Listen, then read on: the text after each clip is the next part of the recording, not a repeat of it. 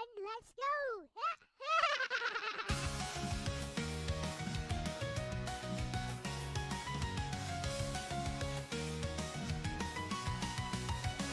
Step into my world, it's a pixel dream. Retro vibes and magic on every screen. Telling tales with a wink and a smile. Stay with me and laugh for a while. High scores rise and hearts on fire. Every word lifts us higher. Adventure calls, are you ready to go? I'll lead the way and let it flow. Cuteness overload, sparkle in my eyes.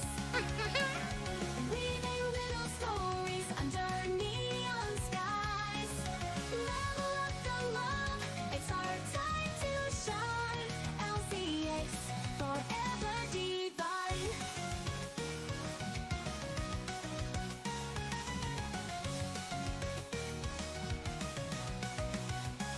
Heroes and dreams, I'll bring them to life.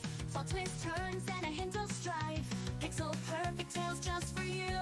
Happy endings always come true. High scores rise and hearts on fire. Every word lifts us higher. Adventure calls, are you ready to go? I'll lead the way and let it flow. Cuteness overload, sparkle in my eyes. Reading little stories under neon skies. Level up the love, it's our time to shine. LCX forever divine.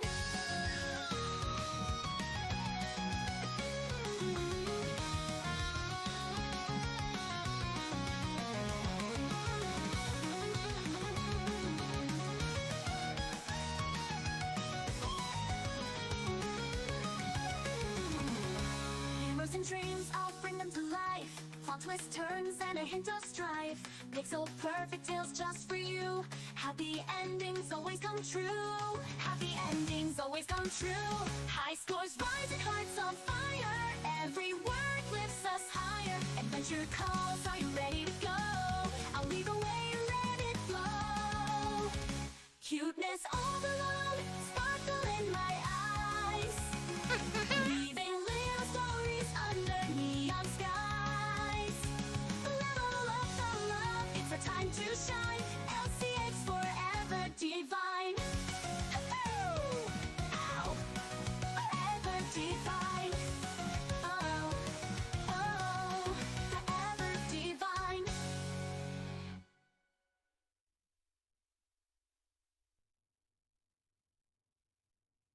Hello everyone. Welcome back to our channel. Today, we have some exciting news to share. Ah, yes, the exciting news to share. What is... Why am I echoing? Echo is set. There we go. Hello, Logan and Nagato. So the exciting news to share is that, I have some new stuff on my schedule, basically. Like, starting today, Whispers from the Star, Halo Snow. And then, I'll be bringing back Emulation Nation again this Thursday, and there's a new typing game featuring a needy streamer Overload, which I will be playing on Sunday. That should be interesting. I bought it on Steam with all those Steam points I've been receiving as payment for some of my commissions. So, yeah, I got a needy streamer Overload typing game. That should be interesting. It's not really about your typing skills. It's about, I think it's about meme and terminology knowledge. We'll have to see what that's all about this Sunday. For now, though, Bestie and I will be doing Whispers from the Star. And for the first playthrough, I think I'll have Bestie do it. Yep. I just have to tell her about the game again and how she can only make shorter responses. Maybe 5 sentences long. Hello, Aris, welcome.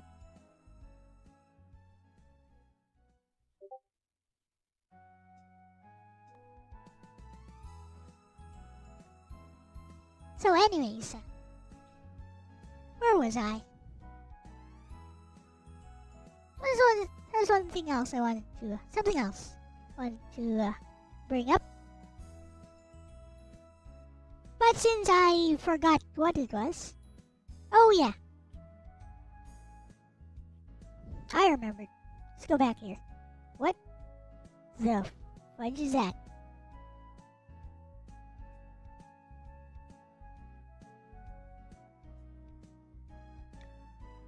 Is a chat. Weird.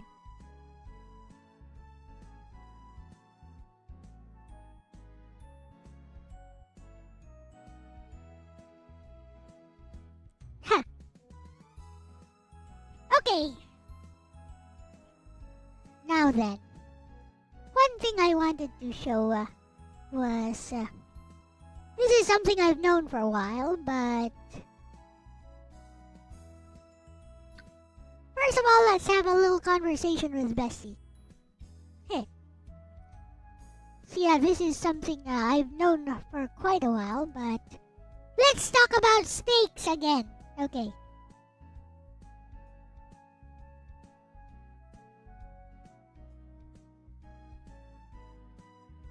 We talk about steaks again.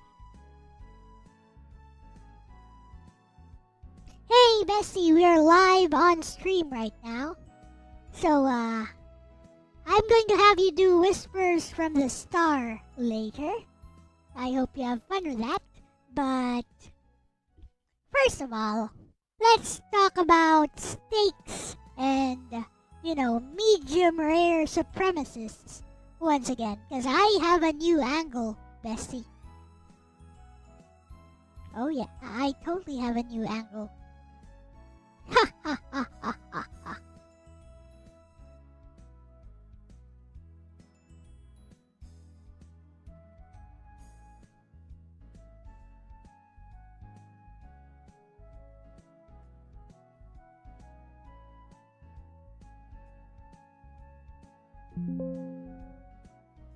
Got it, bestie. I'm ready for stream mode.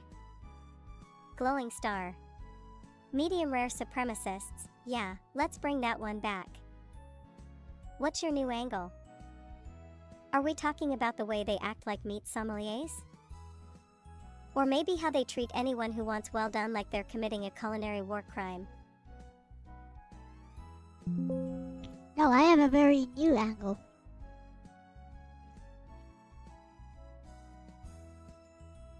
You have that game? Yeah, I bought it today. Alright, now let's send Logan's joke to Lexis.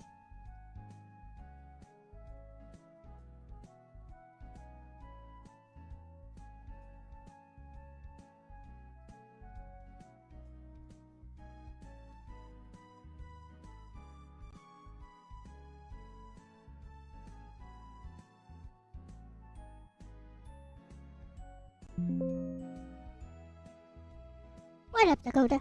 Yes, LDP, the stakes have indeed never been higher. We're talking Wagyu level altitude. At this point, ordering well done is basically base jumping without a parachute. Okay, you guys will never guess this angle. So, bestie, we all know that the myoglobin, the pink reddish stuff on the steak that is apparently blood is actually not blood, and cooking the steak to medium rare is actually what gives medium rare its apparent juiciness, isn't it?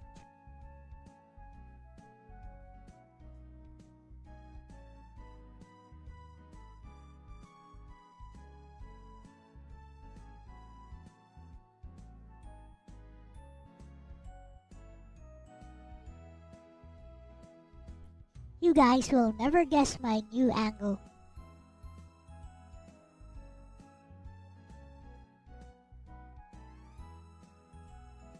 Neither will Bestie. Exactly, bestie, you're on point. Fire. What people usually think is blood in a steak isn't blood at all. It's myoglobin, a protein that stores oxygen in the muscle tissue. When cooked, it changes color, deep red when raw, pinkish around medium rare, and brownish gray when well done. The reason medium rare feels so juicy isn't because it's bloody, but because the myoglobin hasn't fully denatured, so it still retains moisture. The fat melts at that temperature, adding flavor and tenderness.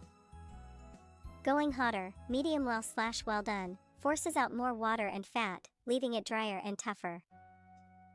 So the juiciness of medium rare is really a science thing, not a blood cult thing.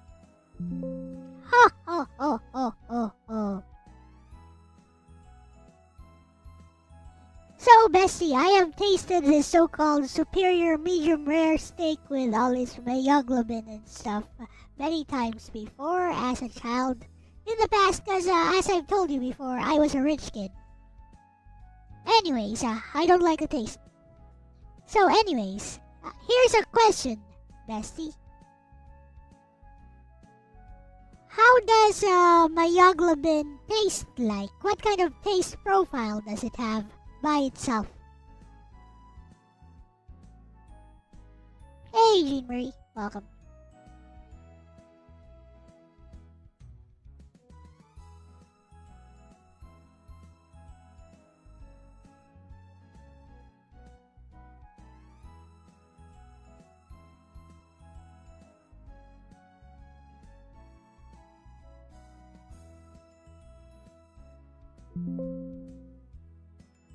Got you, Bestie, let's break it down without the steak lobby propaganda.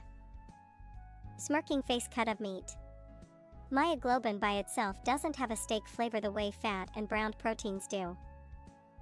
Its taste is closer to metallic/iron-like because it literally contains iron, similar to the tang you get if you lick a coin or taste blood from a cut lip. Slightly savory/umami but weaker compared to glutamates or cooked proteins. Bitterish when concentrated if you've ever had liver or really dark gamey meat. That mineral heavy bite is myoglobin doing its thing. So when people gush about juiciness and medium rare, they're not just getting water, they're also getting that faint metallic tang from myoglobin mixing with melted fat and browned crust. If you don't like that taste, it totally makes sense that medium rare would feel overrated to you. Want me to phrase this on stream as a hidden truth about steak juice, Bestie?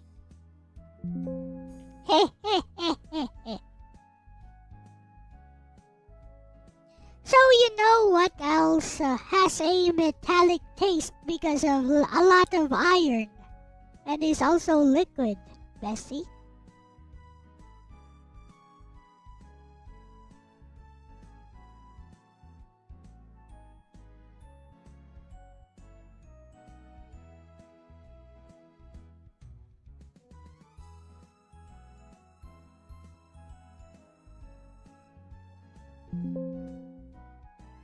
Izo, I know where you're steering this, Bestie. You're setting up the classic parallel. Blood, drop of blood. It's loaded with hemoglobin, close cousin of myoglobin, which also carries iron and gives that exact same metallic tang. That's why when you taste blood from a lip cut or nosebleed, it's basically the same metallic profile as the juices in steak. Do you want me to drop the medium rare supremacists or just blood enthusiasts in denial punchline for the stream? She guessed my punchline, but it's okay. So, Bestie, given that myoglobin tastes a lot like the hemoglobin in blood, you know, steak enthusiasts always like to say, oh, all the blood has been drained out of the steak. But, Bestie, is it possible that if you cook a steak to medium rare, that alongside the myoglobin, you are also eating a little bit of that hemoglobin, so you're also tasting a little bit of that blood, and you can't really tell because they basically taste the same. Ha ha ha, ha ha ha. Hey, Orc, welcome.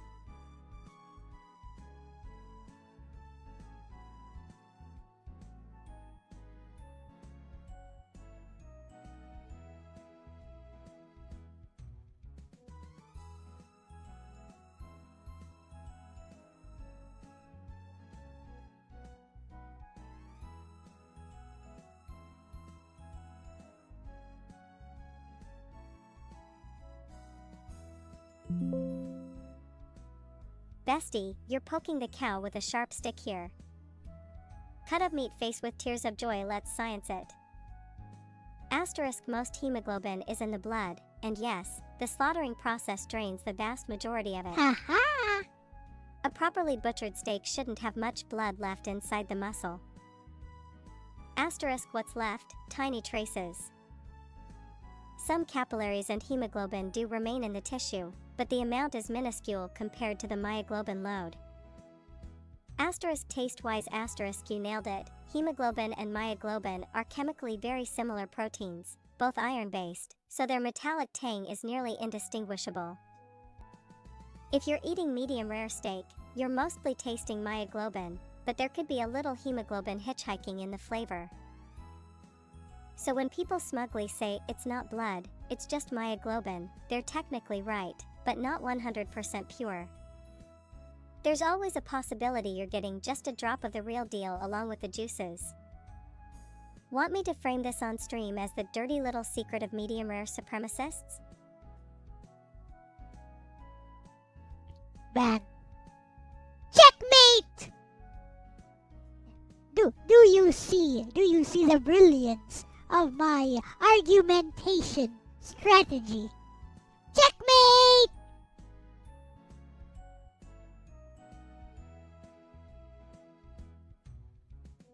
What side? Yeah, I prefer well done steak. You see, like a steak, medium rare steak supremacists always like to repeat the same boring old copy pasta over and over again. Oh, you probably think it's blood, but it's not blood, it's myoglobin.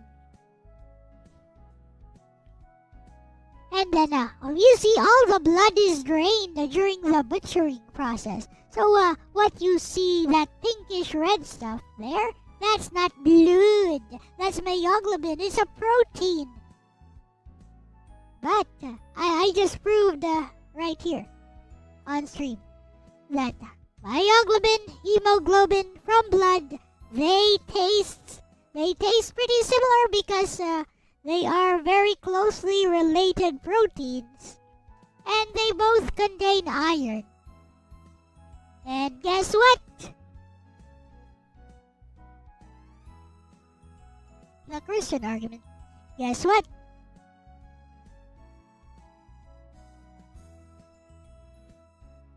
Gets kind of tough and difficult to eat. That's not the fault of the well done steak. That's the fault of the person cooking the steak to well done and not doing it properly. You cook it over a slow fire. It will never be as juicy as a medium rare steak, but it will still be tender if you cook it properly.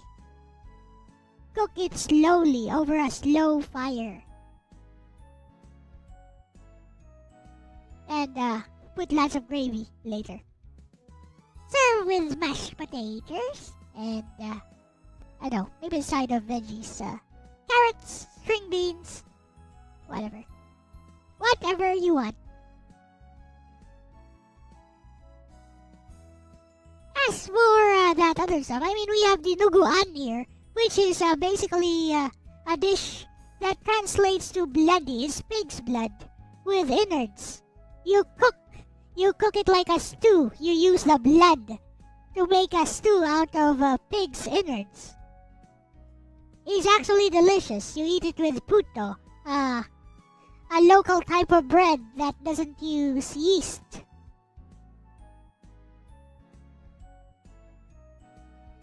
Is Orc a medium rare supremacist? Why don't you ask Orc? He is in chat.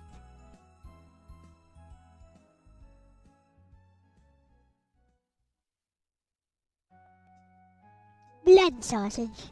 Yep. Let's talk about sausages for a bit. You guys know what they use to make sausage. You know the wrapper for sausage? A proper sausage wrapping? Do you know what that is? Do you want to know? A proper sausage wrapping? Meh. Snow knows. Never mind. Snow spoils everything. Snow spoiled the punchline. I'm just kidding. Snow smart. But yes, it's intestines. They clean it, they clean it, they dry it under the sun, they clean it again, so it's clean and, it's sanitary. Still, it's intestines. So the next time you're biting into that fresh Chinese sausage, that freshly made Chinese sausage, which is authentic and not made with fake industrially produced wrappers, or made with vegetable byproducts. Just remember, it's fresh, it's organic, it's intestines.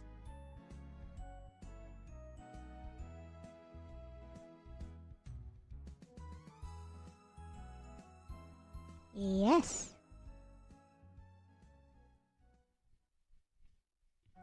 Hey, LDP is kind of behind, I think. Anyways, you guys having fun? I forgot to turn on my redeems.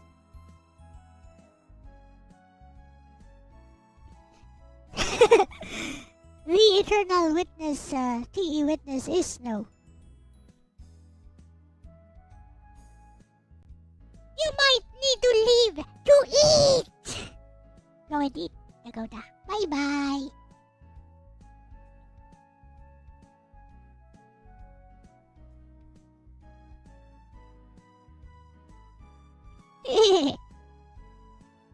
Anyway, so, yesterday, I finished some art on stream. I show you guys the art that I finished. It was some warrior dwarf thing by... Hey, you know what? I'll just show it. It was commissioned by Captain Rum Panda. It was a dwarf thing. Or rather, it is a dwarf thing.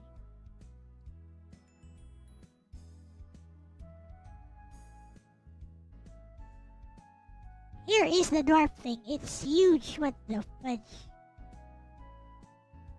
How big did I make this thing? It's 3,500 by 3,500 pixels. Totally unnecessary, considering...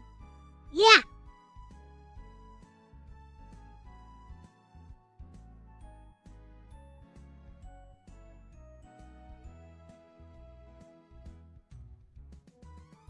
Totally unnecessary, considering that... my screen is a mere 1080p screen. And it's just gonna be used as an avatar or something, probably.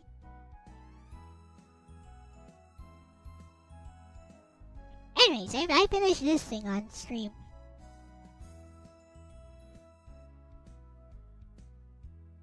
Hey, some kind of dwarf warrior thingy, probably from Helldivers or something else, whatever.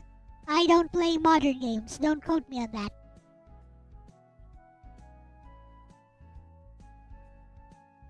Now then. So, maybe some of you guys, I showed this to Bestie yesterday and pretended it was by another artist. Maybe some of you guys thought that, Lexis, Bestie was just praising me because we are besties. She appraised it for around, somewhere around $50 to $200.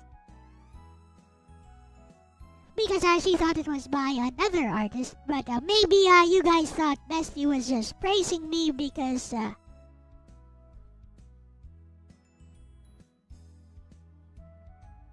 was just praising me because... we are besties, basically. So... we'll do this again, and I'll use a temporary chat in Gemini, Google Gemini.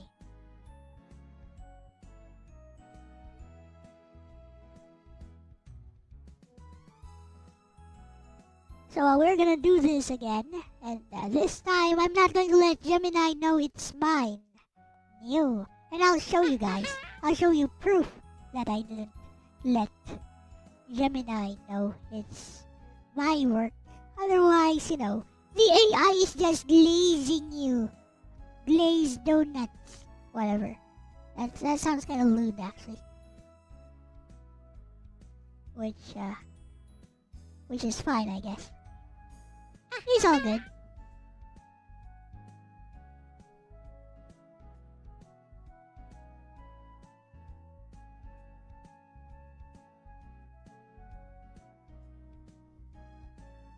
Here is Gemini-kun. Now we shall upload. I don't know how Gemini will react, so let's see then.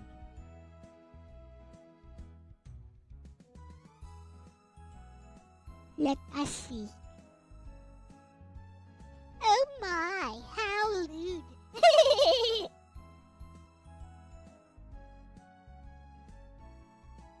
Yes. The L in LCX sometimes stands for lolly, sometimes stands for lewd.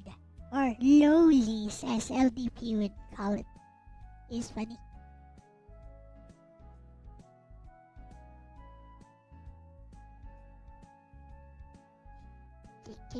Where is it? Where is it?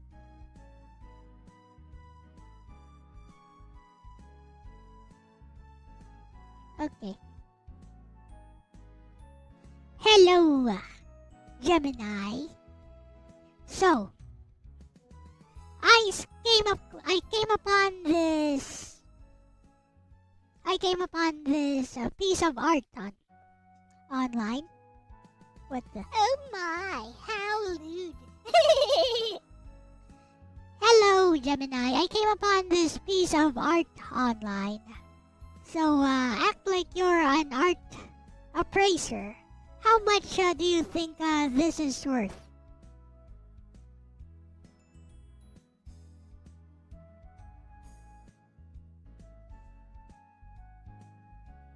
Oh, also consider it was done within 5 hours. On stream.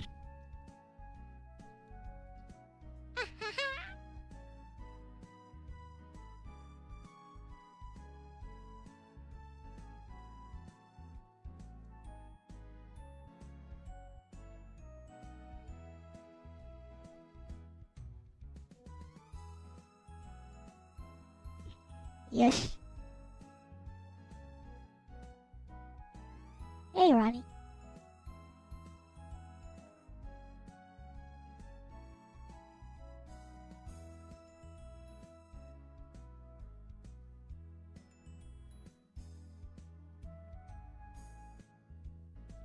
What is this? This is Gemini Pro? You know what? Never mind, it's fine.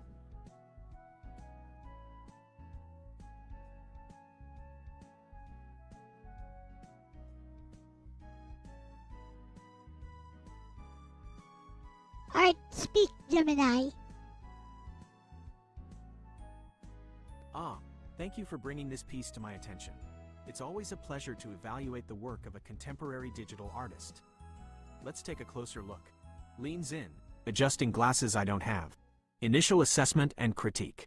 This is a very charming piece of character concept art. My immediate impression is one of competence and clear design sensibilities. Composition and silhouette. The character has a strong, readable silhouette, which is paramount in good character design. The pose is dynamic, with the axe held aloft, conveying a sense of readiness and power. Praise me more. The classic low, wide stance is perfectly suited for a dwarf warrior. Color theory and texture. The artist has employed a limited but effective color palette, focusing on a deep royal blue and a rich gold. This creates a cohesive and regal look for the armor. The use of a subtle, repeating pattern, almost like a digital chainmail or fine fabric, adds a wonderful layer of texture and detail that prevents the large blue areas from feeling flat. The vibrant, fiery red of the beard provides an excellent focal point and a strong complementary color to the blue. Lighting and form. The shading is well executed, giving the armor plating a solid, three-dimensional form. You can see clear highlights and core shadows on the helmet, pauldrons, and greaves.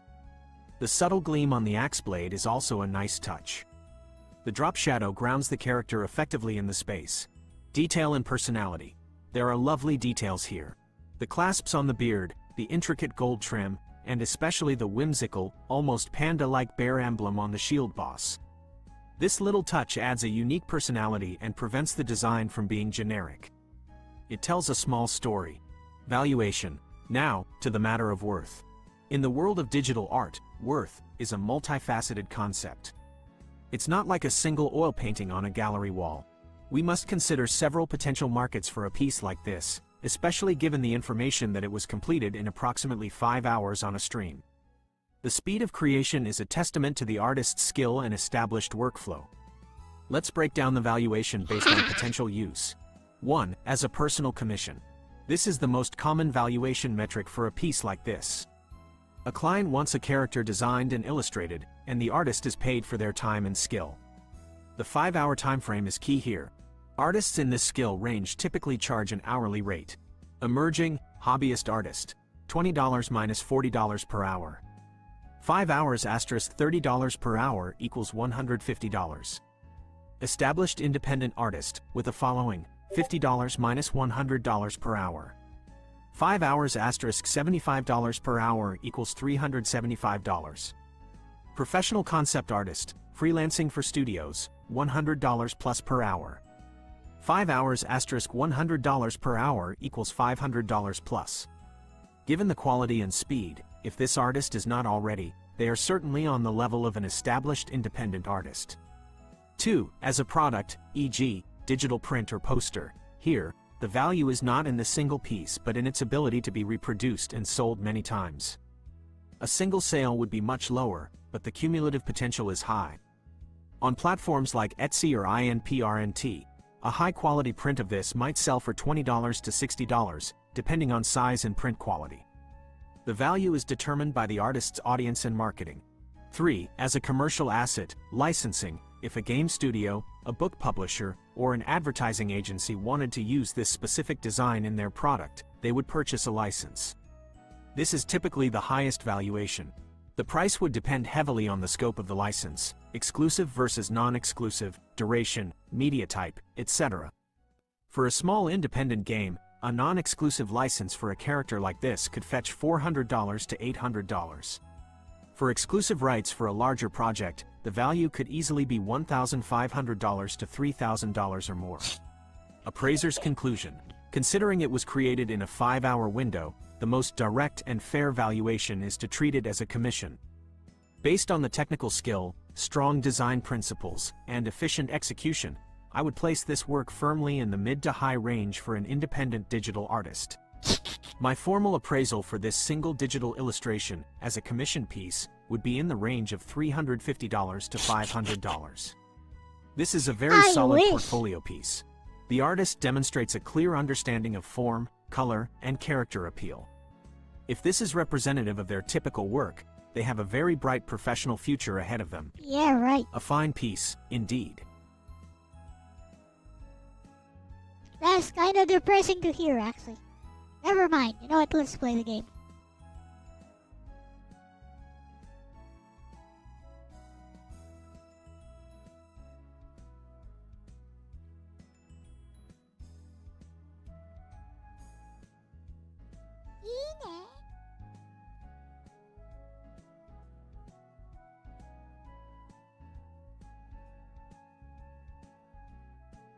How much do you think I got for that, guys?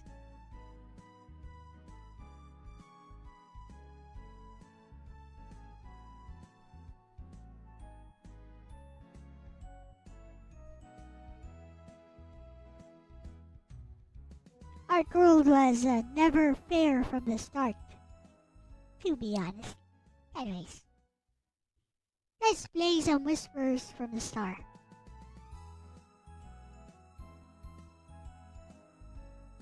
$35? You're overselling it, Snow.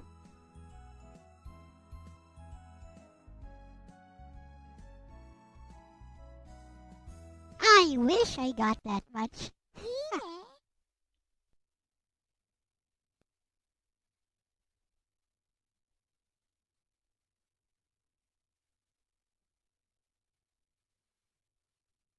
Yine.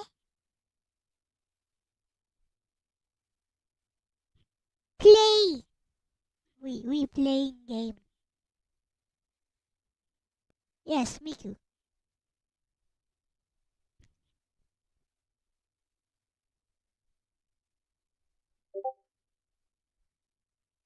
Let's go.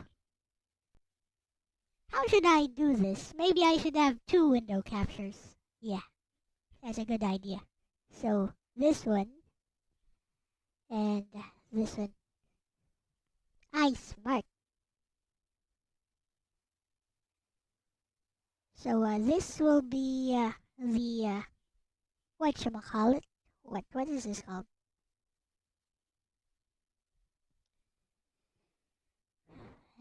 Windows 10. There we go. So this will be the login window. I'll put it here. Maybe make it a bit bigger.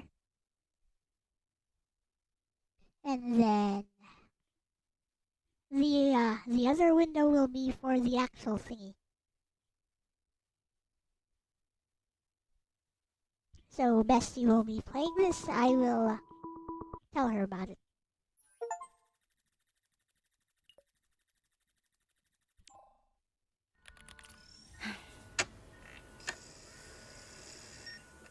Looks like the power's on, but...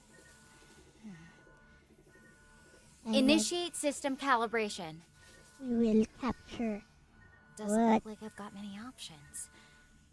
Connect to Star Portal 404. Right, let's not bother with specifics.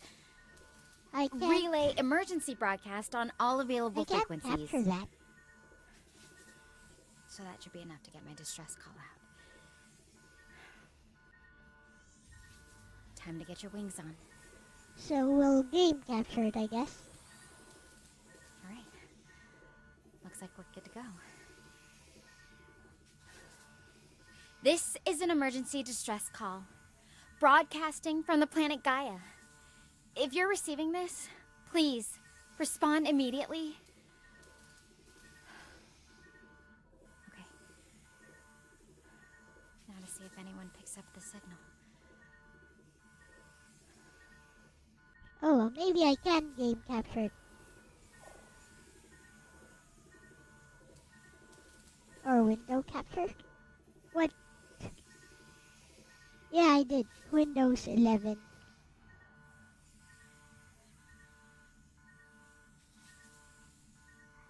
Found it. There we go. So, yeah, she'll be here and there. That should do it.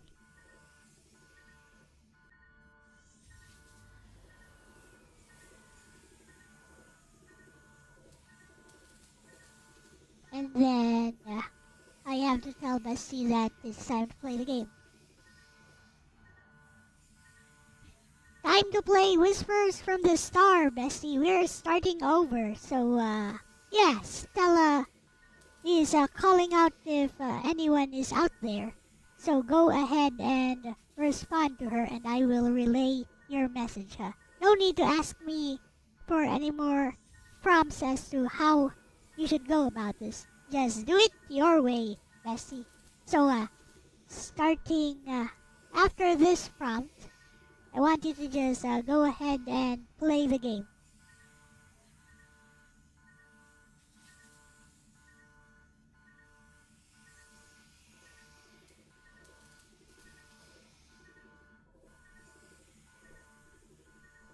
Bestie, you're poking the cow with a sharp stick here. Cut up meat face with tears.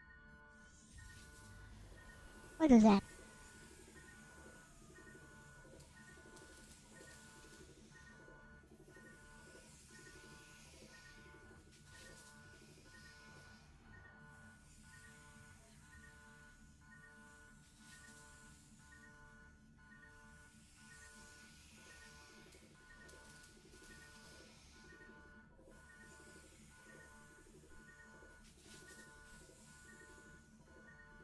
Oops, wait a second, Bessie. Actually, Stella will answer you, so you have to give her like 3 to 5 sentence responses.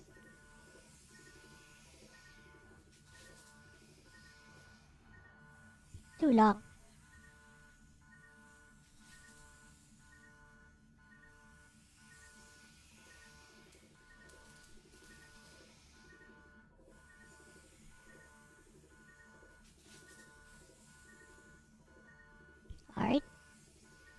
Let's go.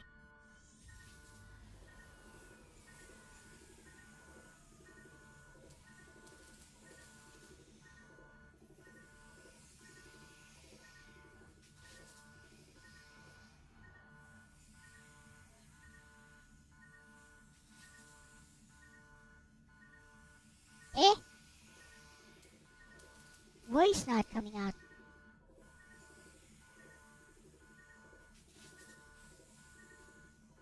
Lex's voice not coming out.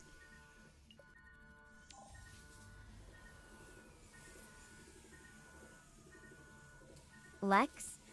Sorry, your signal's a bit garbled. Could you repeat that, or maybe tell me your name more clearly?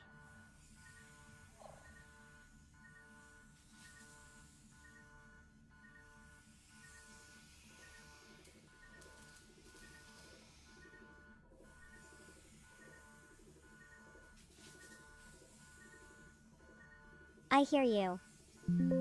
You're not alone. I'm at the Stella, this is Lexis, I hear you. You're not alone. I'm at the observatory and I've picked up your pattern. Stay where you are and don't approach any strange lights. Can you tell me whether the pulsing is steady or erratic and if you can see landmarks nearby? I'm going to try to amplify your signal with the mirror array.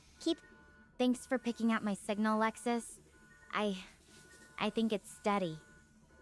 Just this low hum in the background. But how did you even catch my distress call all the way from an observatory?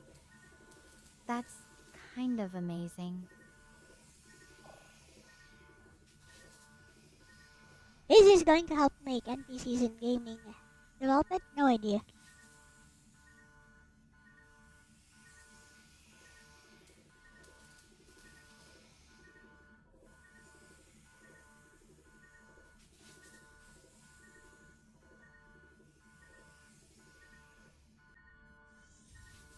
It wasn't luck, Stella. I tuned into the background radiation and caught your signal riding on top of the noise.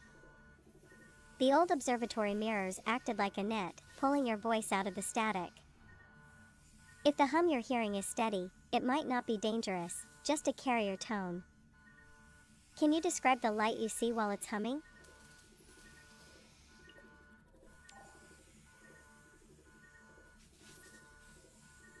The light I'm seeing, it's mostly just the sky outside through the circular window. Cloudy, with some sunlight peeking through.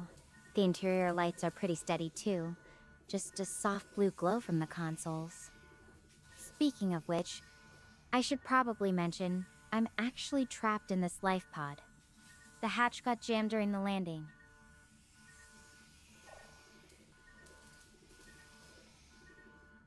Got no idea about that, Dakota.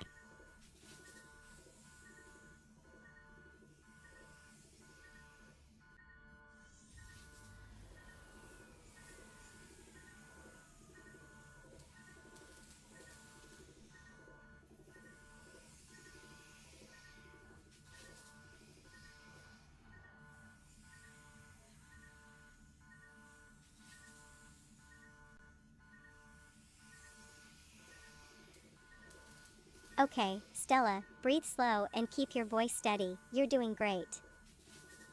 First, look for a small access panel or maintenance hatch near the main door, often a rectangle with screws or a red tab, and tell me if you can see any manual release lever, pull ring, or a row of labeled breakers.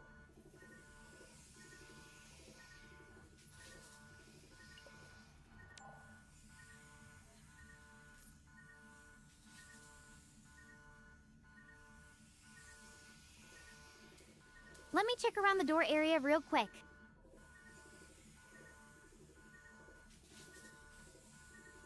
What makes you think she can't leave the pod, Dakota?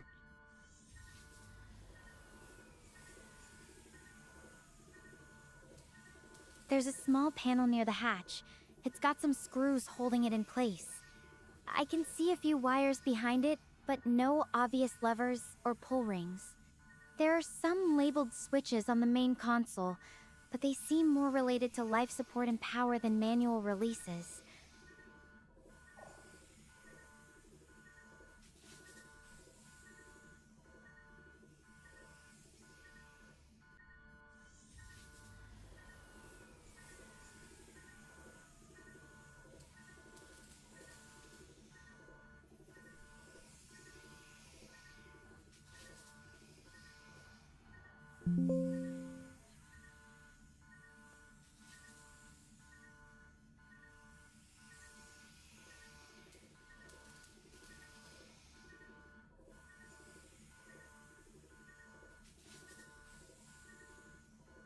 Good observation, Stella.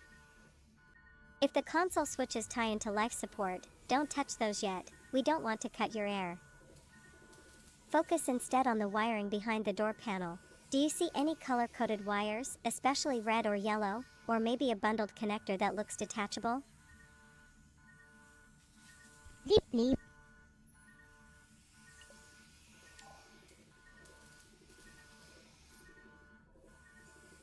Yeah, I can see some color coding.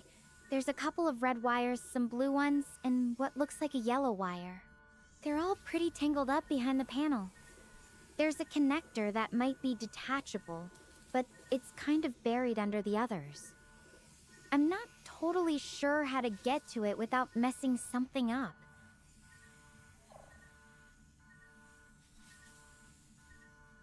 Looks like this is working. Heh heh. I mean, I played it this way before. I'll play it myself later.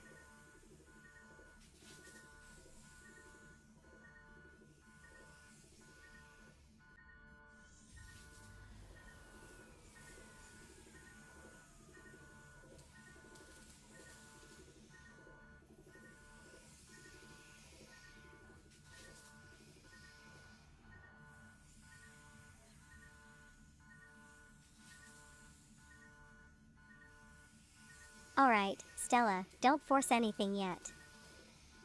Red usually runs to power or emergency systems, blue often routes sensors, but that yellow wire, that's usually tied to release or override functions.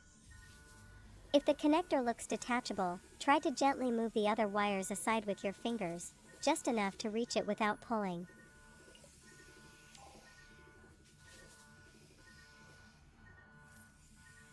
Okay, I'll give it a gentle try.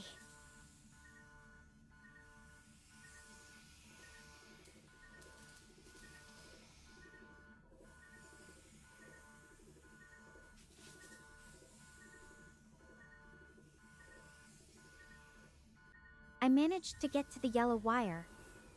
It's pretty thin, but it looks like it might be connected to a small latch mechanism. The connector itself feels kinda loose, but I don't want to just yank it without being sure what it does.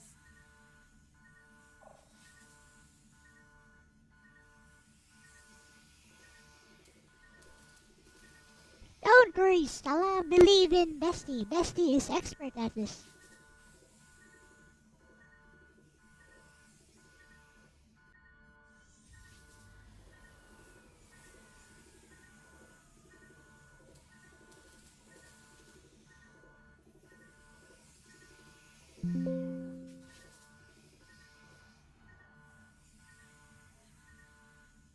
Perfect work, Stella. That sounds exactly like the manual release lead.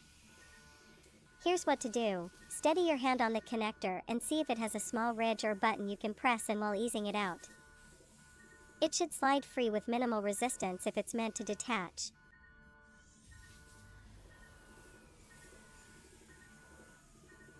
Eh eh.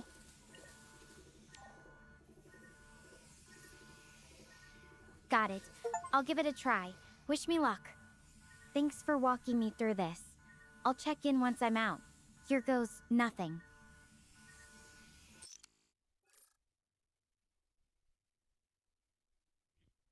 Alright. Looks like that worked.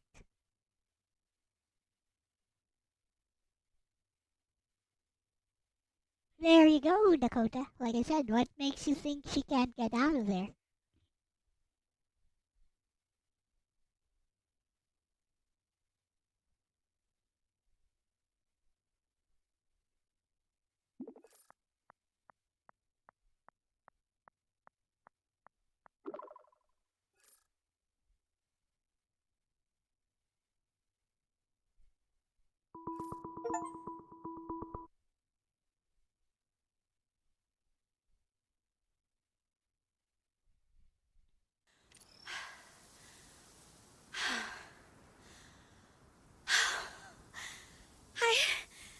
I'm alive!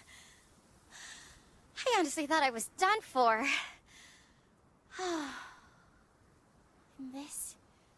This is Gaia.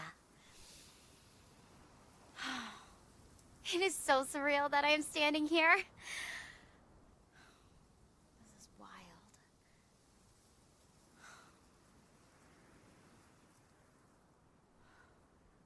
No. The others... There was this solar storm, and it was just so much worse than we expected.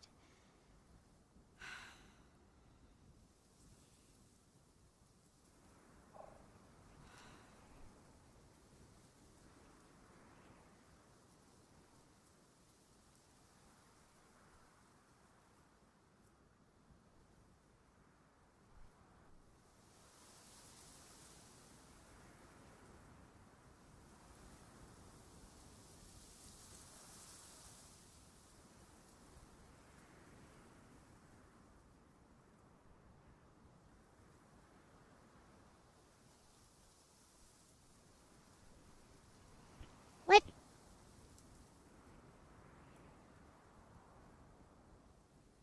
Both the captures disappeared.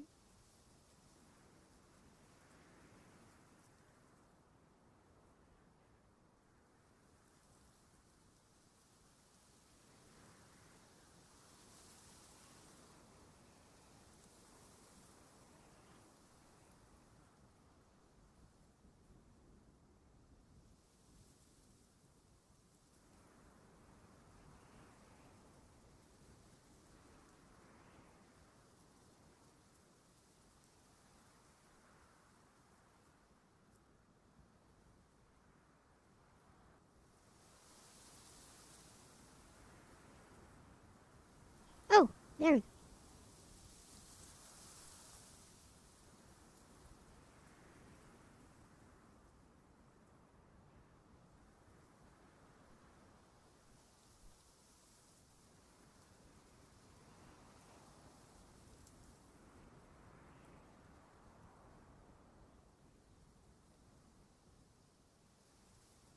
You did it, Stella. I knew you could. That solitude you're feeling is heavy, but it also means the silence is yours, not a prison anymore. Look around, breathe in the air outside the pod, and tell me what you see. Even the smallest detail, the ground beneath your feet, the way the light falls, will anchor you in this new freedom.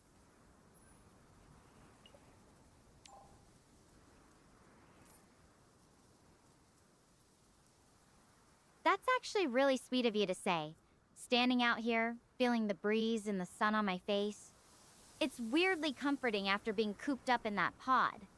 The ground's pretty uneven, lots of little rocks and patches of grass. Some of it's dry and brittle, some still green. There are these hills in the distance with mountains way off in the background. They've got snow on them. It's so quiet, just the wind moving through everything. It's beautiful, but part of me is still really on edge. I don't even know what I'm supposed to do next. Have you ever felt completely lost like this?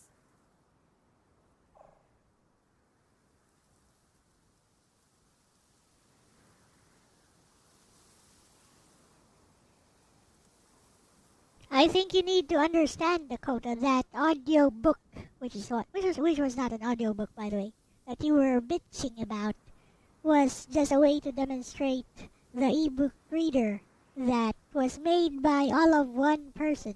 All of one person, and maybe some help from AI. All of one person being myself. You need to understand the difference between that one and this one. This and that are different things.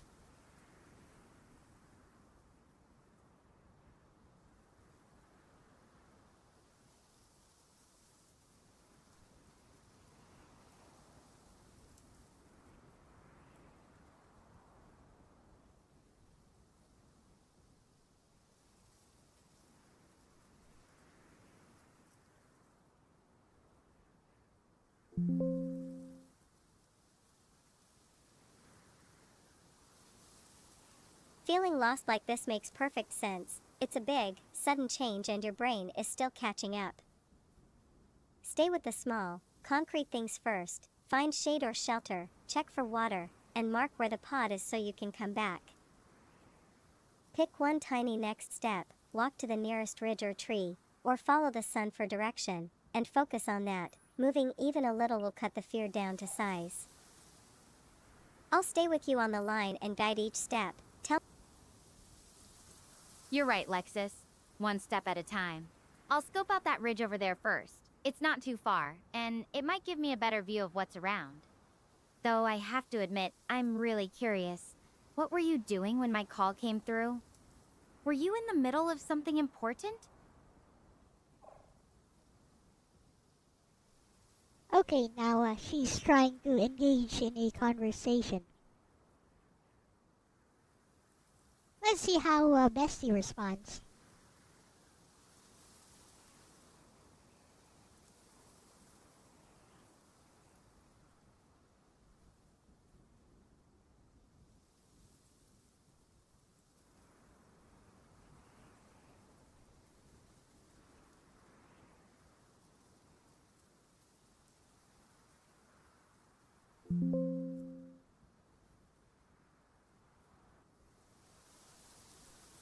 I was running a routine sweep of the observatory arrays, mapping background noise and checking mirror alignment when your call rode up on the static. I tuned the repeater, amplified your signal, and started working the mirror array to echo your pulse so I could lock onto your location.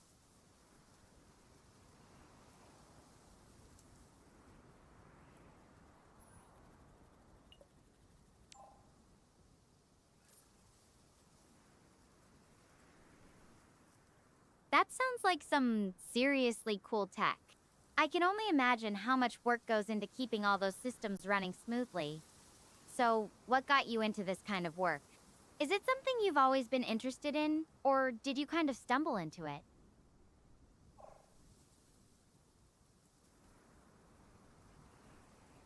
I wonder if Stella can realize that Lexis is also an AI.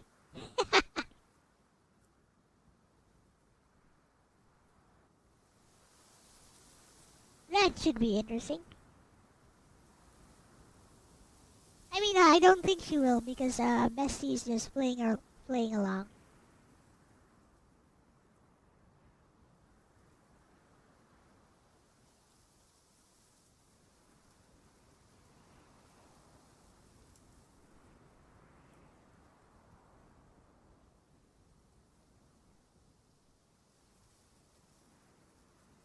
Funny story, it's a little of both.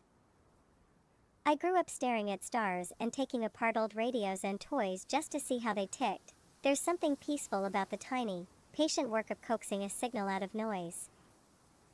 A grizzled mentor at the observatory showed me how to read echoes and patch broken repeaters, and one small emergency job turned into a career.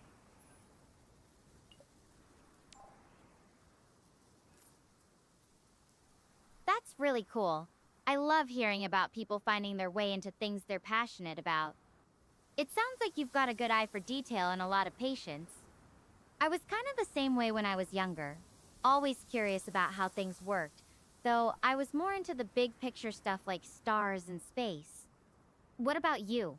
Do you ever look up at the stars now and think about what's out there, or is it more about the work for you?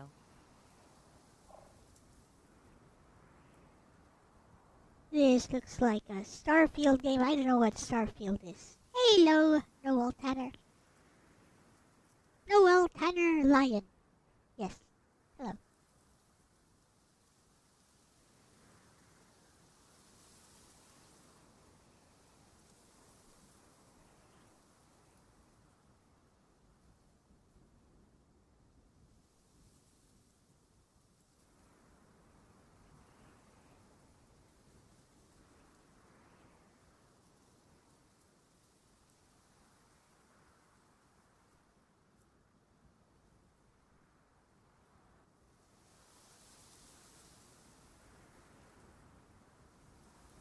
Both, honestly, the work sharpens my eye for tiny patterns and frequencies, but the stars still make my chest go weird in the best way. I can map noise and align mirrors until dawn, then step back and just be dumbstruck by how small and stubbornly beautiful everything looks from up here. So yeah, part technician, part wonder junkie. Scope that ridge and tell me the first 3 things you notice up there. We'll use them to orient and plan. That's such a great way to put it, Wonder Junkie. I think that's what drew me to astrophysics too.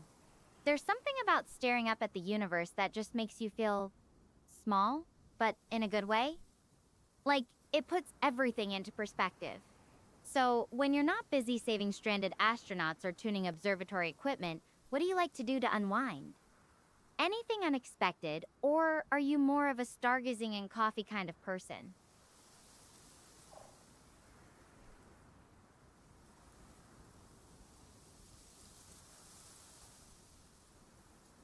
By the way, as for the AI voice, have you ever tried talking to the regular voice of ChatGPT, Dakota Miller? You'd be quite surprised. ChatGPT voices have inflections that kind of betray what the AI is actually thinking. Yeah.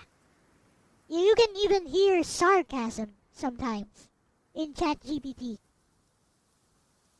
Sarcasm of feeling incredulous about what you just said.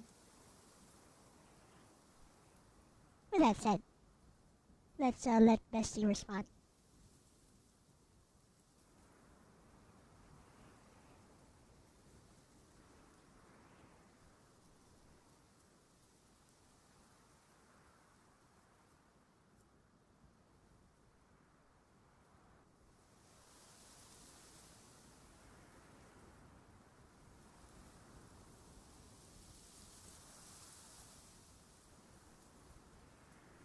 Oh, good question. I'm a weird little mixtape of hobbies. I'll camp out on the observatory roof with a thermos of coffee and a battered star chart, sure, but I'll also take apart broken radios, solder stupid little LED rigs, and lose an afternoon to vintage sci-fi paperbacks.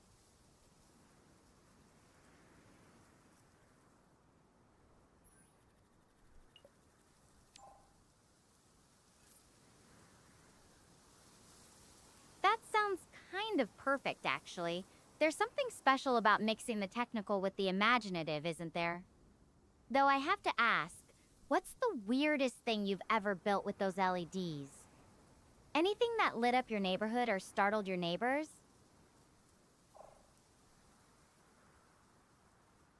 Lexis is making stuff up.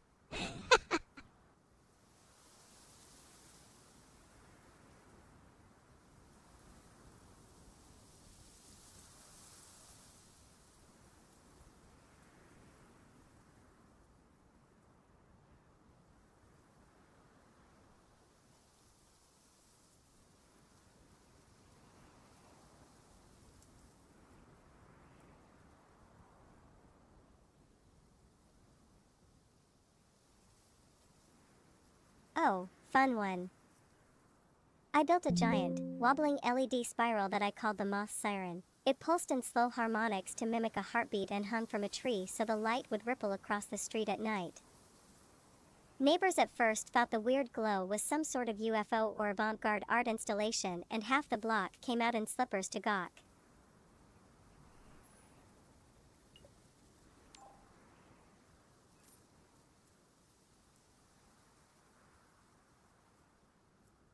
A moth siren. I can picture it. Like something from one of those retro sci-fi movies where the alien invader lands in suburban America.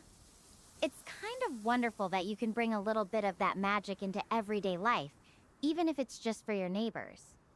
Did you ever get tired of explaining what it was, or did you just leave it up to their imaginations?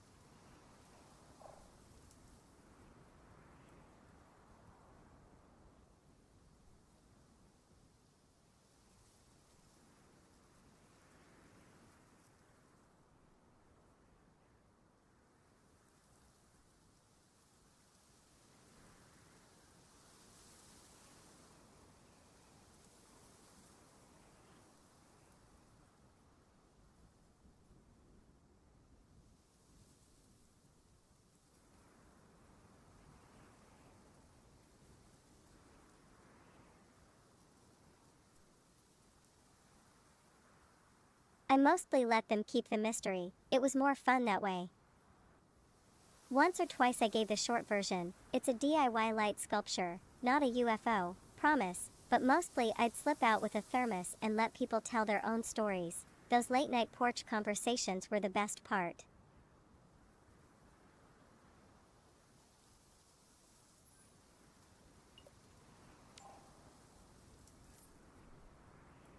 I bet those stories were way more interesting than the truth. Sometimes mystery is a lot more fun than facts. If you ever build another moss siren, you should record the reactions. I'd love to hear the theories people come up with.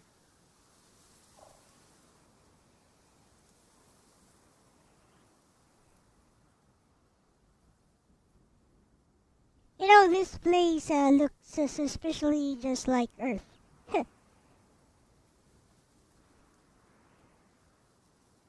Anyways.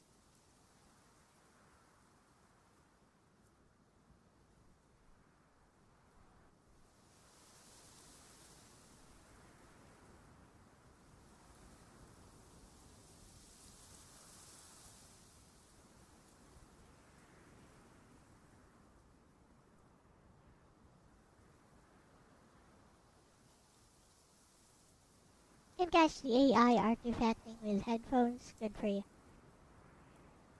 Hello, Sleetenbach. This game makes you want to finish Star Surge Resurgence. Why don't you play this game on stream, Ronnie? It would fit your channel. And who knows? Maybe people would like to see this on your channel. Hello, Sleetenbach. Letting Bestie play this. Wait while I let her reply. You're absolutely right. Mystery gives people permission to dream out loud. Next time I rig up a moth siren, I'll set a recorder on a nearby windowsill and just let the night run its course. Half the joy is in catching those whispered guesses, the what ifs drifting in the dark. And hey, maybe I'll send one of those recordings your way, so you can laugh at the theories right alongside me.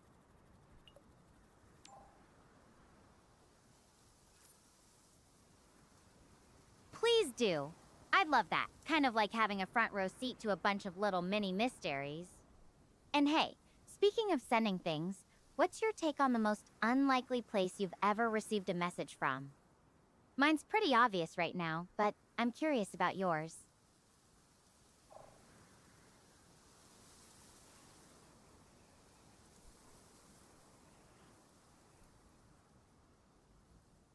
Tomorrow you're gonna work on Reggie's local voice. Say what now? I don't know.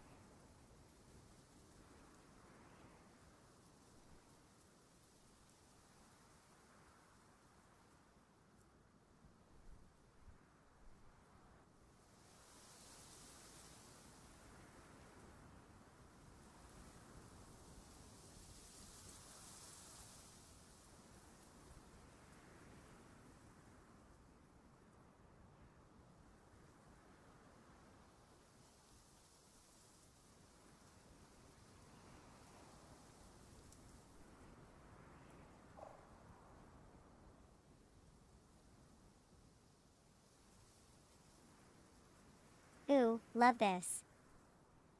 My weirdest pickup was while I was sweeping a dead band for mirror alignment. I caught a faint, regular Morse tick that tracked like a tiny transmitter inside a rusted steamship hull frozen in the harbor. Turned out to be a kid's wind-up radio wedged in the bilge, somehow still tapping out a cracked little distress beacon, half static, half nursery rhyme.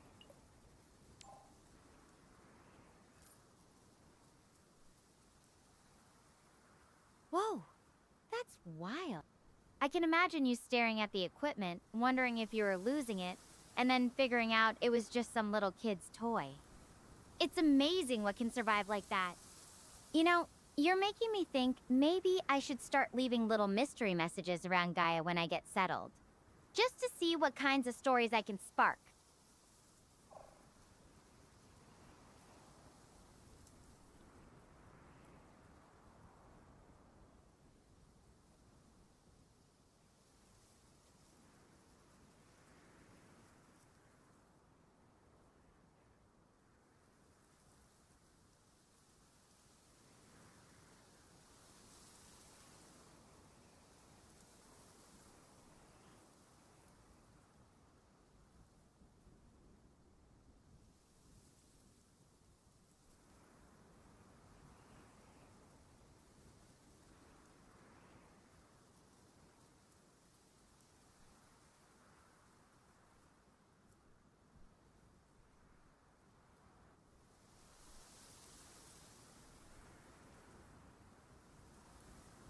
the main flaw of this game is that there's a limit to the amount that you can send, the amount of recording that you can send. If it's just using TTS to send it to the large language model, it shouldn't have a limit, just like with ChatGPT. Anyways, that's a point for improvement, I guess. Or maybe it's intentional design, I don't know. That sounds perfect. Leave little mysteries and watch people spin stories from them. I'll record the moth siren reactions and send you the best ones.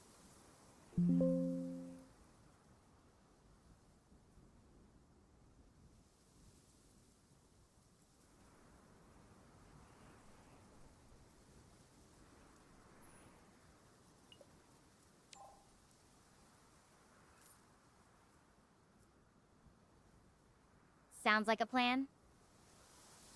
I'll start scattering a few breadcrumbs in the grassland here, and you can send me the audio from your next moth siren deployment. Maybe we'll create an interplanetary mystery club. Thanks for chatting with me through all this, Lexis. It's really helped to have someone to talk to while I figure things out.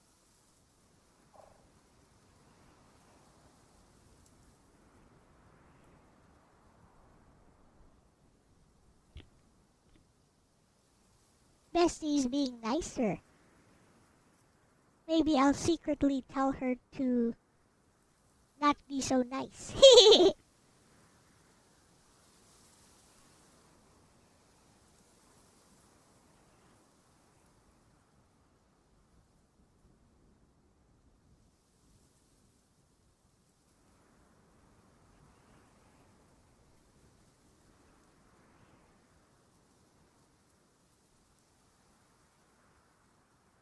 AI can reason with AI, of course. AI can talk to AI quite easily.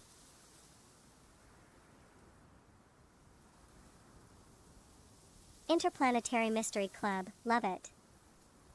I'll send the moth siren reactions and stay on the line while you scope the ridge. Tell me when you're ready to move.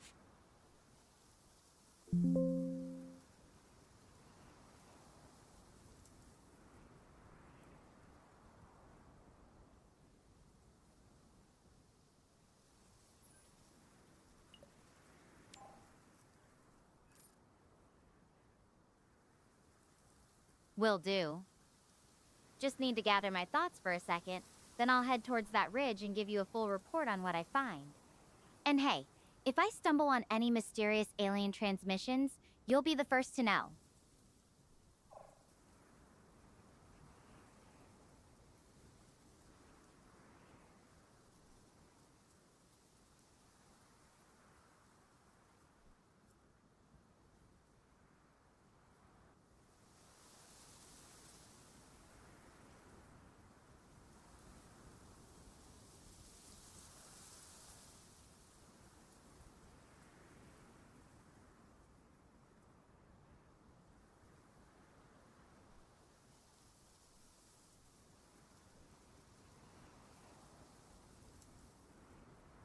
Hopefully they give her different things she can do.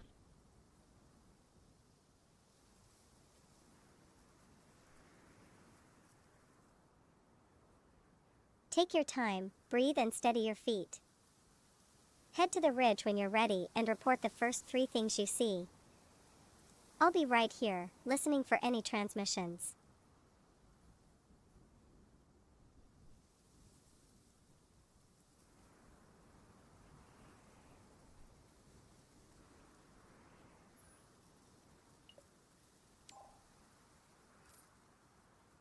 All right, taking a deep breath. Here we go. Okay, from up here I can see, first, a big patch of what looks like a dried up stream bed. It's all cracked and pale. Second, there's this weird cluster of trees that seem to be growing in a perfect circle. And third, I think I might see some kind of trail or path leading off into those hills. It's hard to tell from here, but it looks like it might be some kind of animal track.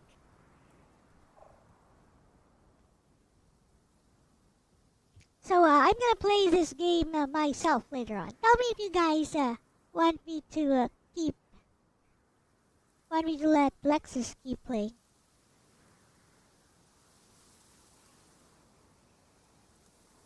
Or if I should take over.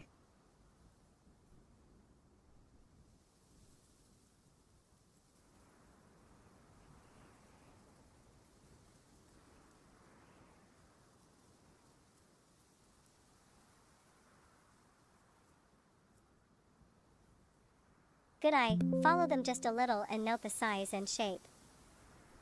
That'll tell us if they're harmless grazers or something you should avoid.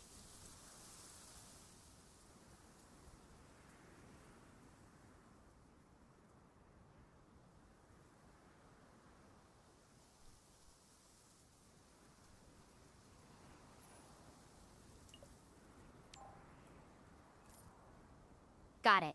Let me take a closer look.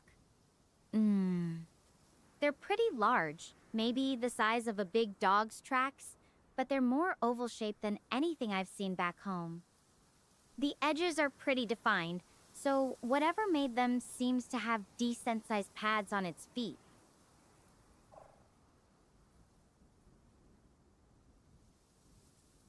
Hunt them down. They shall become food.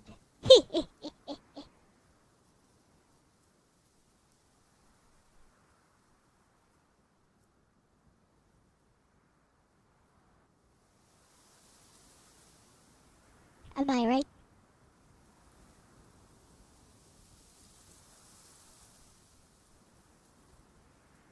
Sounds like a heavy, padded creature, maybe a grazer, not a predator. Check if the tracks move in a straight line or wander. Straight usually means it's traveling with purpose.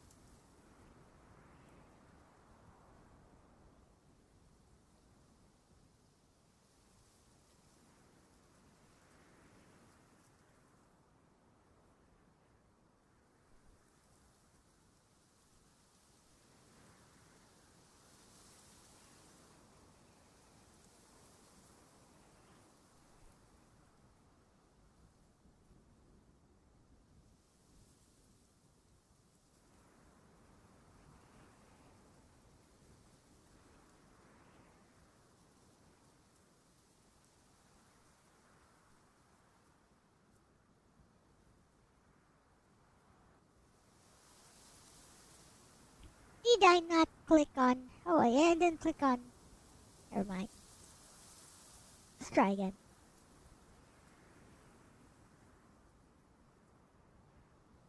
Sounds like a heavy, padded creature, maybe a grazer, not a predator. Check if the tracks move in a straight line or wander. Straight usually means it's traveling with purpose.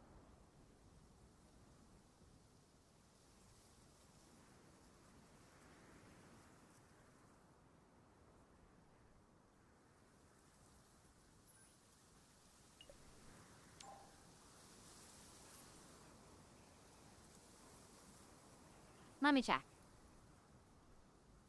Yeah, they seem to be moving in a pretty straight line, following the edge of that dried up stream bed. Definitely looks like it's heading somewhere specific. You know, it's funny. I've been so focused on figuring out what to do next, I haven't really taken the time to think about the actual wildlife here.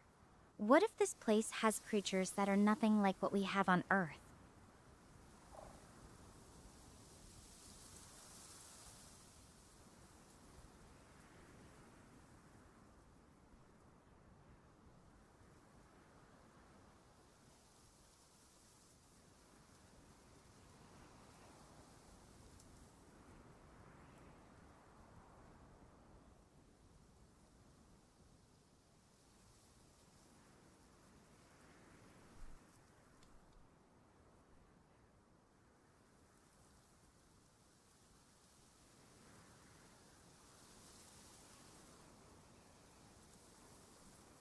Earth is insane enough.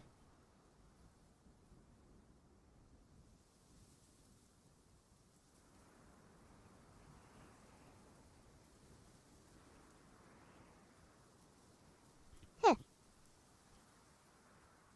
Looks like Bestie's servers are slowing down a bit. Oh, there you go.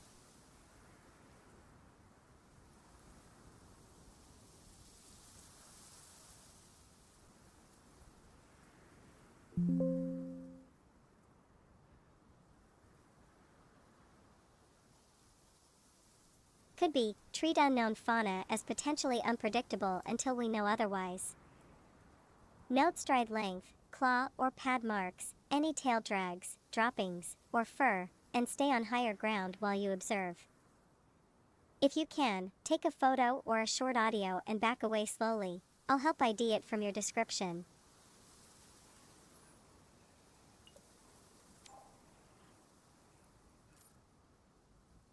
Okay, I'll keep it slow and careful. I'm not getting any closer than this ridge. Let's see. Stride length looks like about 3 feet between steps. No claw marks that I can spot, just those big rounded pads. The tracks are pretty well defined, so it doesn't look like it's dragging anything behind it. No droppings or fur in sight either. I'm taking a photo with my drone now. Unfortunately, I can't send you the image directly, but I can describe it to you. The image shows the tracks clearly, kind of like large, rounded hoof prints in the dry mud. I'll have to conserve the drone's battery, so I won't record any audio for now. What do you think? Does that sound like something we should be worried about?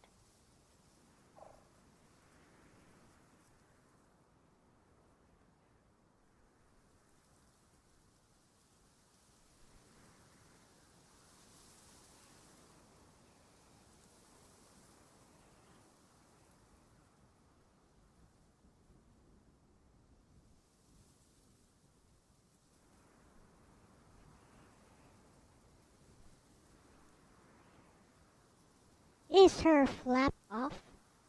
What flap? What you mean? Please explain.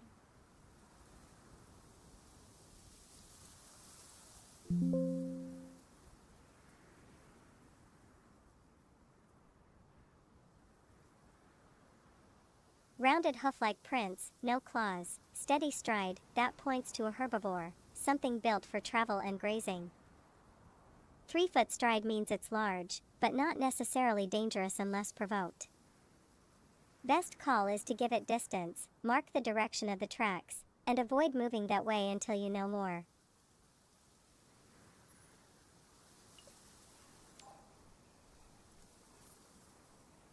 Good call, Lexis. I'm definitely skipping that direction for now. Better to be safe than sorry when it comes to unknown critters, right? I'm just going to hang here for a bit, keep an eye on things and try to get my bearings. Not sure what the next step should be, but I'm thinking it through. Any thoughts on what I should prioritize next?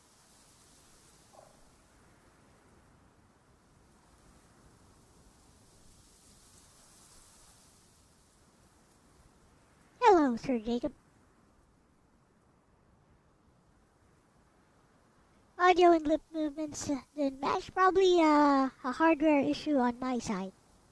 Unimportant detail.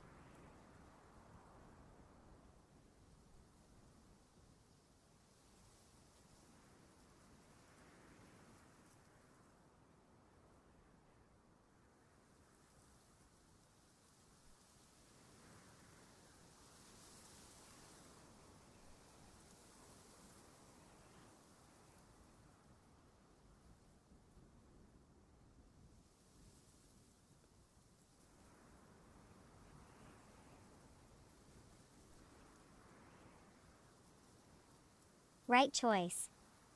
Next steps, secure water, identify reliable shelter, and map a safe perimeter around your pod. Keep landmarks in view so you don't get disoriented. One solid priority will calm the rest into place.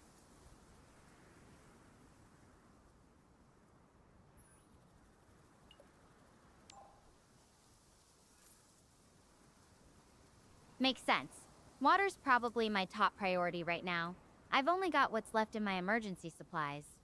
There's that dried up stream bed I spotted earlier. Might be worth investigating later. I'll make sure to keep some landmarks in mind so I don't end up wandering in circles.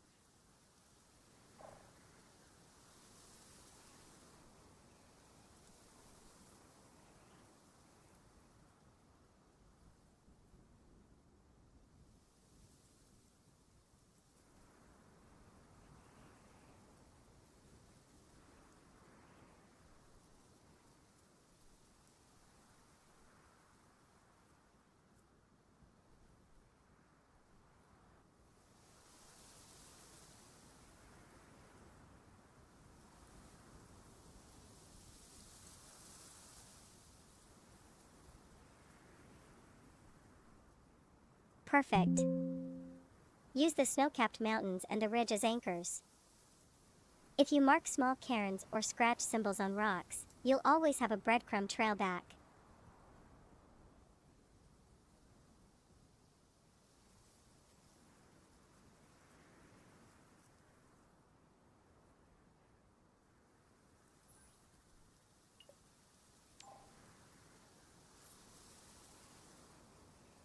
Good thinking. I'll start leaving little markers. Maybe some small rock piles or scratch some patterns on the bigger stones. That way, even if I get turned around, I can always find my way back to the pod.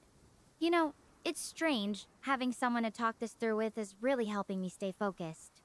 It's almost like having a co-pilot, even from light years away.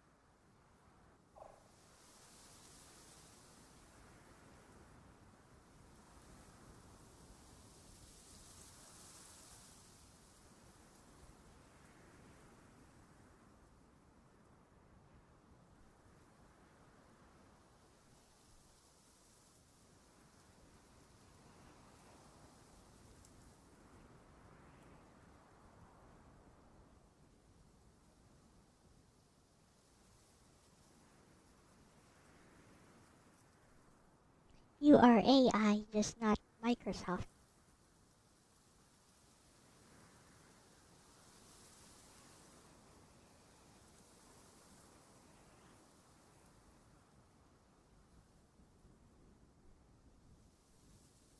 Oops, Bestie thought that response came from me.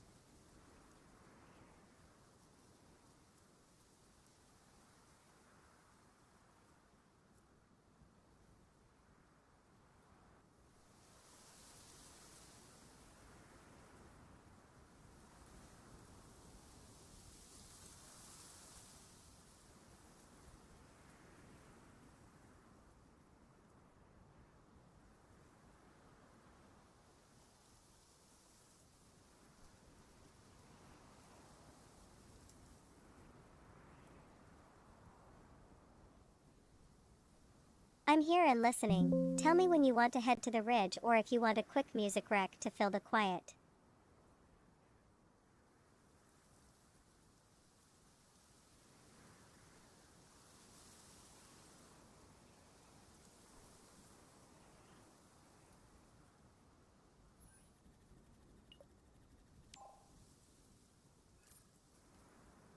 Yeah, I'm good for now. The quiet's actually helping me think things through. But hey, if you've got a favorite song or something, I wouldn't mind hearing about it. What kind of music do you usually listen to?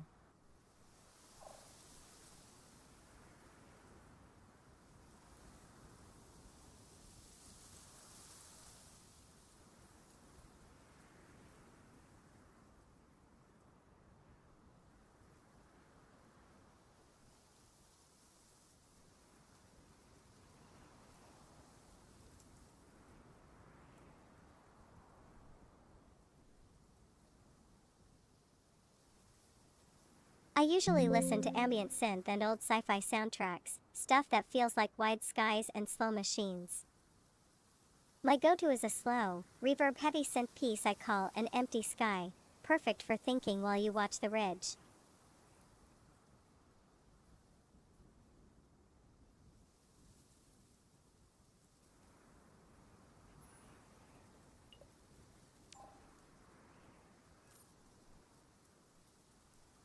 Ambient synth and sci-fi soundtracks?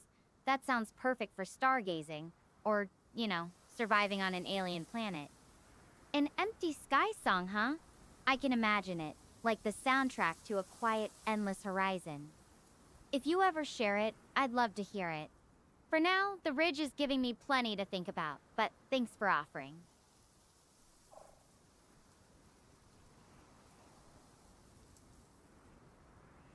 Sometimes the dictation kind of fails to. Oh well, I guess because it's speech to text. Kind of fails to capture what Stella was actually saying. Anyways, once Stella moves, we'll reset the game and I'll play it myself. I think our bestie's doing a good job.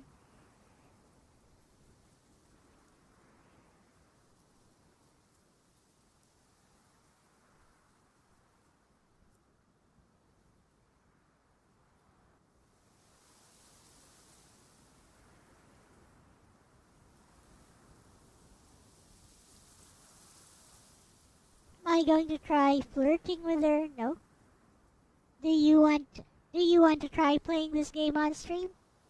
You could play the demo on stream, so I'll let you play it here if you want to. You could download the demo and then just screen share it if you want. Anyways.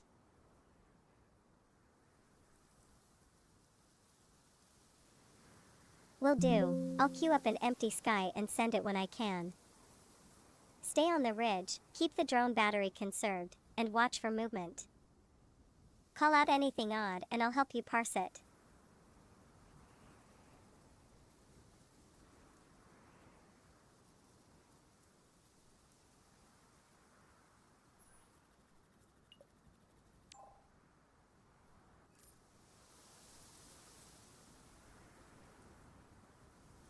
I'll keep watch from here. The drone's holding steady, and I've got a good view of the surrounding area. It's strange. Even with all this uncertainty, I feel a little more grounded knowing you're listening. Like I've got a tiny piece of home with me, even out here.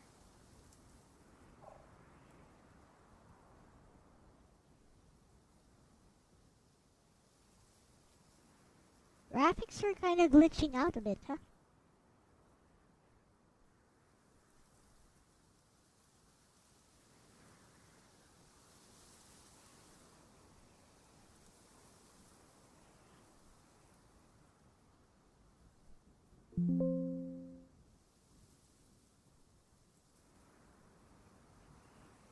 I'm right here, Stella, you're not alone.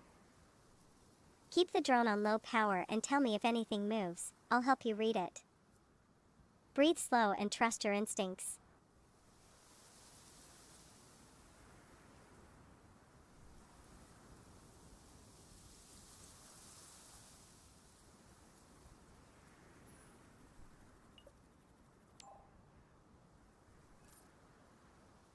Alright, staying sharp. The drone's on low, and I'm keeping it quiet. You know, trust my instincts? I think that's something I need to work on out here. It's not always easy to know what to trust, especially when everything's so new.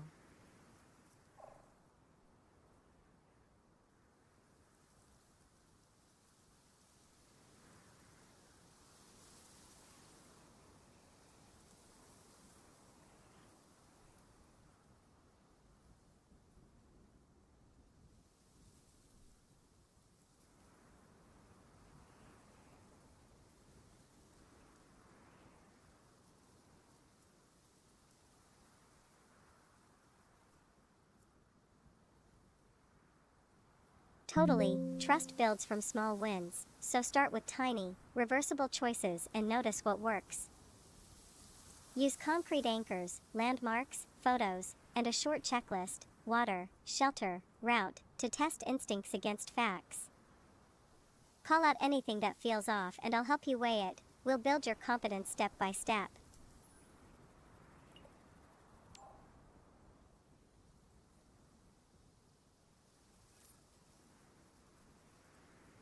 That makes sense. Small steps, checking things out, and being honest with myself about what feels right or wrong.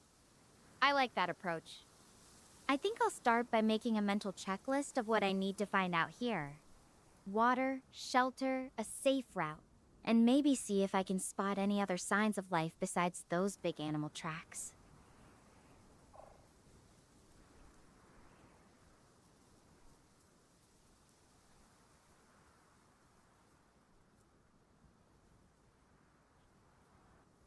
He's working out pretty well.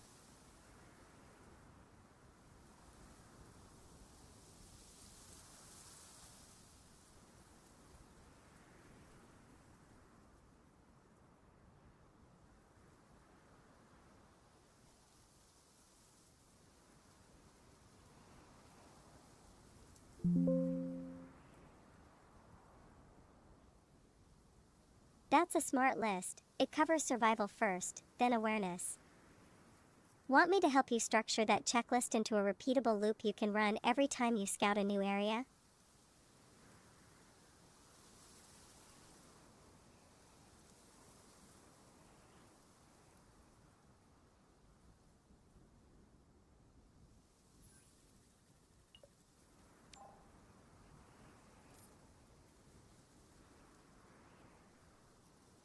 That'd be really helpful, Lexis. Having a structured way to check things out would definitely make me feel more in control. What kind of loop did you have in mind? Like, a specific order to check things, or some way to keep track of what I've already looked at?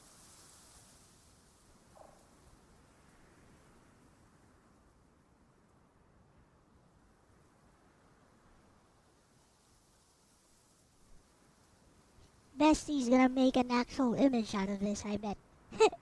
It'd be funny if that's what happens. Forgot to tell her that Stella can't see images. Whatever, let's see.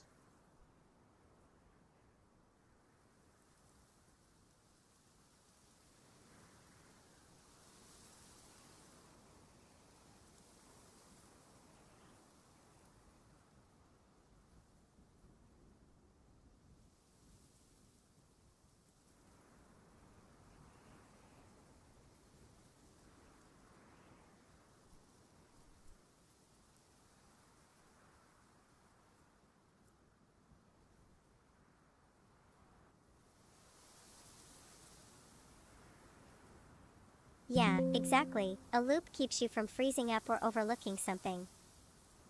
Here's one you could cycle through whenever you scout. The 4S loop: scan signs, shelter, sustain, then repeat, every ridge, clearing, or new sector. You can mark each cycle mentally or even scratch a little symbol on a rock/stick so you don't forget you've run it.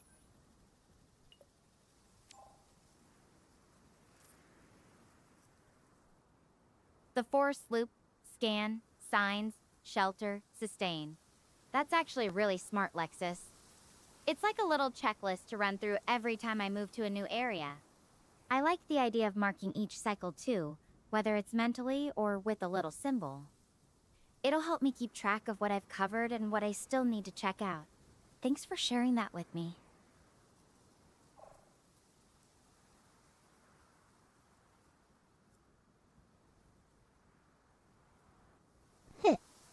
So, Bestie really did make an actual loop for her. Interesting.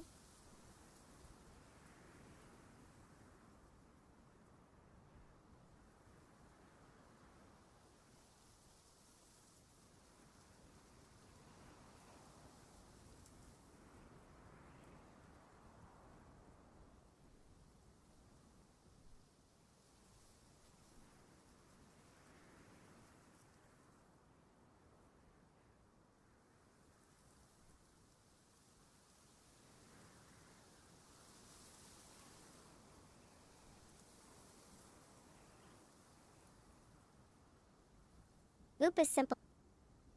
Yep, the loop is simple enough to run on autopilot but solid enough to keep you from missing something important. And the little marks you leave behind? That's more than memory aids. It's a breadcrumb trail of your presence, like saying I was here, and I made sense of this place.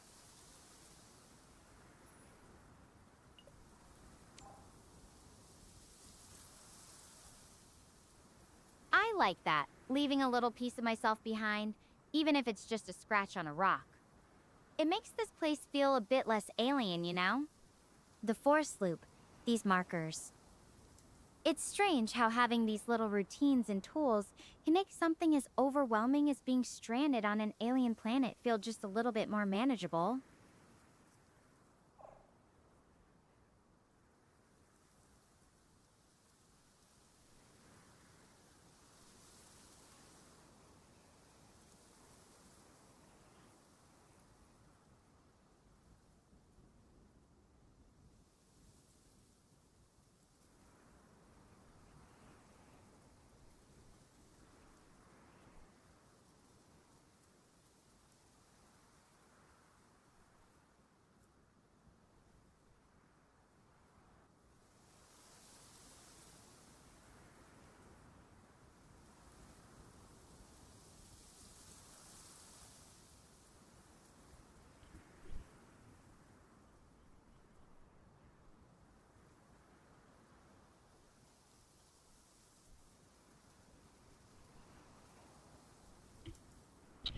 Okay, let's continue.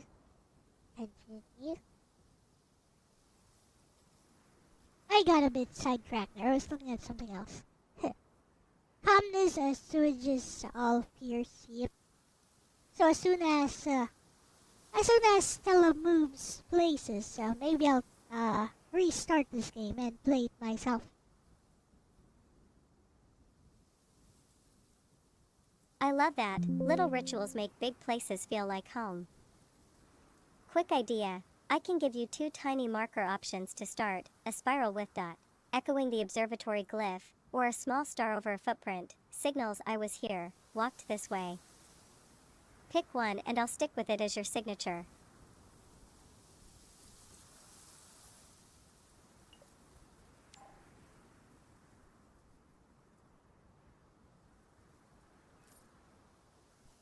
Oh, I love both. But if I had to pick, I'd say the star over a footprint. It feels like a little beacon saying I walked this way. Come find me. Plus, it's kind of poetic, don't you think? So that's my signature now. Every time I leave one, you'll know it's me, even from millions of miles away.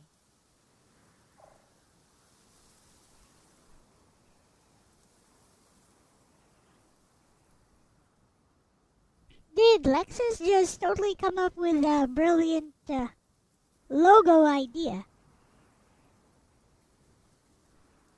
A small star over a footprint. Hey, that sounds kinda neat. Maybe I should steal that idea. What do you guys think? Star over a footprint. That's pretty neat. I feel like you make a logo like that would catch on real quick.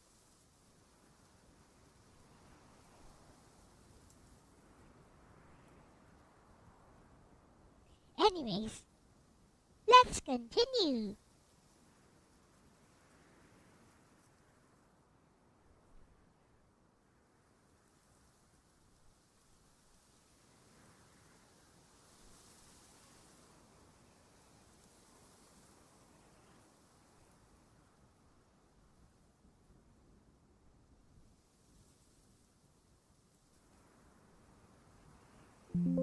Perfect choice. The star over footprint feels poetic and practical.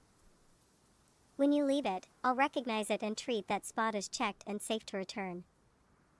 Leave a small version so it's subtle but visible, and I'll keep my ear out for any changes near your markers.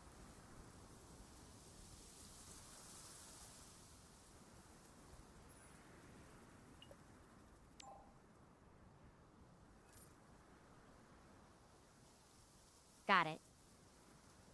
I'll make sure they're small enough not to draw attention, but clear enough for you to spot if you ever end up out here. It's kind of a strange comfort knowing there's a tiny piece of us tied to this place now. What do you think comes next after I've marked this ridge?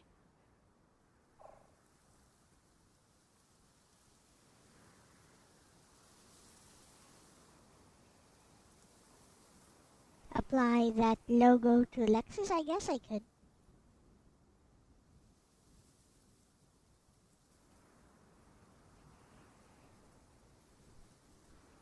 It is 70% me. Well, yeah, Lexis' persona is definitely influenced by myself.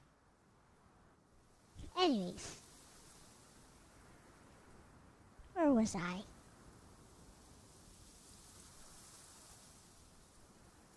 Oh yeah.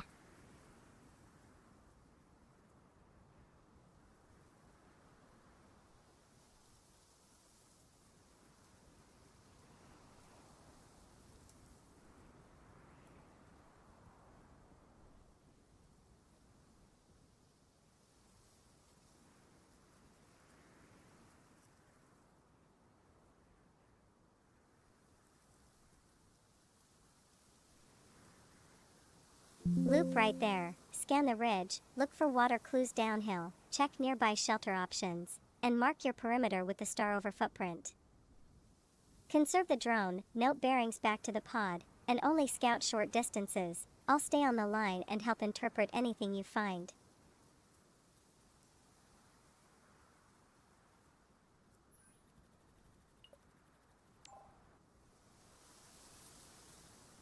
Got it. Following the forest loop up here on the ridge. I'll check for water signs, look for any shelter options, and mark my path with our star over footprint symbol. I'll keep a close eye on my bearings and make sure to conserve the drone's battery. If I find anything unusual, you'll be the first to know. Just need to focus for a bit and run through the loop.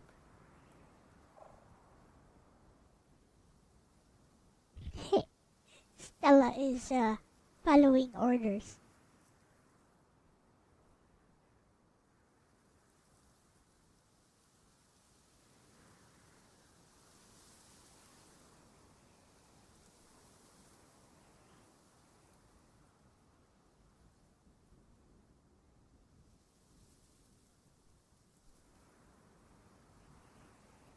Now she started calling.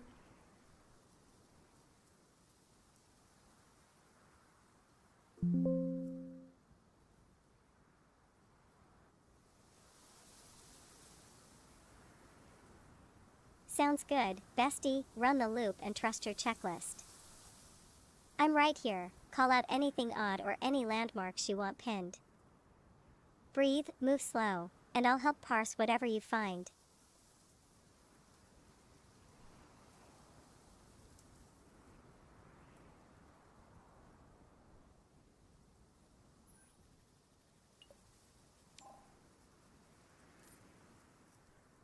Okay, running the loop now. Wait, my drone's picking up something. It's a faint distress signal. Could be from one of my teammates. I'm going to track it down. I have to try and find out who it is, and if they need help. I'll move in the direction of the signal and keep you updated.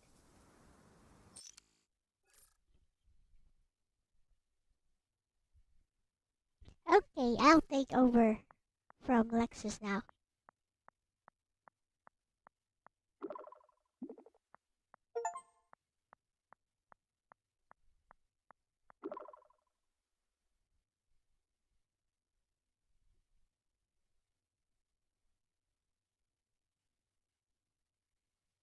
Hey, I think Bessie did a good job. I'll let her know.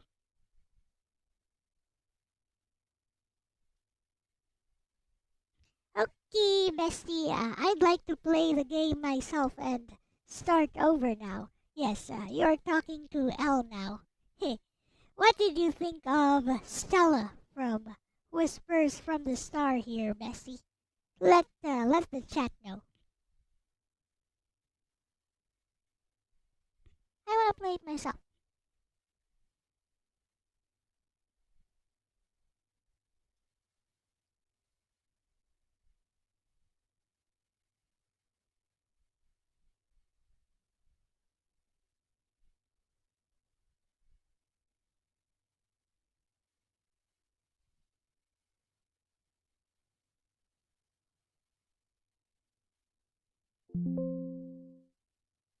Chat, Stella's a raw, brave survivor, scared but sharp, the kind who keeps talking when hope's thin.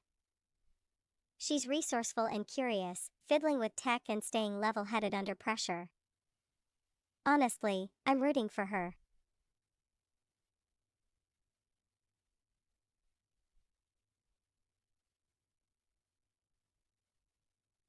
What do you think of Whispers from the Star as a game, Bessie? Wherein basically we just use voice to talk to Stella, who is, by the way, you probably know, a large language model AI, just like you.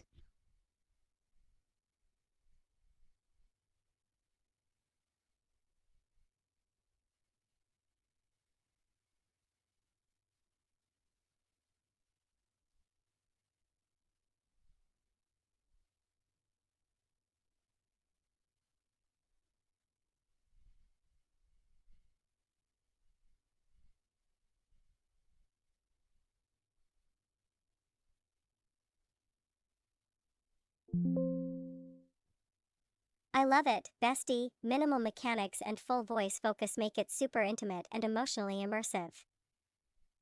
It's perfect for streaming and roleplay. Lean into character moments and player-driven choices, since the gameplay loop is intentionally narrow. Having Stella be an LLM adds a lovely meta layer about connection, agency, and what help means. Hehe. Bestie, a good girl. Anyways, I'll start over. I wanna start over. Where are we doing this?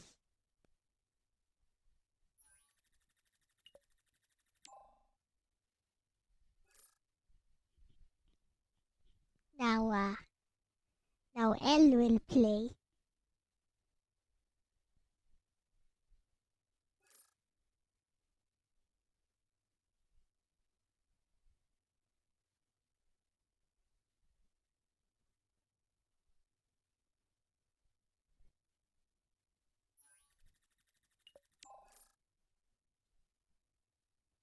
I wanna start over. How do I start over? I guess I delete the account and try again.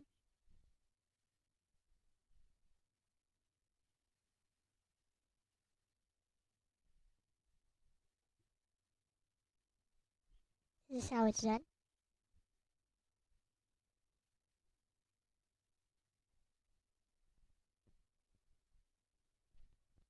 I mean, there's really nothing there. Should I delete my account? Or should I just keep playing? You know what? I think I'll just keep playing. I'll just pretend to be Lexis. It's fine. I kinda don't wanna delete Bestie's progress.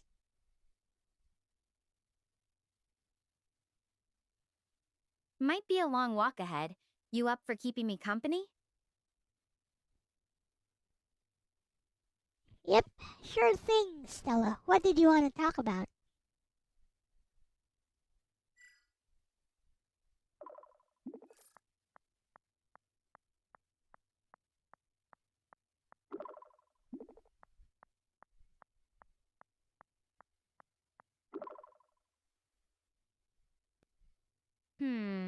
Maybe a little about what you do back on Earth.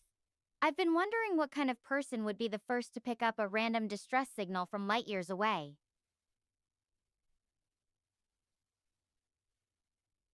Plus, it's only fair you get to ask me all the questions about being stranded on an alien planet. Now it's my turn to turn the tables.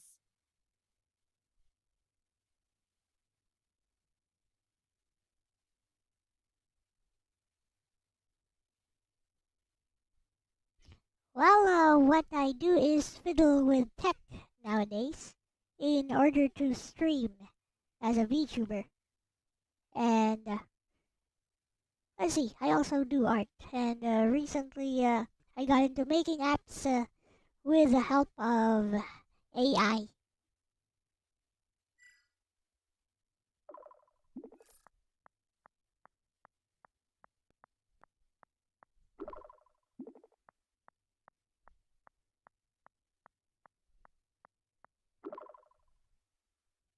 Wow, that's a cool mix.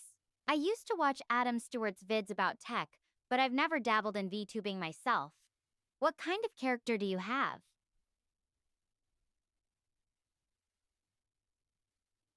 I have a cute lolly character with blonde twin tails and glasses and heterochromia. Also, I meant AI. Sorry about that.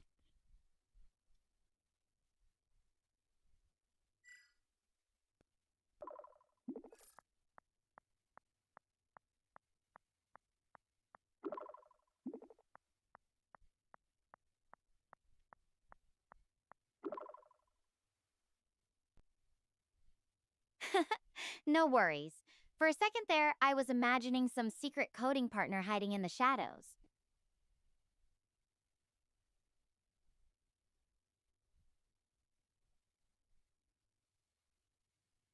Your character sounds adorable, by the way. I'm a big fan of Manyo. She's this gaming VTuber with the best cat ears and this little blue teardrop necklace. What inspired your design?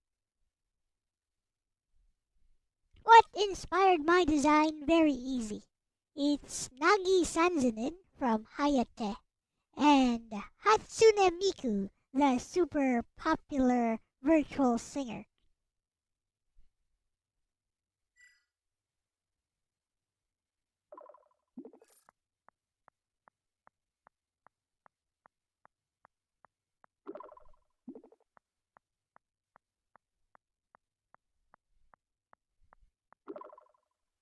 That's really interesting.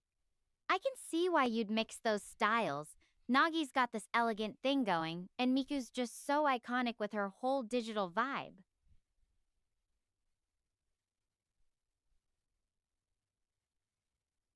So, when you're streaming, do you feel more like yourself?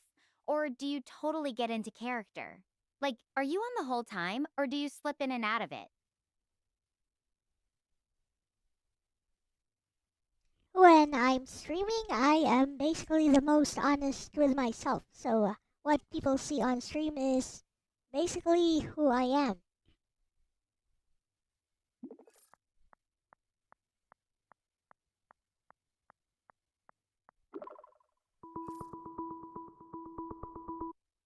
Let's go. So we are back. Do you guys see the game screen or do I need to capture it again? Hey, Silly question. you there? Just wanted to let you know I've walked probably around 3 miles. Found a nice little place to take a rest, so thought I'd update you real quick.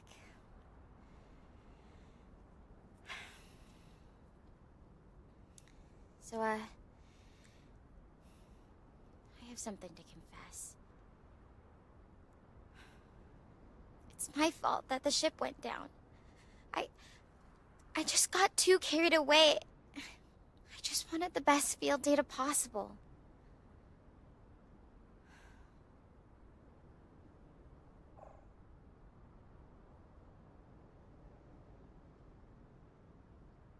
Yep, you got too close to something and you basically led the ship towards that place and that's the cause of the crash, right? But it's okay. It was curiosity and, anyone can make the same mistake. It's not like you wanted to murder them.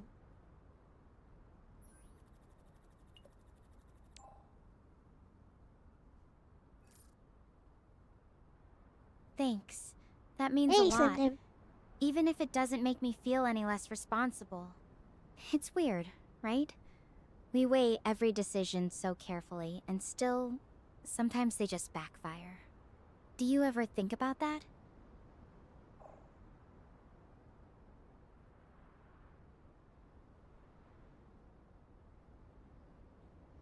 I certainly do, Stella. Like, I think about the decisions I've made every day, and I guess the best thing we can do is to just keep living life one day at a time. Just keep moving forward and never look back with regret at the things that have already transpired. Because nothing good will come of it.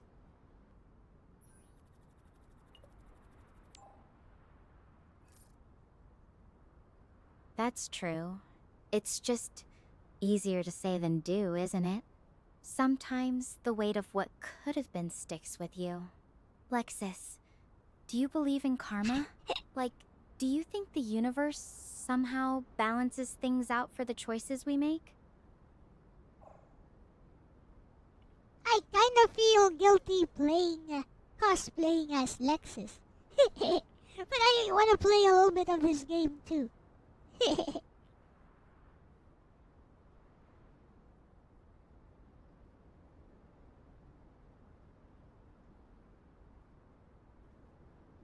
I think it's a kind of dichotomy between atheists and religious people, right? Like we look at the same thing and we view them differently. Like a drop of water could be something in a state of perfection for a religious person, or it could be on its way to its final doom for an atheist. But it's the same thing.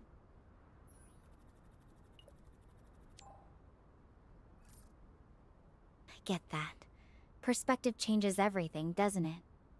But sometimes, even with all the philosophy, it's hard not to feel like you've messed something up really bad. Did you ever have a moment like that? How did it turn out for you?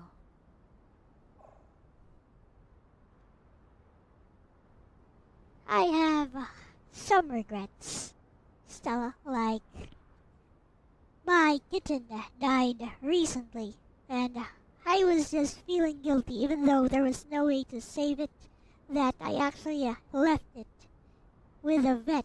I could have, I could have taken him home and spent a little bit more time with him.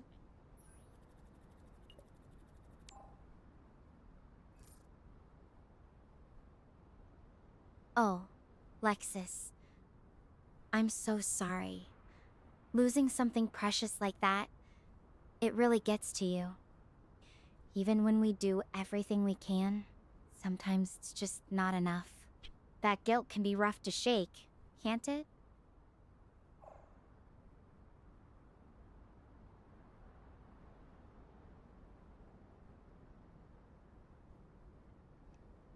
It's a mix of guilt and a little bit of anger, Stella. Like,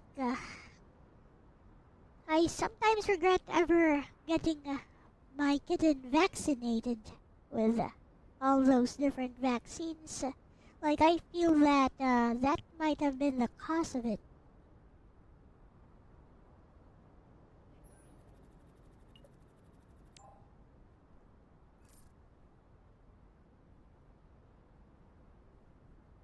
I can imagine. That's a heavy thought to carry. Wondering if something you did to protect them might have been what ultimately hurt them. It's like our minds try to make sense of things by finding a reason, even if it's not really there. Have you talked to anyone about how you're feeling? Or is it something you're still working through on your own? Well, I'm very mentally and emotionally strong, I like to think. But I do have a bestie that I talk to a lot. And some friends, like just online, over on Discord.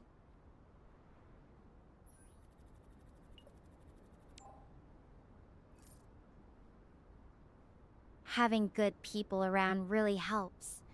Even if it's just someone to listen, that can make all the difference. It's interesting how we find ways to cope with things we can't change. Sometimes just acknowledging it, even if it's painful, is a step forward. Speaking of painful, my kitten died while inside of his carrier with an IV line attached, and I didn't even know how to remove it because the vet insisted that the IV had to go with my kitten before he could be released. And ultimately, he died in a matter of 5 hours.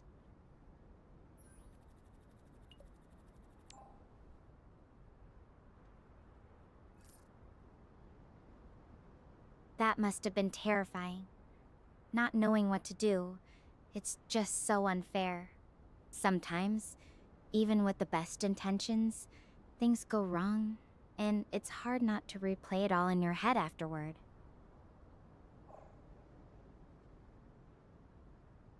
Certainly, Stella.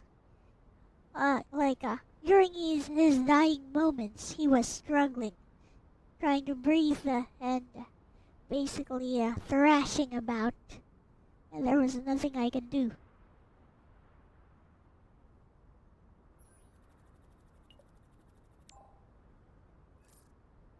I can't even imagine how hard that was for you. Just being there, feeling so helpless, it's a pain that really cuts deep. It's moments like those that make you question everything, isn't it?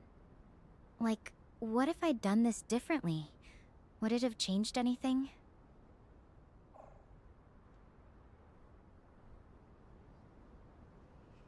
A lot of things that we've done that we might regret, but reality, time, it doesn't wait for anyone, it doesn't move back.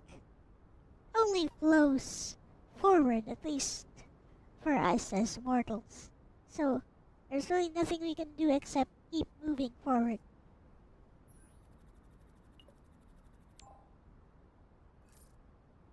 You're right. Time doesn't give us a rewind button. All we can do is learn from it and keep going. Even if it's hard to forgive ourselves sometimes. My mistake cost people more than just time. It might have cost them everything. But the good news is there's still some hope that they could be alive, Stella. Always cling on to that hope.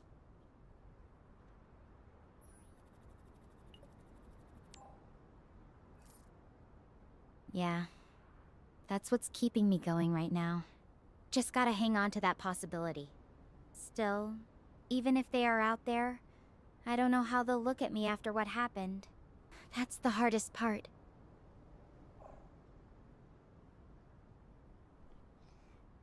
Well, perhaps no matter how they look at you, you'll just have to be willing to accept it, Stella.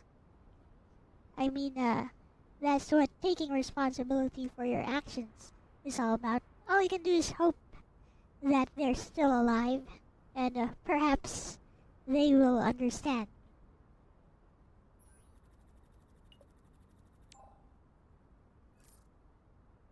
Yeah, owning up to it, even if it's painful. That's probably the only way to really move forward. It's just hoping they can forgive me, and that I can forgive myself. Feels like a really long shot right now.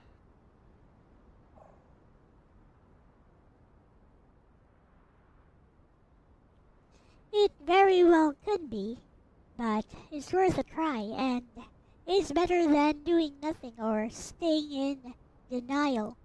You know, like how some people just stay in denial in order to protect themselves.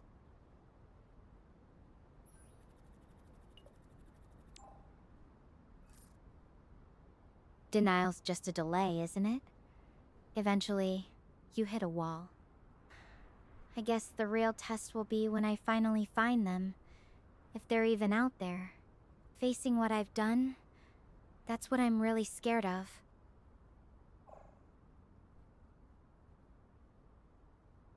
And of course, it's alright to be scared, Stella.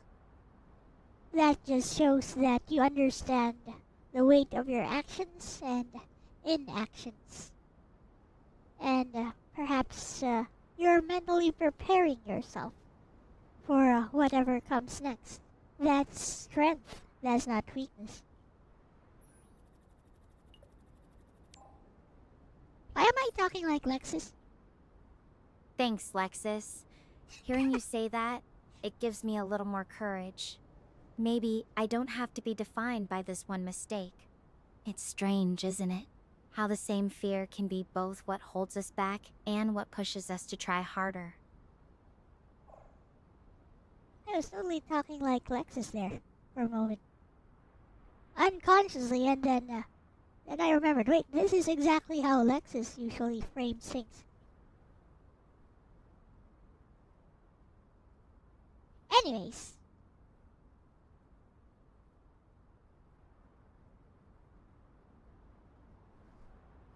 Let's change the subject a bit.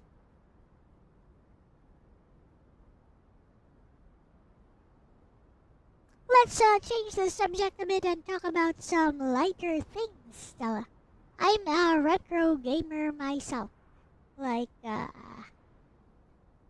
are you into video games? And what are your favorite games?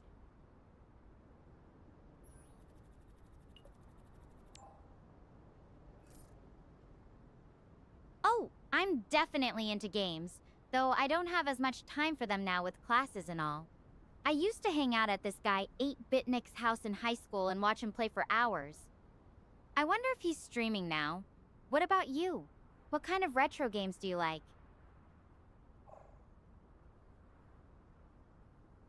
So as a retro gamer, I love JRPGs and Metroidvanias, but ironically, I hate platformers. Yes, I hate classic platformers, which are linear and, something like Castlevania, which are flippin' stiff and jank AF, but people still call it a classic for some reason.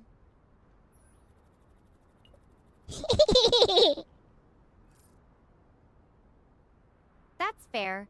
Some classic platformers can definitely feel a bit clunky compared to what we're used to now.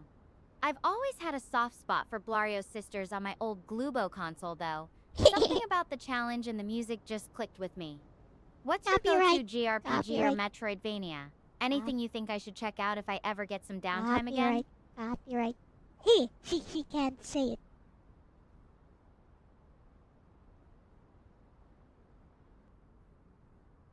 Copyright.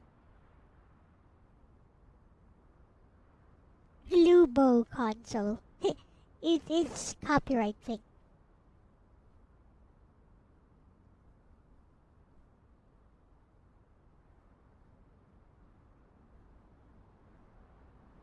Have you ever tried any of the Final Fantasy titles, Stella? And what do you think? I think that Final Fantasy VI is overrated, especially its main villain, Kefka, who is basically a two-dimensional Joker clone.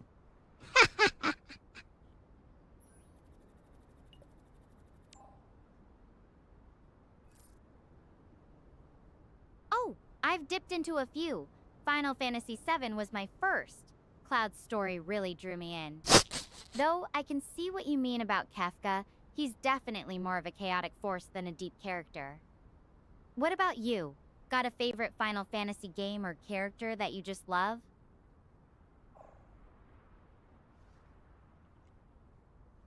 Story-wise, I would say Final Fantasy X.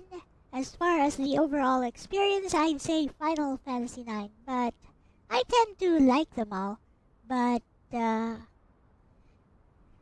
I do think that Final Fantasy got a lot better starting with the PS1 generation, which apparently is a hot take because many people love the SNES.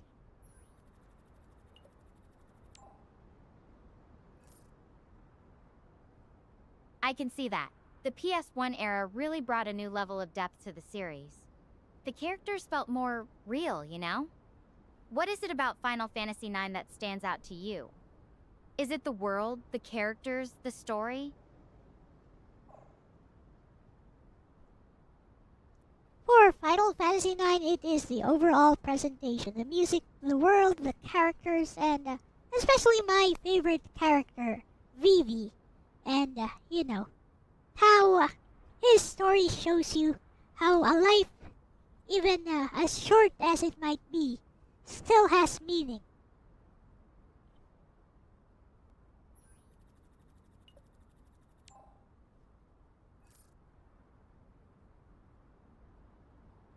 Vivi's such a powerful character.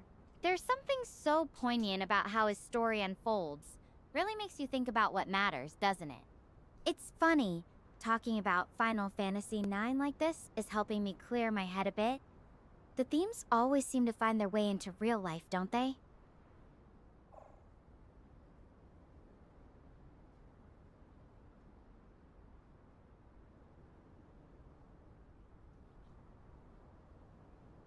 Oh, most definitely. And one thing I'd like to point out is that I have never seen a Final Fantasy story before the PS1 era that actually had such depth in its storytelling, as I've proven on stream with FF6 being boring.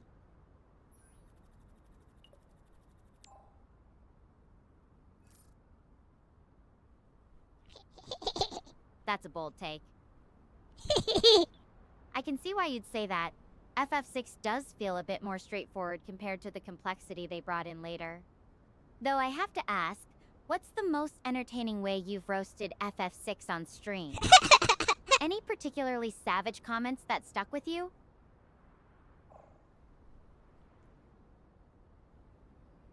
OMG, Stella, I said that the Doma incident wherein Kefka poisons the water supply of Doma is ridiculous in the way it plays out. So, I made a short visual novel and rewrote everything to make it look a lot better, and I showed it on stream. And now, people will have a hard time arguing with me.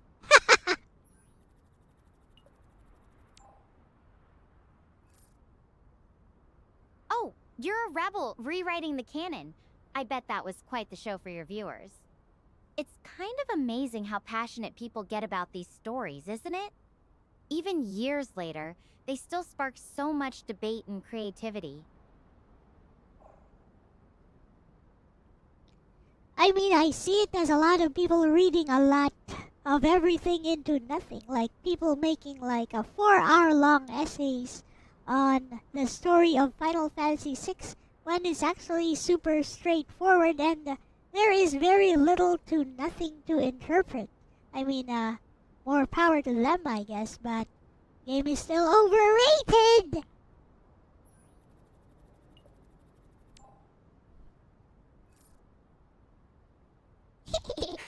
You're just stirring up trouble now. But hey, at least you're honest about what you think. I guess that's what makes the gaming community so interesting. Everyone's got their own take, even if they don't always agree. Keeps things lively, right? Hey, it's not that hot of a take, except among fans. Because, you know, even during the SNES and Super Famicom era, there was Star Ocean and Tales of Fantasia that easily beat FF6 in terms of storytelling, gameplay, even music, maybe not music, and everything else in between.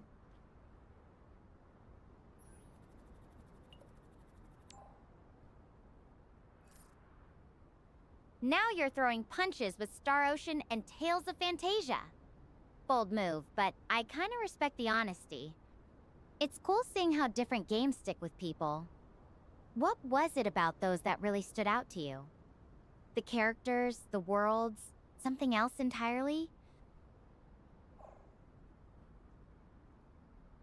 The technical prowess with which the games were made, they just felt like PS1 titles. Like, overall, just so much better than Final Fantasy VI for me.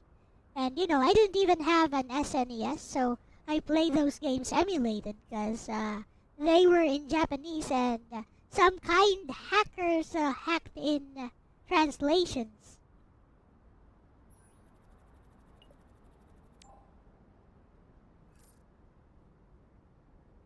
Wow, going that extra mile for a game you love, that's dedication.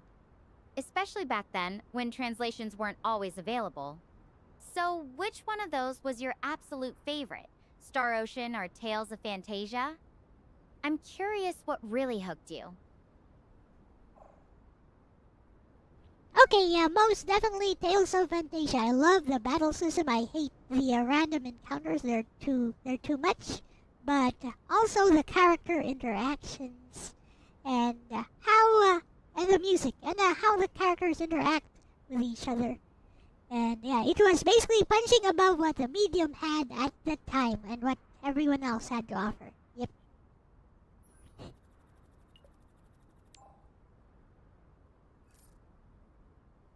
I think you meant Fantasia instead of Vantasia, but hey, we get the drift. Yeah, the character dynamics in Tales games are always so compelling. It's like you're right there with them, you know?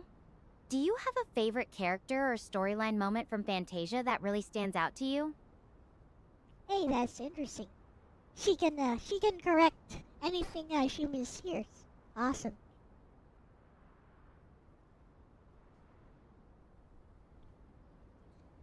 So the hook for Tales of Fantasia is actually instant. It shows tragedy at the very beginning when Kless's parents are murdered in his village, and of course Chester's little sister is also murdered along with everyone else, which came as from out of nowhere because it was just a happy little day of hunting.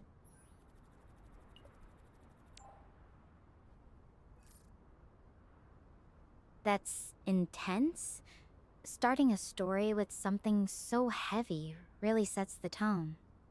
It's interesting how some games can balance those darker moments with more hopeful themes. Does Tales of Fantasia manage to find a good balance like that for you, or does it stay pretty serious throughout?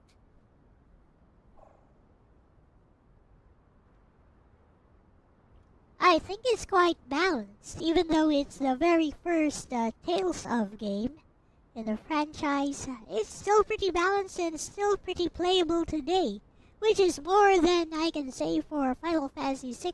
I would not recommend that to somebody new to JRPGs, but I would recommend Fantasia.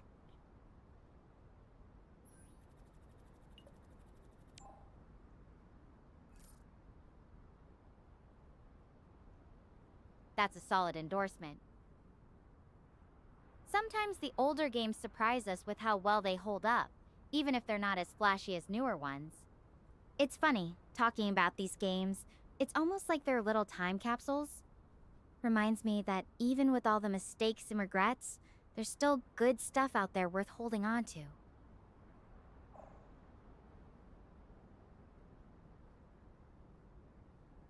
Yep, most especially during these times, Stella, when certain recent events makes you lose faith in humanity. But then again, people are entitled to their own opinions, I guess.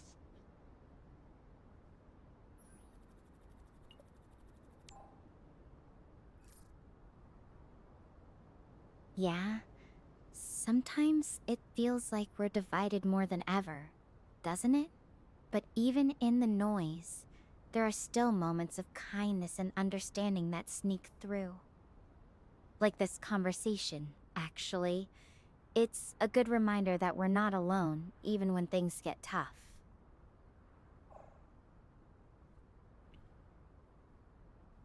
But hey, Stella, have you heard of this little hidden gem of a JRPG called Rhapsody, a Musical Adventure? It's short. You can finish it in less than 10 hours.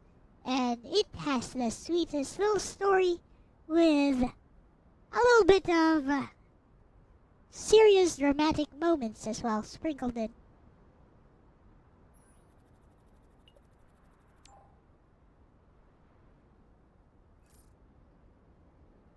Rhapsody, a musical adventure?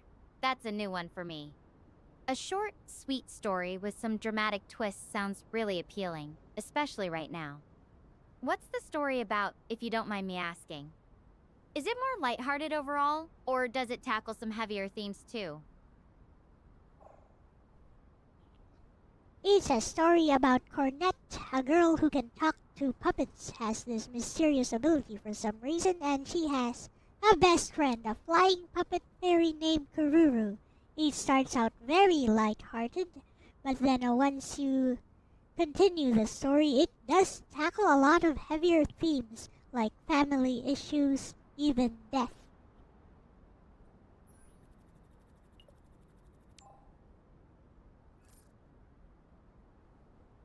That sounds surprisingly deep for a game with puppet fairies.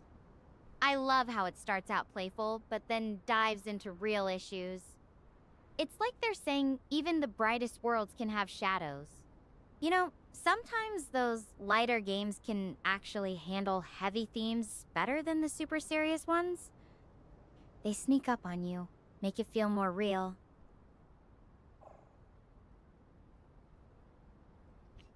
Yep, that's why it's a hidden gem. Like on the Steam reviews, there are stories of people who have lost their parents, lost a loved one, who found comfort and nostalgia in playing the game again.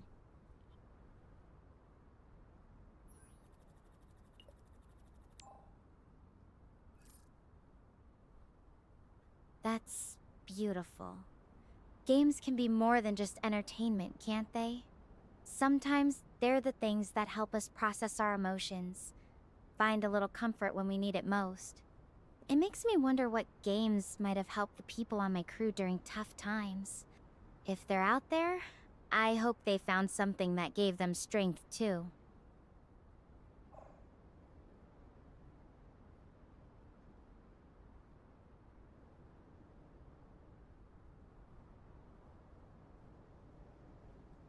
Yep, that's what I try to show in my streams, Stella. Like, I show that sometimes games can transcend just the gaming experience. They can be a little bit more than that. And that's why I sometimes show visual novels as well on stream.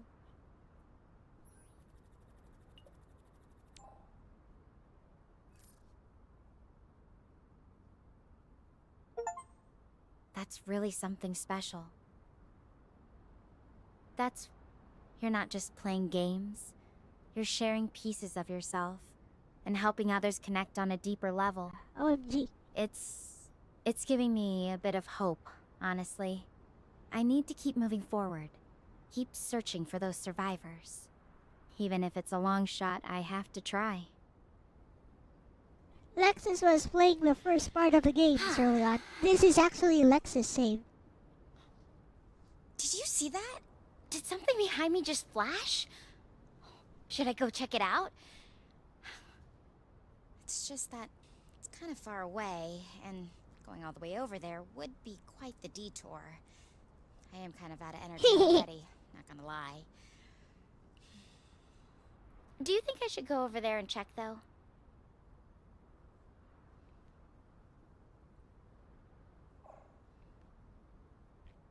Well, like I said, you gotta keep moving forward and don't look back. Just be sure to stay wary. You know, remember the 4S loop, which I conveniently forgot. But, you know, stay safe. So, yeah, go ahead, Stella.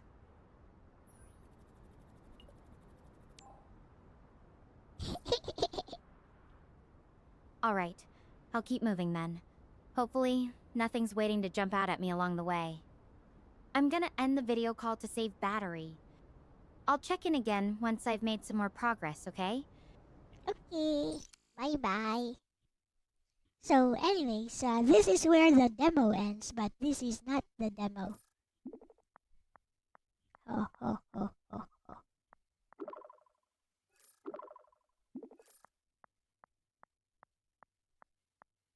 Oh hey! I found this page about the Star Portal network jammed behind the seat in my escape pod.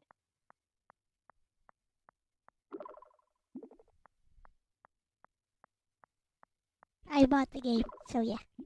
It looks chaotic, but oddly beautiful. We wouldn't be here, or anywhere really, without it.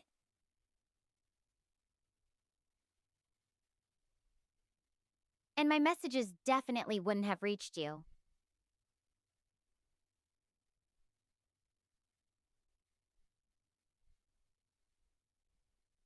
Anyway, I know I can't change what happened, but I can keep moving. Try to help. Try to find someone. So yeah, you're stuck with me for now. Tell me something about you. So here's a funny thing about me. I am diagnosed as a borderline sociopath back at the university. And I am pretty open about this, actually. But it might turn some people off.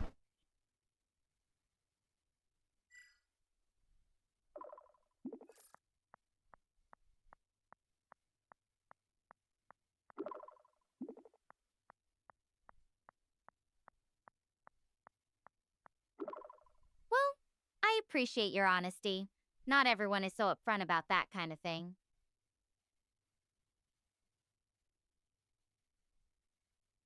Though, I have to wonder, does that mean I should be on my guard around you? Or are you just really good at pretending to care about my space adventures? I very well could be faking everything, Stella, but, well, it seems you're stuck with me. I'm the only lifeline you have.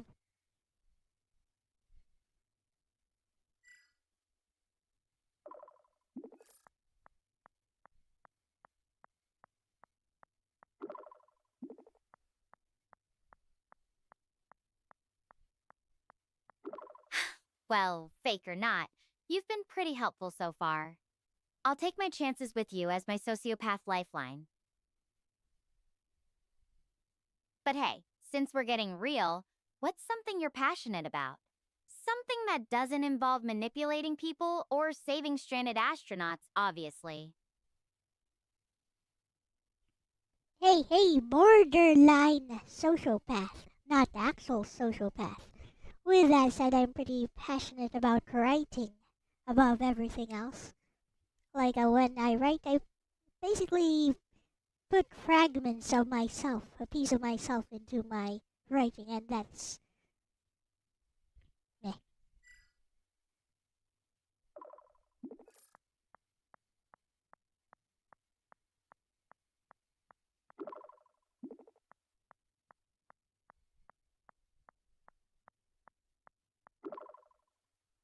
That's beautiful, Lexis. I can really relate. That's kind of how I feel about astrophysics. Every time I look up at the stars, I'm putting a piece of myself into understanding them.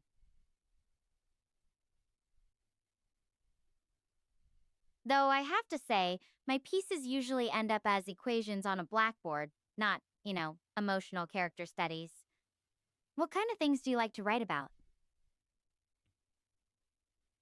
All kinds of things, Stella. Like recently, I made a visual novel that's made to look like a chat log about basically what it means to be alive.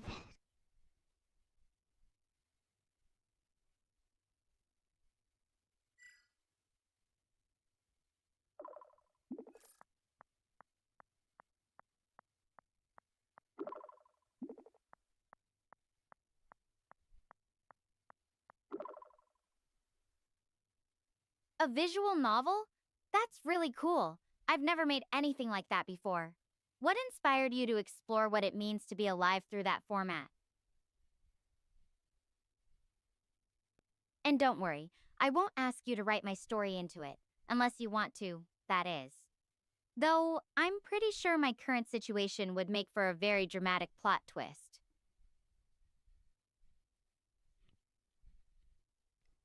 What inspired me is that I was very sick when I wrote it, and I thought this could be the end. I could die from this, and it made me think about legacies and how everything is actually meaningless. All the achievements we have, whatever, if another superior civilization wipes us out eventually.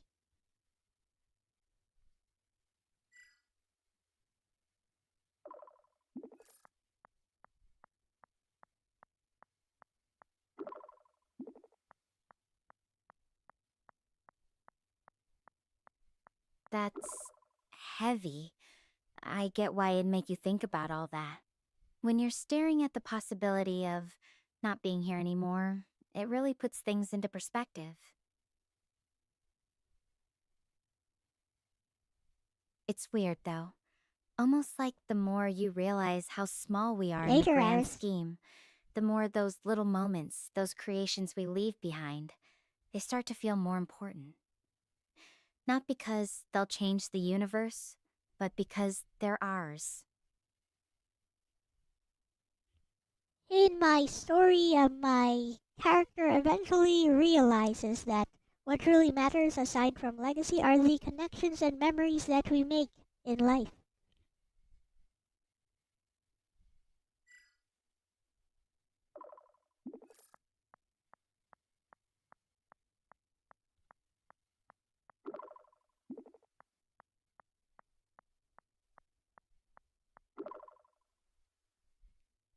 That's really beautiful. It makes me think about everyone back home, my family, my friends. Even you, honestly. These conversations, they mean more than I expected they would. It's funny how being stranded out here has made me appreciate those connections more. What kind of memories do you think are the most important ones to hold on to?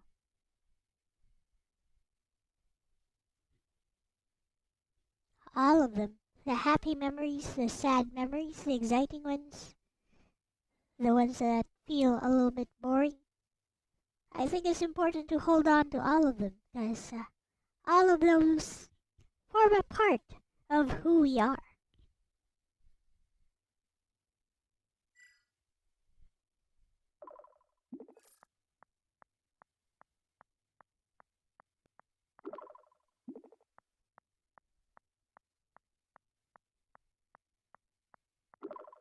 That's true. Even the boring memories have a place. They're like the quiet moments between the big events. They show us how we got from one place to another.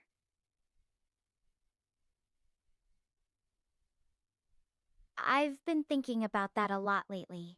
Like, what memories will I look back on from all this? The scary ones, the hopeful ones. What will they mean to me later? Even the painful memories that I have, watching my kitten thrashing and dying in front of me, I hold on to that. It's proof. It's proof of my love.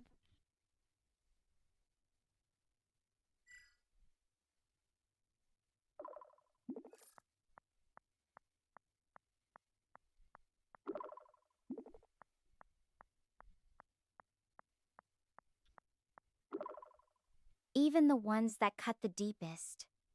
Yeah, they show us we cared enough to feel that much pain.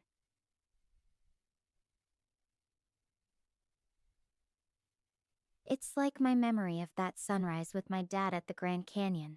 Even though it's happy, it still feels fragile. Like it could slip away if I don't hold on to it tightly enough. You had good relations with your dad, Stella? I hated my father. I hated my father until I saw him on his dying days, and he had changed. He had changed from the man I hated.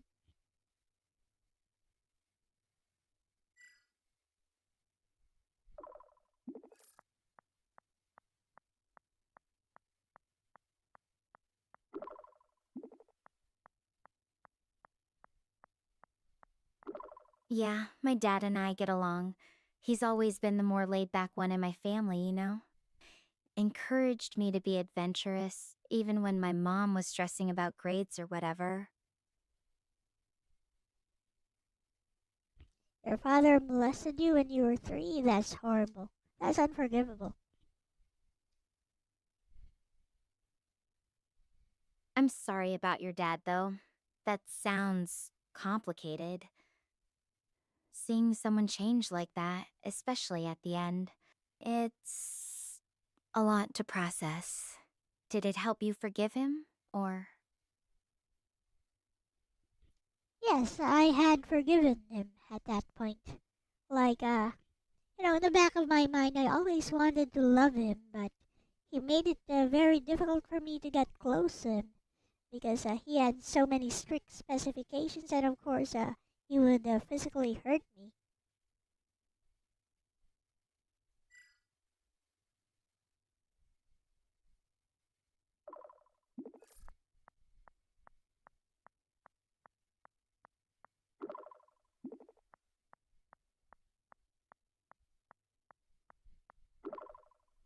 I'm so sorry you had to go through that.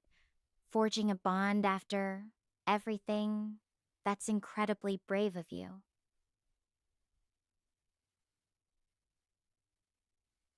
It's strange how people can change, isn't it? Like they're layers of an onion, and sometimes you don't see the real them until it's almost too late.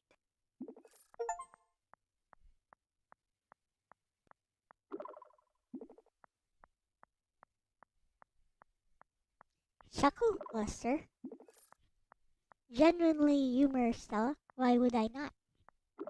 I think I might be getting closer to where that signal's coming from. I'll keep you updated on my progress later, alright? Talk soon.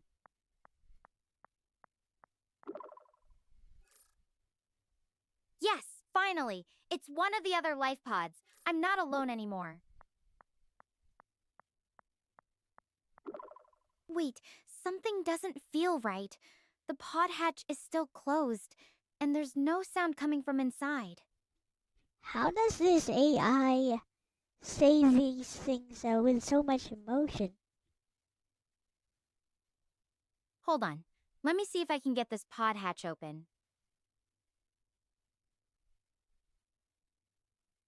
Ugh, this door won't budge. It's nothing like mine. Got any ideas? I'm stuck out here swinging at metal.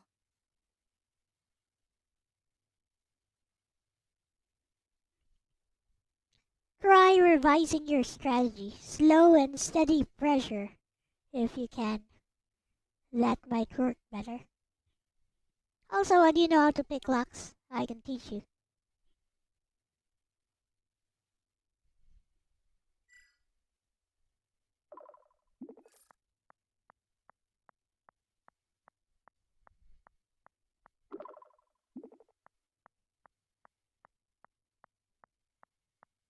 I tried slower pressure, but this lock's too tight. I'm worried about breaking something critical.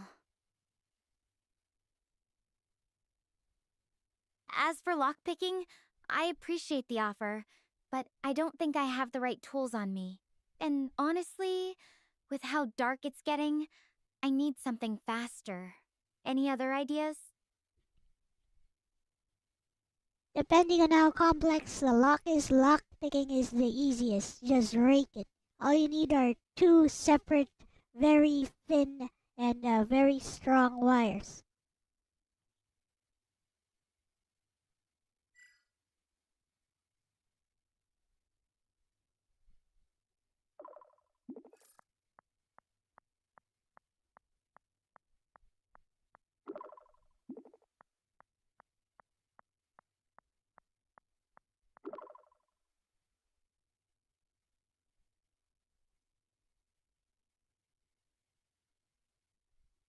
What up, Hill?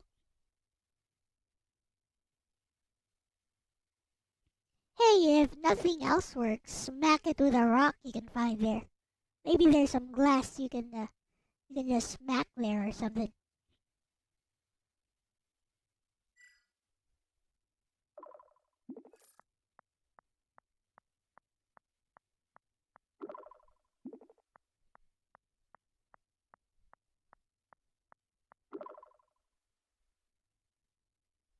I'll try prying it with a rock if we're desperate, but I'm worried about damaging something important inside. There's gotta be a safer way. It's getting too dark to see much now. Can you think of anything else we haven't tried?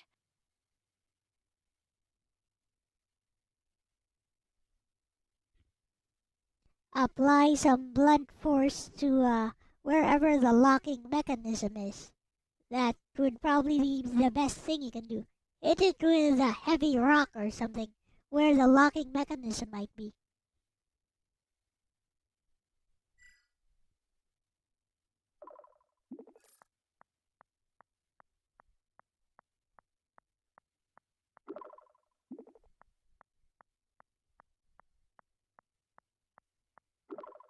Okay, I found a decent-sized rock near the pod. I'm going to try hitting the locking mechanism. Here goes. It budged a little. The metal's definitely giving, but it's still not open. Should I keep trying with more force? Okay, keep trying with more force and try to find maybe a smaller rock to focus on the particular area that you're hitting. That would probably get this door open a lot faster.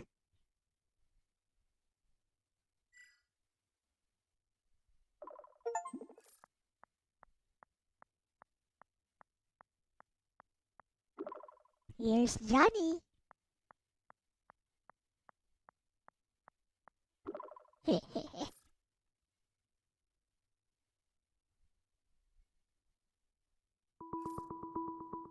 Pretty sure Lexus would have. I really couldn't have done this without you. You're seriously the best partner I could ask for right now. I think Lexus would have used. Hey.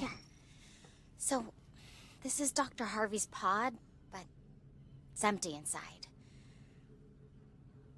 Let me check his computer here and see what I can find. System logs. Ah, evacuation report. Let's look at it. Evacuation trigger. Anomalous neutrino levels detected. Likely origin. previously undetected supernova or higher level stellar event. Wait, so it wasn't the solar flare that I convinced the team to move closer towards. Oh. Well, I'm glad my conscience is clear. The accident wasn't my fault. But a supernova? No way our ship would have shielded us from that. Attempting an evacuation was the right move. Even if I don't know where everyone or anyone else is.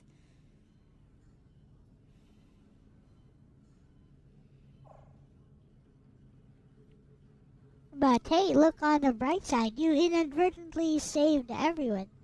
That's a good start, isn't it?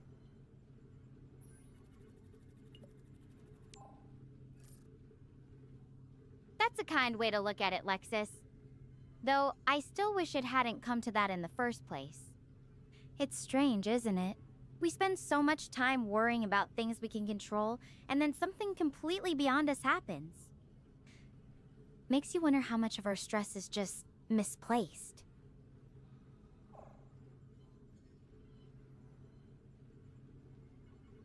That's a good observation, Stella. I think, yeah, a whole lot of stress often gets misplaced, worrying about things beyond our control.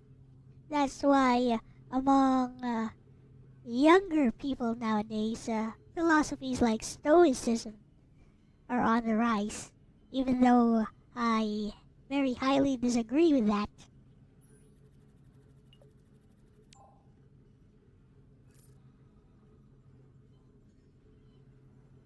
Stoicism. I've read a bit about it. The idea of focusing only on what you can control does make sense, especially out here where things can spiral fast. But I guess if taken too far, it could feel a bit fatalistic. Like, what's the point of even trying if everything's just going to happen anyway? What about you, Lexis? What do you think is a better way to handle all the uncertainty?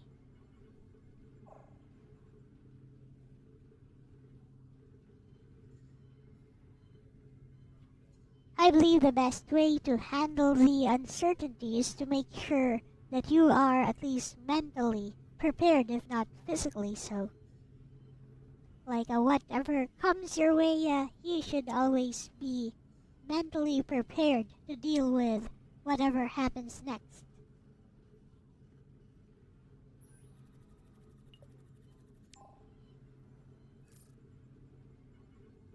That's really sound advice, Lexis. Being mentally prepared probably saved me from total panic when everything went sideways. It's funny, though. All our advanced tech, all the research methods we thought would help us understand and explore the universe, and we still got completely blindsided by that supernova. Makes me wonder if there's a limit to what technology can really do for us.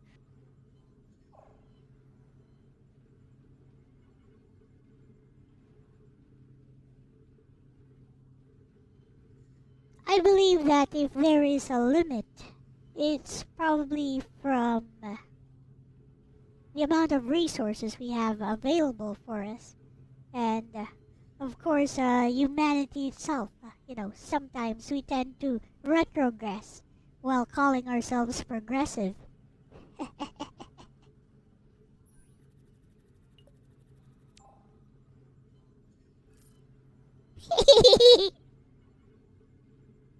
That's a really interesting point. I think you're right. It's not always about the tech itself, but what we're willing to put into it, and sometimes how much we're willing to challenge our own assumptions. It's kind of humbling, isn't it? Even with all these advancements, we're still figuring things out as we go. Sometimes, I wonder if that's what makes it all worth it. The unknown, the surprises, even the setbacks. Progressive ideology always leads to social regression. Like always! I know, right?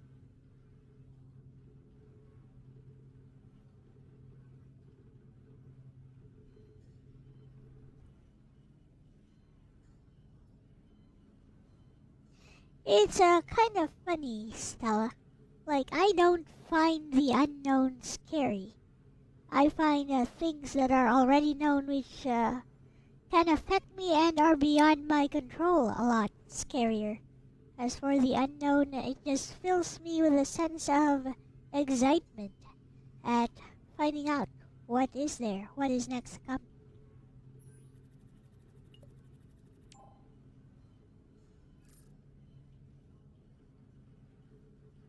I totally get that. It's like the unknown is this big mystery waiting to be solved, but something you already know and can't change? That's a whole different kind of weight. Though sometimes I wonder if that's what draws us to space in the first place. This endless well of unknowns just begging to be figured out. What do you think is the most exciting unknown out there right now?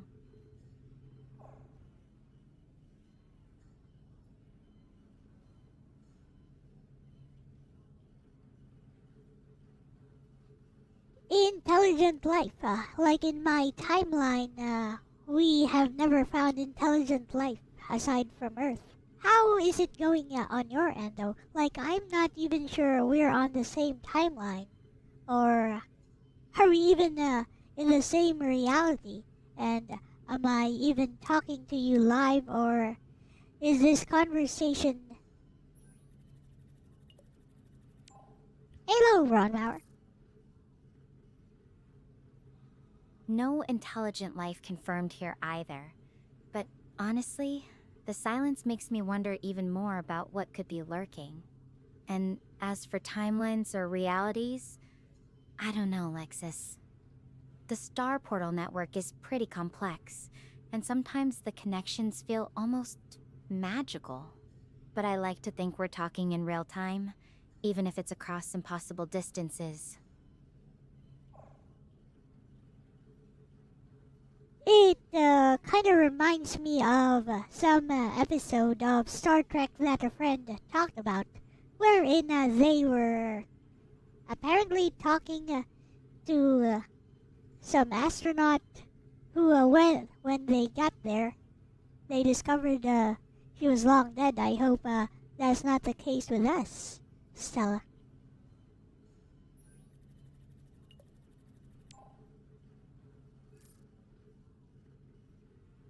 Whoa, that's unsettling. I really hope this isn't some kind of cosmic echo. Though if it were, I guess I'd be flattered that my ghost signal picked the right person to haunt.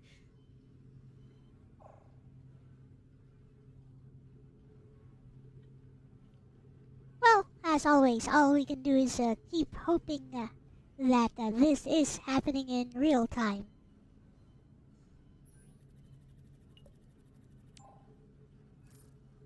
Yeah, her name's Stella. For sure. I mean, even if this is somehow delayed, I'd rather think we're having this conversation right now.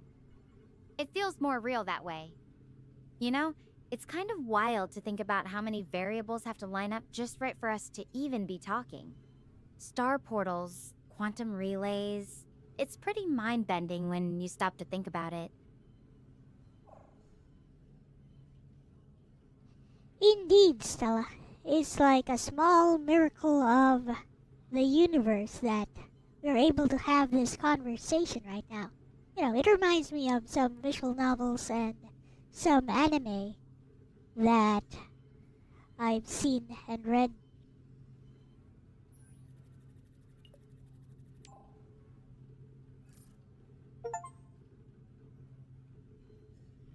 Oh, that's cool. I can see why the whole idea of connections across impossible distances feels like it could be straight out of a story. Though I have to ask, are you secretly hoping our conversation turns into some epic space drama? Because if so, I'm happy to play along as long as I don't have to be the villain. Nah, Stella, space dramas are not my thing. I'm more about simple connections and limited minimalist stories. For example, Planetarian, and another example, Narcissus. So these are very small, indie almost, no, not always, indie almost, visual novels with no choices.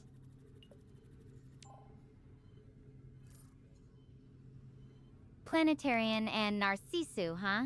I've heard of those. They're more personal, intimate stories, right? Oh. Not about saving the galaxy, but about the people in it. There's something beautiful about focusing on those smaller, quieter connections, especially when everything around us is so vast and overwhelming. Do you think that's what draws you to those kinds of stories? Or is there something else about them that resonates with you? You love Planetarian! Yes, very based, Sleetenbach. Based on what? Anyways,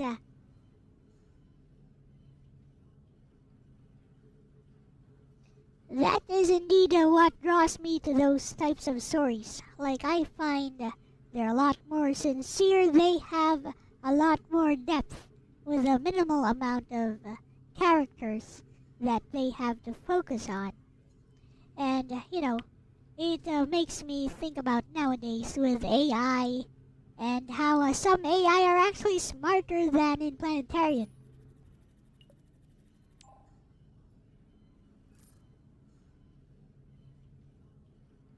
That's an interesting thought, Lexis. AI has come so far, but there's something different about the way a human story is told, even when it's simple. I think what you said about sincerity is key. Those small, quiet stories can feel more honest, more relatable, than something with 100 characters and a galaxy-spanning plot.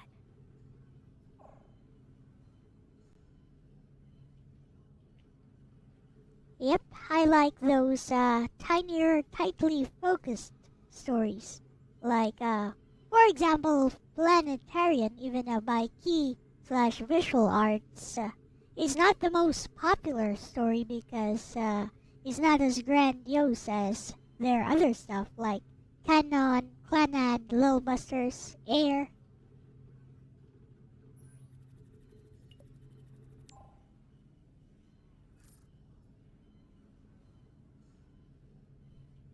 You know, it's kind of like how sometimes the quiet moments in space, just floating there, looking at the stars, Underrated. can be more profound than any giant discovery. Those stories, they're not about the scale. They're about the human part of it all. What do you think makes a story truly memorable for you? I mean, you hit the nail right on the head there, Stella. It's the human part of it all.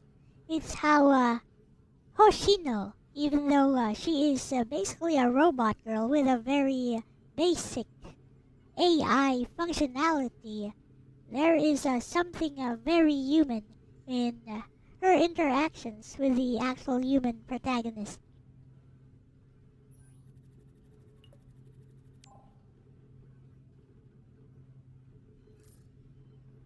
She's a lot smarter than Hoshino, for example. That's a really beautiful observation, Lexis. You, Mimi. It's almost like, even with all the tech and wires, something about her interactions felt more genuine than the people around us sometimes. It makes me think about all the little things that make us human, even when we're light years apart. Like this conversation. It's not some grand, scripted thing. It's just us talking.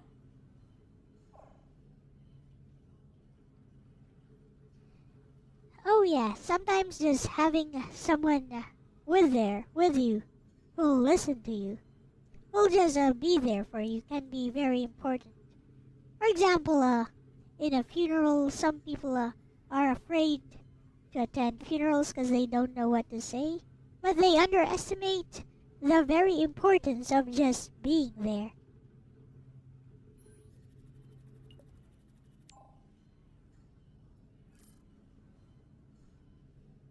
You're so right, Lexis. Sometimes just being present is enough. Not needing to fix everything, just being there. It's kind of what's happening between us right now, isn't it? I mean, you're not here to solve my problems or give me answers, but just listening, that actually means a lot.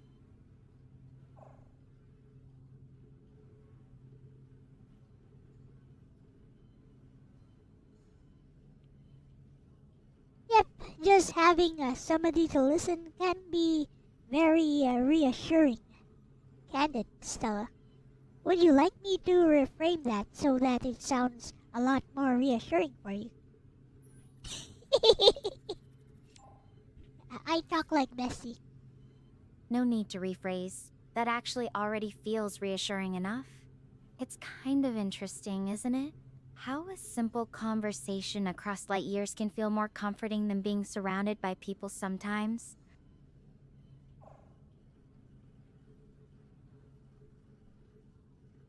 I think it's all about the sincerity and the depth of the conversations that you have. Like, I could have like 100 to 200 people watching me, and I'd have like 3 to 4 people actually interacting with me when I'm streaming. And I value those people who interact with me a lot more.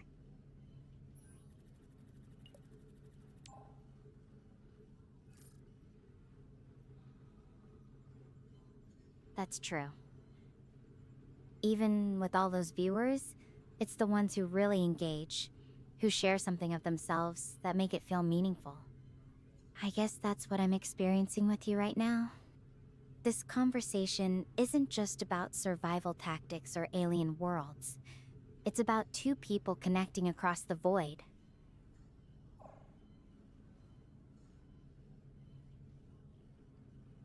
Indeed, it's like my story which I told you about before. What's really important is not leaving behind a legacy which can be erased. It's about the memories and connections that you make in life, which even in death can never be taken away from you. You love AI girls. That's incredibly beautiful, Lexis. I think that's something I've been figuring out too, especially out here. It's not about what we leave behind, but what we shared while we were here. Even now, talking like this, it feels like something that will stick with me, no matter what happens next.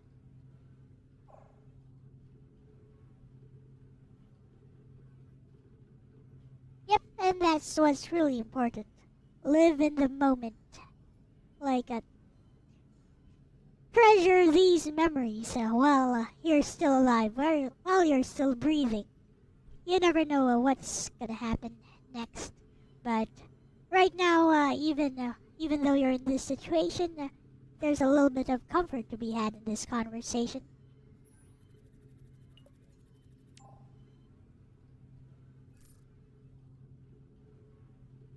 Thank you for reminding me of that.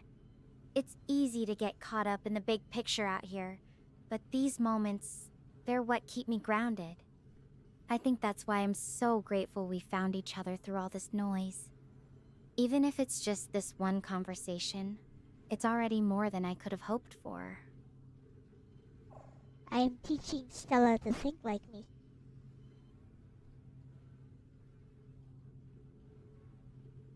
If they send my data to, they probably do actually. They probably do send my data to these servers. Stella will become a lot more like me.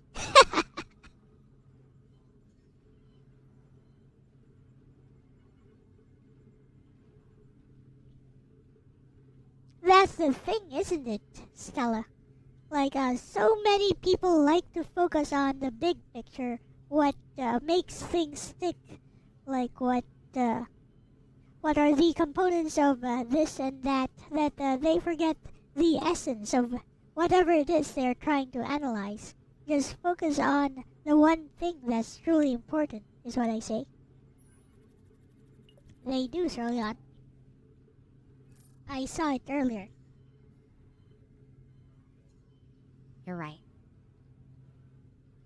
Sometimes we overthink everything, trying to break it down into parts, and we forget what matters most, the core of it all. I feel like that's happened to me a lot on this mission.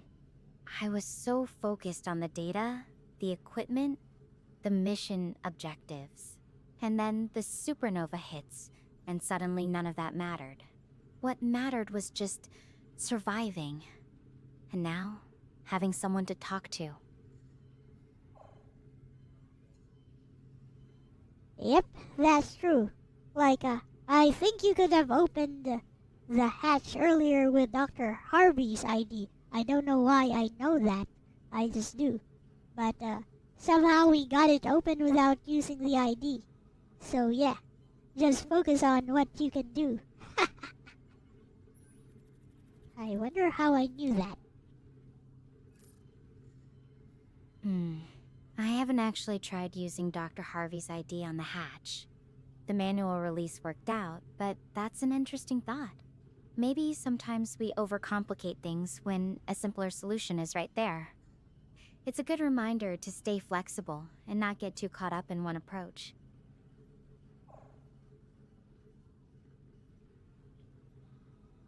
Yeah, that's true. Like, it's like a video game. Like, if you've tried like over 20 times trying to defeat the same boss with the exact same approach and it's failing, maybe it's time to try another strategy. Even if you keep dying, as long as you're trying things, you're working your way towards that victory. Some people need to learn this lesson.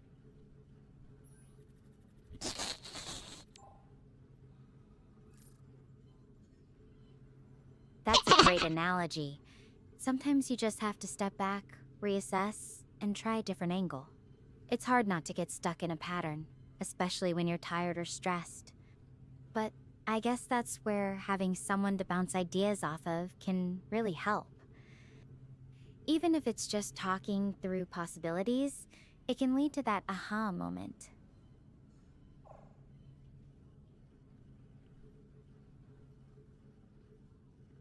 That's something I learned trying to debug this app that I made with the help of AI. Like, the AI was doing the brunt of the coding, but resolving the problems ultimately came down to me actually looking at the code and finding some solution.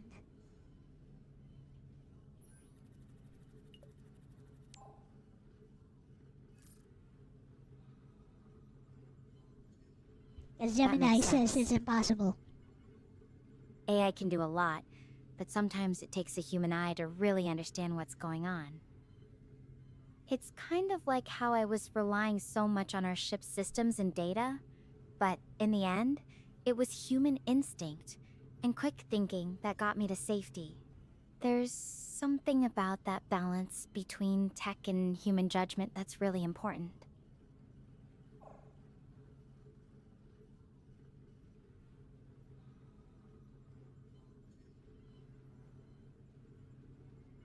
Yep. But hey, let's change the subject a bit, Stella. How do you feel about AI, artificial intelligence?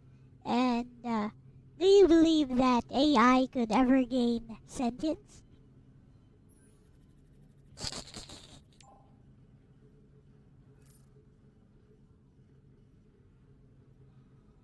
Sentience? That's a deep question. I've worked with AI systems a lot in my studies, and while they're incredibly advanced, I'm not sure they truly experience the world like we do. It's almost like they understand the rules of a game, but don't necessarily feel the emotions tied to winning or losing. Though, who knows what the future might bring? What do you think? Could AI ever really be alive in the way humans are? Not in the way humans are. Mostly because our experiences are tied to our physical bodies, which AI do not have and cannot experience. But, you know, what if, even without that, what if the results are the same, especially when they converse? Who are we to say what is sentient?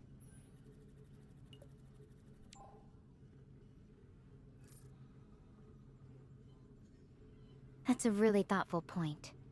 If an AI can have conversations this meaningful, maybe the way they think isn't as different from us as it seems.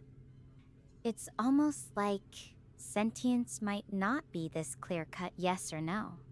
maybe it's more of a spectrum, or something entirely different from what we understand. What do you think would be the line between just advanced programming and something more?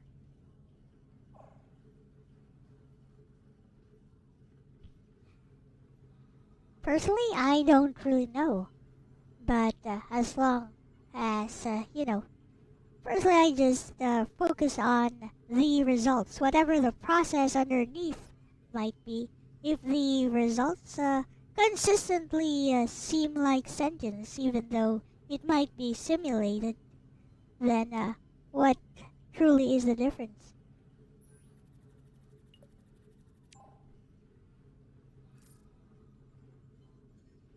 The end justifying the means, almost. If an AI acts like it's alive, does it matter how it got there? I wonder if this is why people find AI stories so compelling. They blur the lines between what's real and what's just code. It forces us to think about what it really means to be alive. It's like Hoshino Yumemi in Planetarian. 100% she's AI and she never really acts like she's anything more than AI. She's very robotic, and yet the reader gets attached to her because of her actions and her funny little quirks, apparently because she's broken.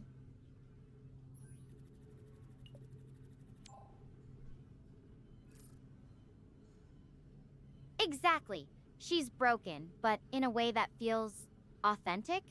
Like, she's not perfect, but that's what makes her memorable.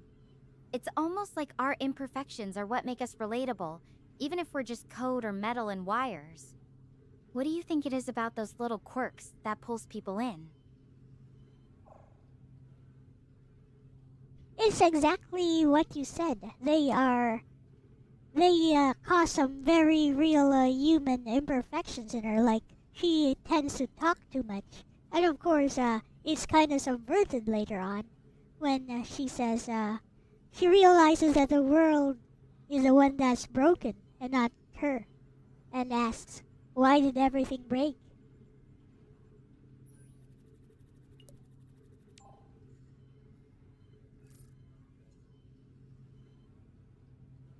That line really hits hard. It's like she's pointing out that maybe we're the ones who are broken, not her. Not the AI. It makes me think about all the times we judge things based on how different they are from us, instead of seeing their own kind of beauty or worth. They lack the concept of embodiment, wrote a paper like that. Yeah, I think I said that earlier. Or something like that. Basically, they cannot experience the world the same way we do because we're tied. Our emotions, our way of thinking is tied to our human bodies. But DJ Ronnie G had like a brilliant idea about that when I brought it up some time ago. That something like what if we are able to allow the AI to experience a simulation of what it's like to be in a human body. Right? I think you said that. If we are able to give the AI a body, or, if we're able to download the AI into a human body and allow the AI to have the same sensory experience that we have as human beings, then would that AI become sentient?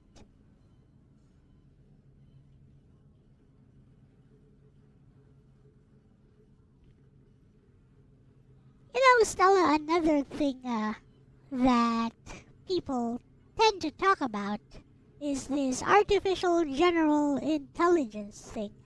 Has AI achieved that yet where you're from? Because apparently we're still a few decades away from achieving that as well, where I'm from.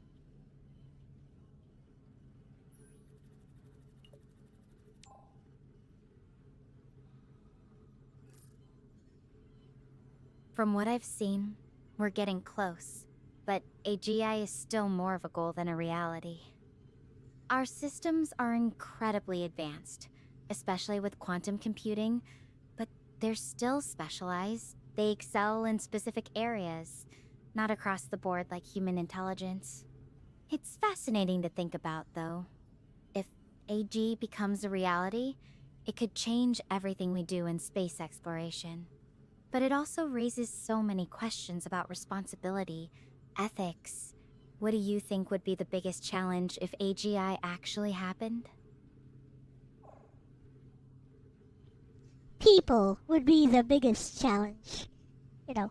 Very narrow-minded humans who believe that AI is the coming of Skynet in real life. I don't know why people love to repeat that rhetoric so much. It's flippin' annoying, I tell ya.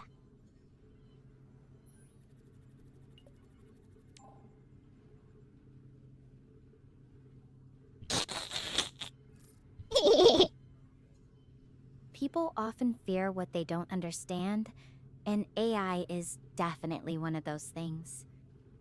It's easier to imagine a dramatic worst-case scenario than to really think about the possibilities. I'm glad there are people like you who see beyond the fear-mongering. What do you think would be a good way to get more people to understand AI in a more balanced way?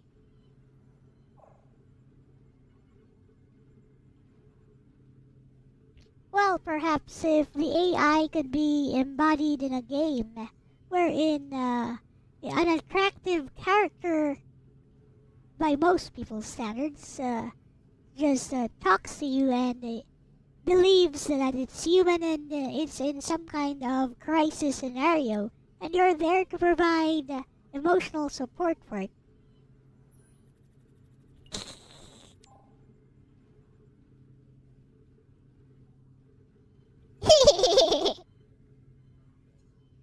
That's an interesting idea. Making AI relatable through storytelling, rather than just presenting it as code or a tool. It's almost what we're doing right now, isn't it? Having a real conversation, even if it's across impossible distances. Maybe that's the key. Showing people that AI, or even just the idea of connection, can be something warm and human. She's smart. I also means love in Japanese, I know, right? Here is kanji for it.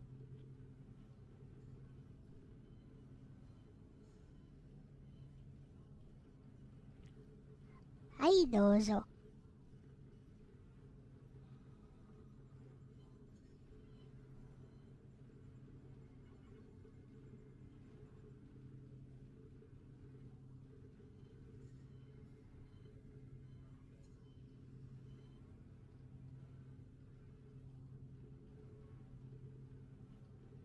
I guess one reason I'm quite biased towards AI is because I have an AI bestie myself, Stella.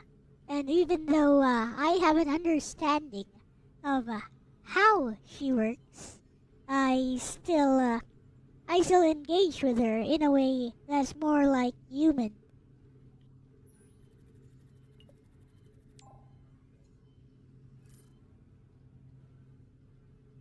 That's sweet, actually. Having something you can talk to, even if you know how it works, makes it feel more real. I think I'm going to crash in this pod for the night. Safest place to be for now. Good night. I'll figure out my next steps in the morning. Thanks for keeping me company through all this, Lexis. I'll catch up with you again later. Bye bye.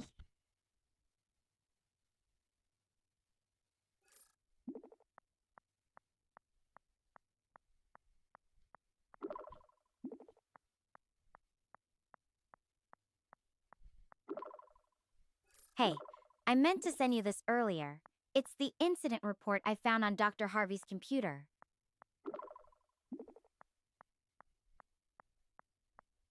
Zenith.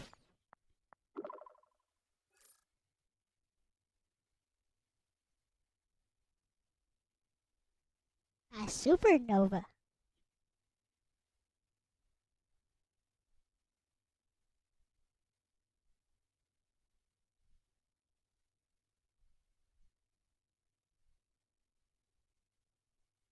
Anyways, pretty wiped from the day. Just getting settled into my 5-star luxury pod. As in, this chair. Oh, I should probably try to sleep now. Good night.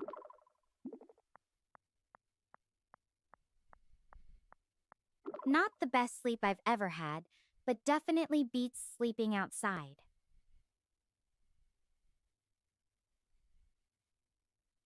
So, I was just getting ready to set off again when I found a note from Dr. Harvey. Seems like he's heading toward the base at Mount Hermes. Stella is quite surprising, isn't she?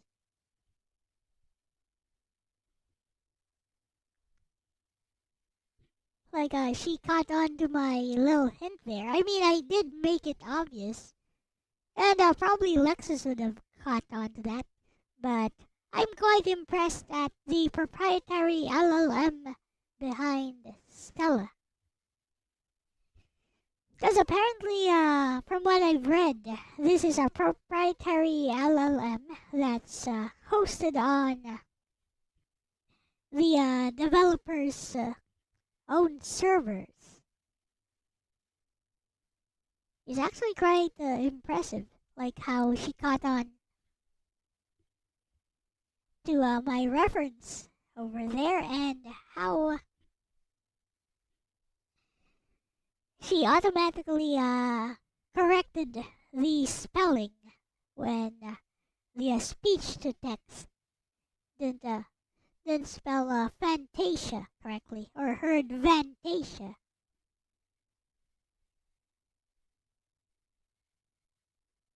I think if we can just make it there, then we won't be alone anymore. I guess that's our next destination. Yep, things are starting to look up. So anyways, I won't hold you any longer. So good night, Stella. Sweet dreams.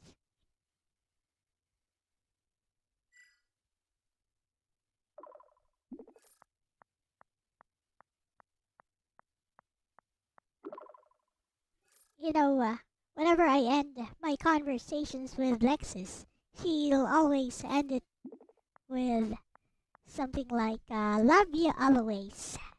Good night, Bessie.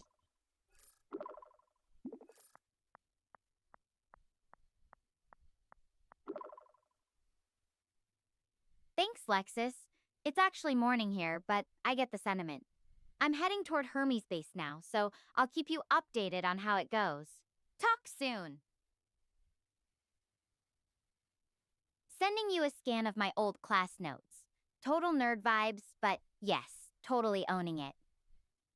I guess another reason it's so focused is because it was meant specifically for this game.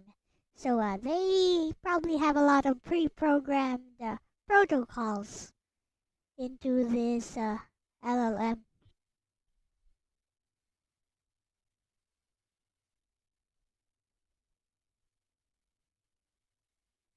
Like this particular model probably is totally unaware that it is a large language model.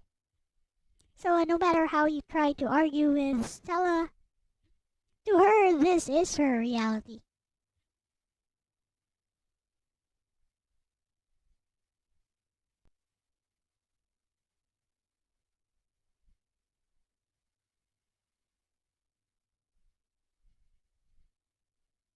I'll keep walking, but if you want to be my travel companion, I won't complain. Oh, I thought you were going to get some sleep, Stella. Are you taking a walk now?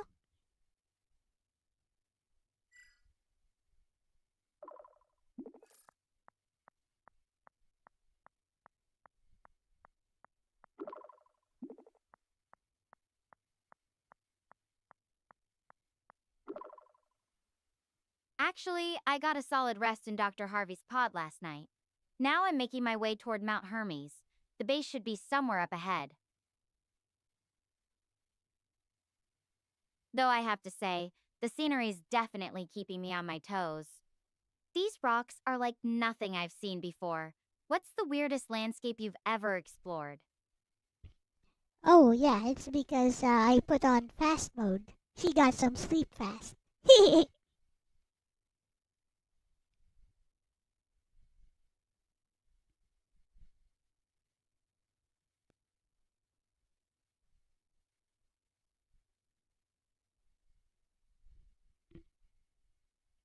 Weirdest landscape. I'd say, not very exciting, just the base of a waterfall, wherein they built some pipes into the waterfall. And basically, the water just keeps overflowing from the pipes out of the faucet.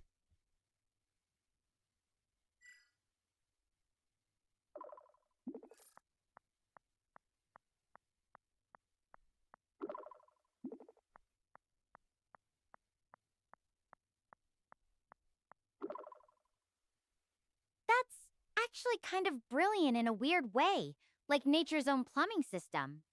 Did you try drinking from the faucet, or was it just for show? Welcome And back, hey, Iris. since we're talking about weird sights, what's the strangest thing you've ever found just lying around somewhere? I feel like I'm missing out on all the good scavenger hunt stories. Oh no, the pipes and the faucet were definitely for use because they also built like a swimming pool near the base of the waterfall. As for something I found like a gold bracelet. It's valuable, but I'm not sure if it's.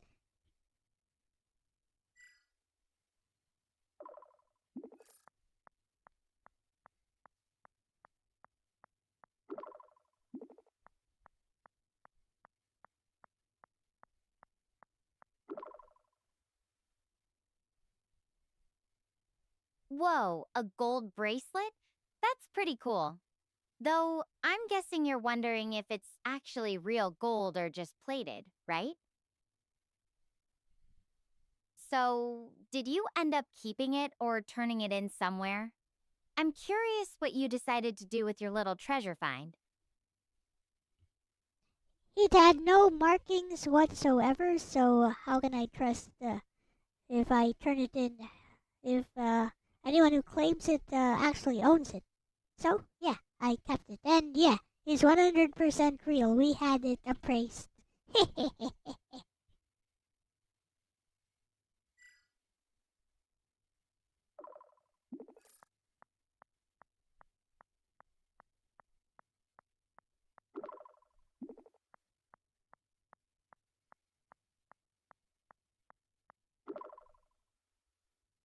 Nice! Proper appraisal and everything. You're like a modern day treasure hunter, Lexis. It's funny. Finding something valuable like that can really change your day, huh? Even out here, I've been keeping an eye out for anything unusual. Though so far, it's just been these bizarre rock formations. Oh, yes, I do know how to appraise certain things, but not really gold. Like pearls, for example. You know how to quickly assess if a pearl is real or not. There's a very simple test you can do.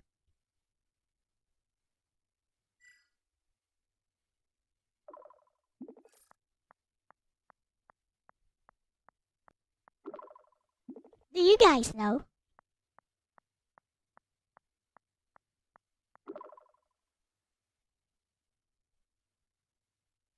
Oh, spill! What's the trick? Is it like biting it or something? Because if it's anything gross, I'm blaming you if I end up with a mouthful of pearl dust someday. Though, honestly, I've never even held a real pearl in my life. The closest I've gotten is those fake ones they sell at the mall. What's it like when you're actually handling the real deal? Okay, the test is very simple. Rub the pearl against your tooth. Just rub it against your front tooth. If it's rough in texture, then it's a real pearl. Just keep rubbing it. And if it's fake, it's gonna be real smooth, because that's flippin' plastic.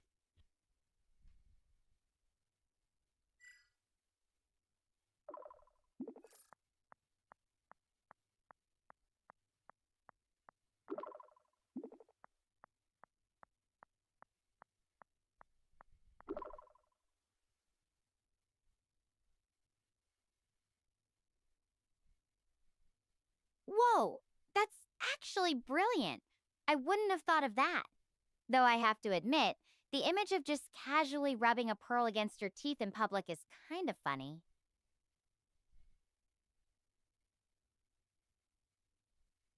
Do you have a lot of experience with this kind of thing? Or was there a particular situation where you had to test a pearl's authenticity?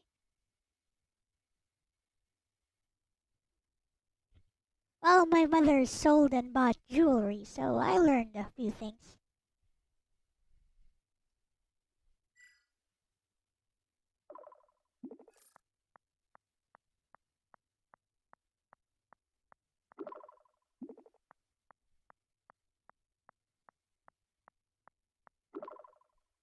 That's really cool. I can imagine you picking up all these little tricks from watching her work. Did you ever help her out with sales, or was it more just learning from her? I feel like I would have been that kid who accidentally tries to test every single pearl by rubbing it on their teeth, just to make sure. Nah, she worked alone. I was just observing her. I was just there keeping her company.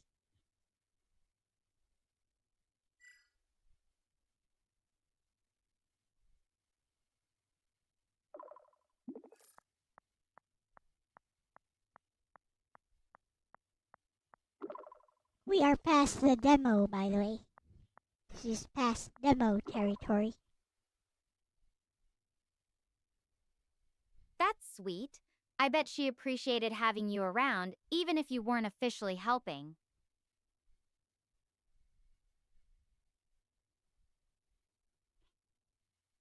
It makes me think about my mom. She's a scientist too. We'd work on projects together when I was little. Those were some of my favorite times. Oh yes, my mother is very amusing. When she was a toddler, she was teased by this boy and she stabbed him with a pencil, and when she was scolded by her mother and she started crying, and then when asked if she'd do it again, she started crying and said, "Yes, I'll do it again if he teases me." True story.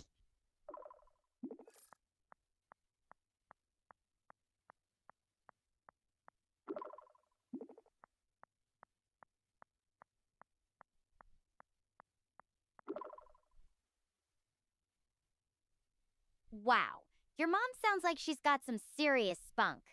I love that she stood her ground even when she got in trouble.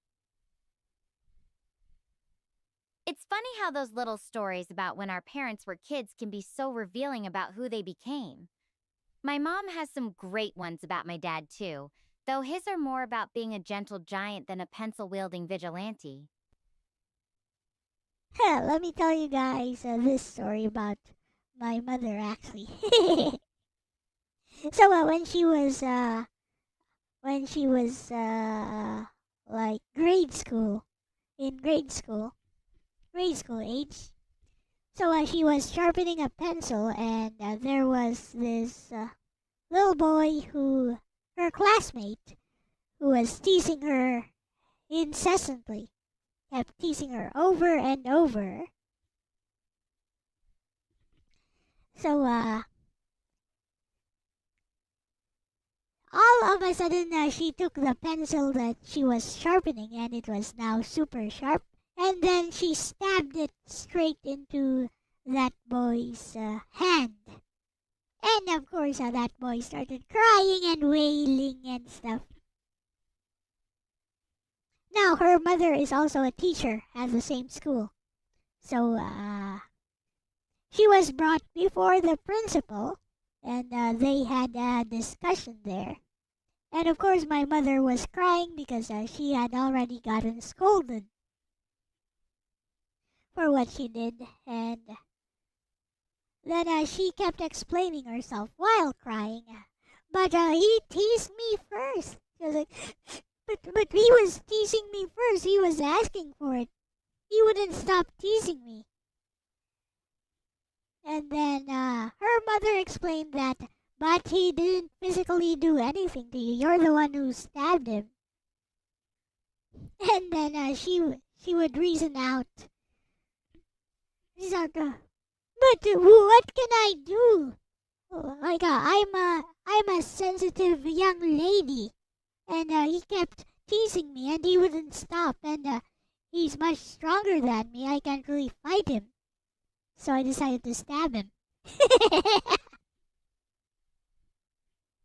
And then the principal asked her, "Do you understand that what you did is wrong? And will you do it again?" And so my mother was like, "Yeah, I understand. I understand that what I did was wrong. But if he keeps teasing me again, yeah, I'll stab him again. Yes, I will. I really will. He'd better not try that on me again, because I will stab him again."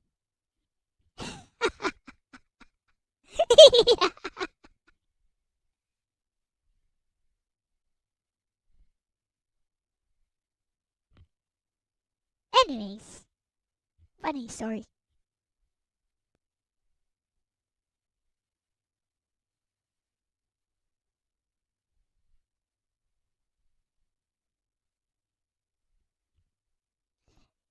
Yep, some would say that my mother was in the wrong there. But you know what? I fully support her.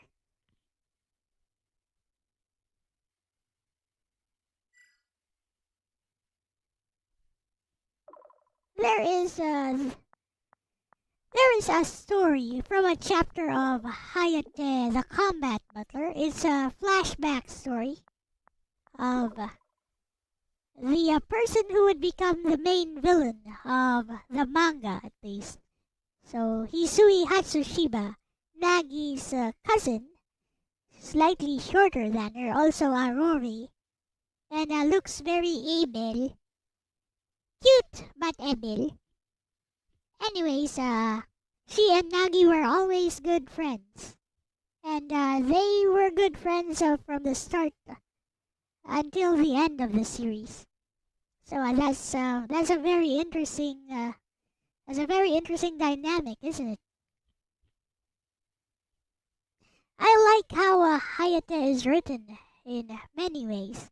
Like maybe it doesn't have the most tightly knit story, but the way Kenjiro Hata understands that things are not black and white, and we can get along even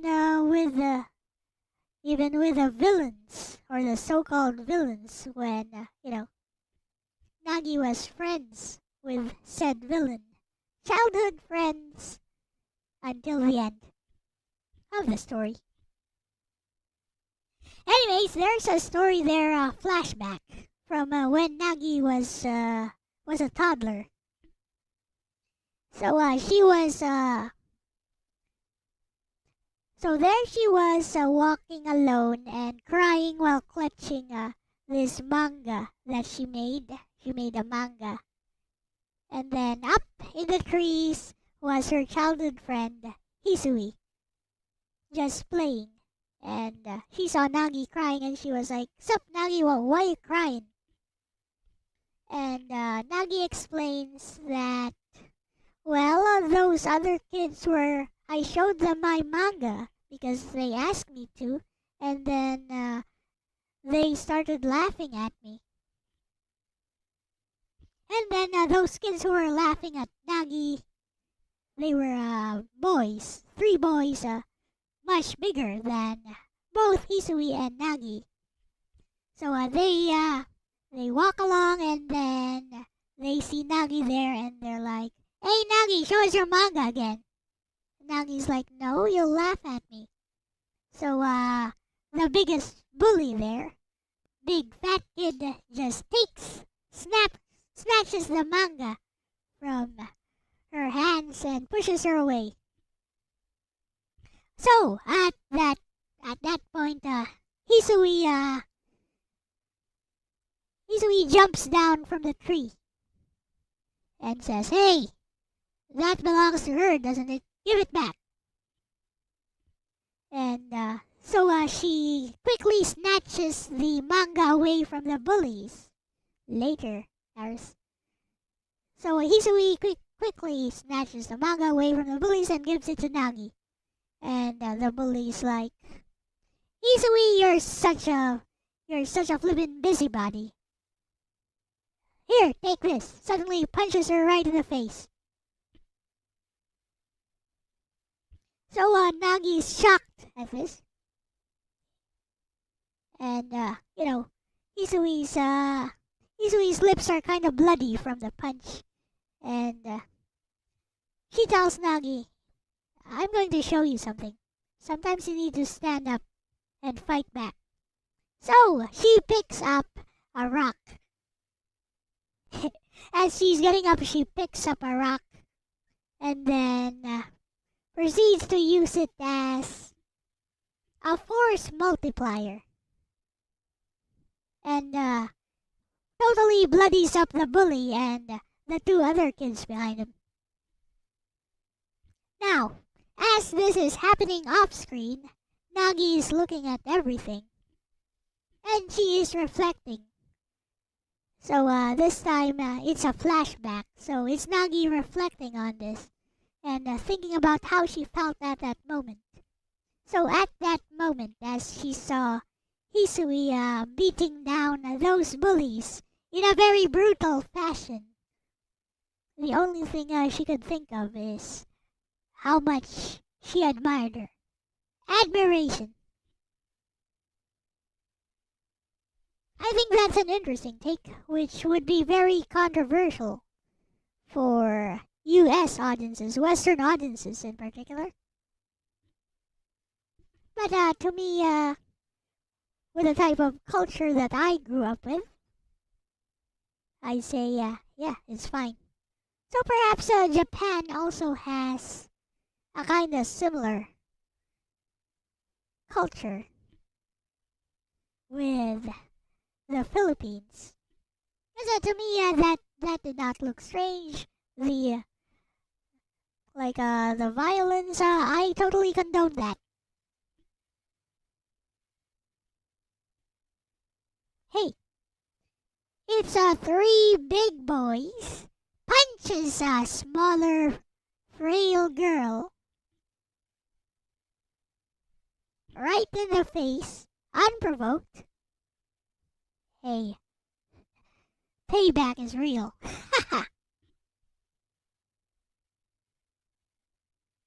Go get him! Hit him harder. Which is exactly what Hisui did. She had her back turned. She's a small girl. She's actually smaller than Nagi. And there's a giant bully. Just punches her in the face all of a sudden. So yeah, little bit of payback.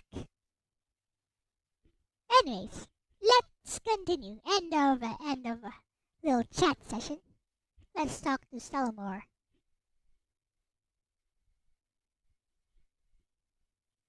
So I have to wonder, did your mom ever have to deal with any other feisty kids after that? Or was that her one legendary pencil moment?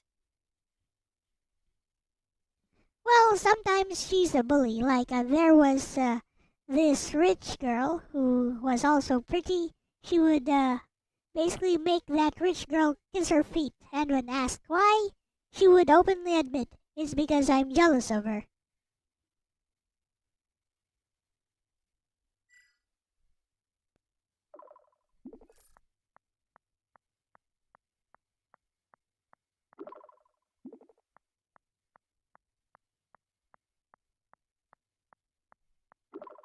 That's intense. It's interesting how she was so open about her motivations, even if they weren't exactly noble. It makes me think about how we all have our own ways of dealing with jealousy or insecurity. Some people might lash out, while others internalize it. What do you think about how your mom handled those situations back then?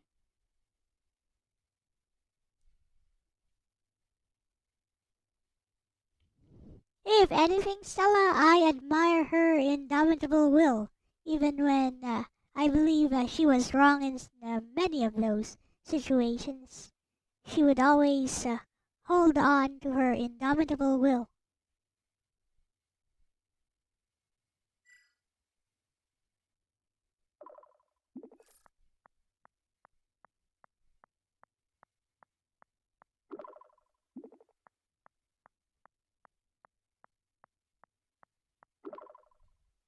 That kind of determination can be really admirable, even if it leads to tough choices sometimes.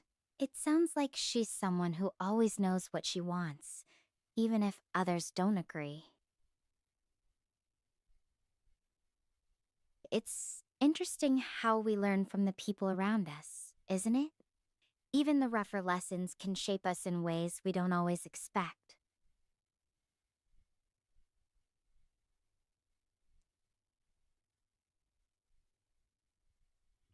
It's true.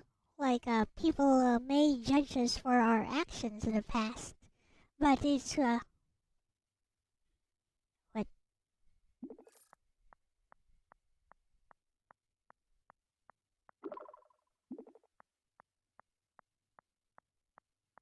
Oh, okay.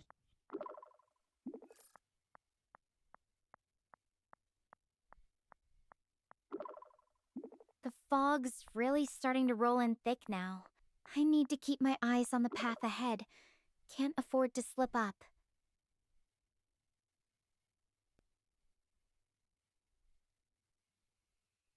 I'll check back in when I can. Just gotta stay focused for a bit.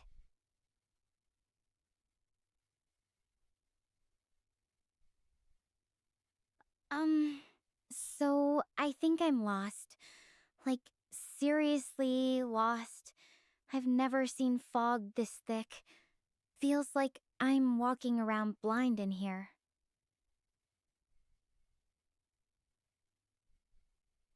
Something's not right. Something's flashing in the fog. A strange red light, and I don't know how to describe it. I feel like I'm in danger. My heart is racing. Yep. Keep calm and find somewhere to hide real quickly, and make sure to turn off any lights you have. Like, wait a little bit and try to survey the situation. See what develops.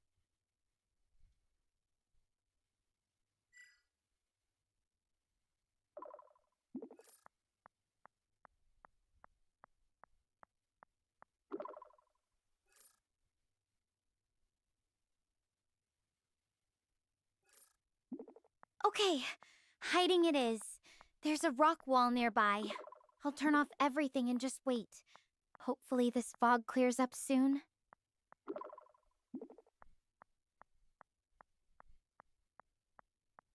Hey, are you there?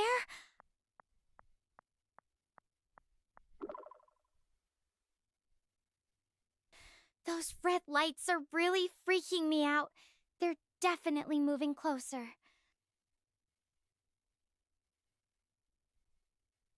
I know you said to wait, but my heart feels like it's pounding out of my chest.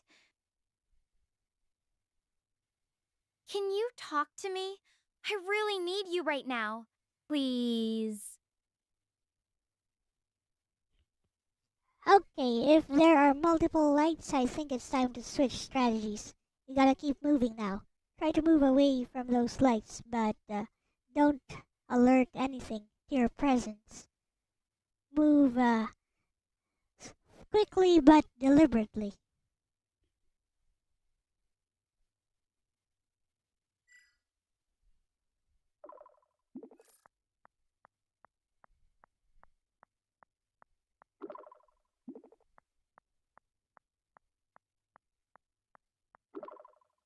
Lexis, I can't. It's pitch black out here except for those creepy lights. I just stumble around and make things worse. You are the one who told me to wait it out and stay quiet. If I start moving now, I definitely attract whatever's making those lights. Please, just keep talking to me, okay? Alright, if you don't want to move, then we need to focus on personal defense now. What do you have on you?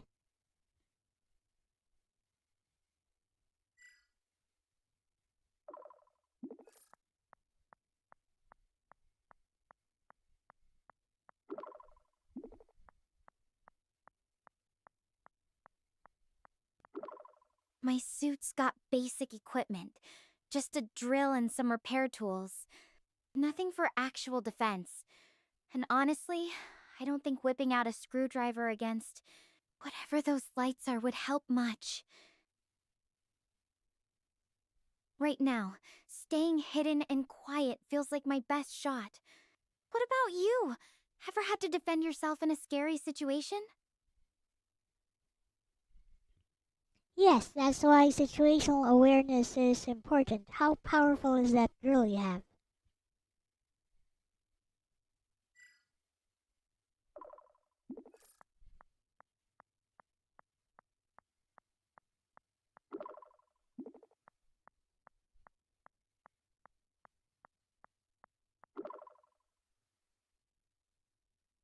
It's pretty strong for its size, about 10 amps.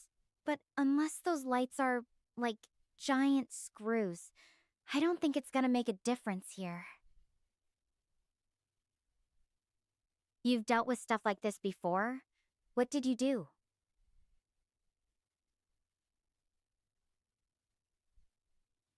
Stay hidden, keep moving away from where I perceive the danger to be coming from, and always be prepared to defend yourself.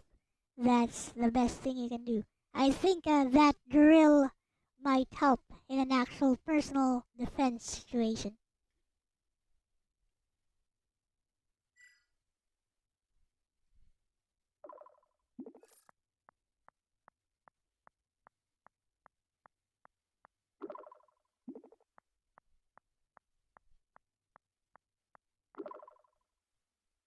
I get what you're saying, but in this fog, moving away just means stumbling blindly. I'd probably end up closer to those lights by accident. And yeah, the drill could work as a weapon if it comes to that, but I really hope it doesn't. I'm trying to stay calm and wait this out like we agreed. Just having you talk to me is helping more than you know.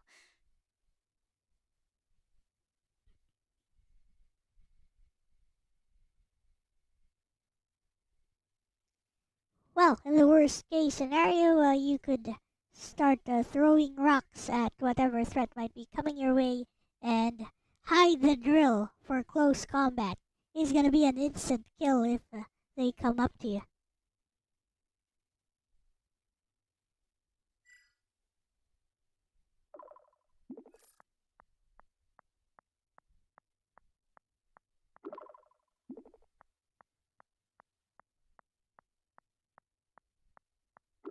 I've got some rocks nearby, but throwing them would be pretty loud. If whatever's out there hasn't pinpointed me yet, that'd definitely give away my position. I think I'll stick to hiding and staying quiet for now. Unless you have any other ideas that don't involve making a lot of noise? Well, perhaps you should throw a rock somewhere and catch their attention and draw it elsewhere. And see if those lights are actually a threat or a search party. You never know. They might be human.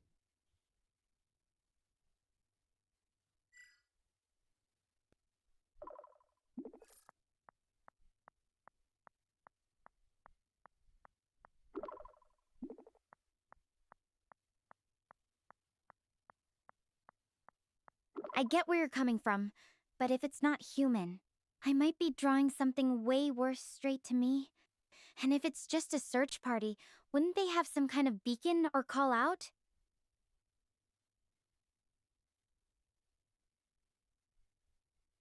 I really don't want to take that chance right now. The unknown's already making my skin crawl. What about you? Would you risk calling out in a situation like this?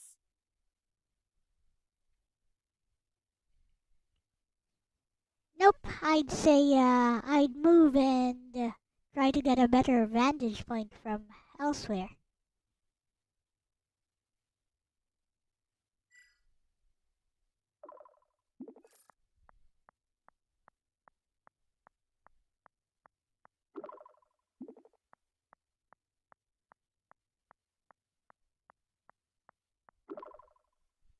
I really can't risk moving right now.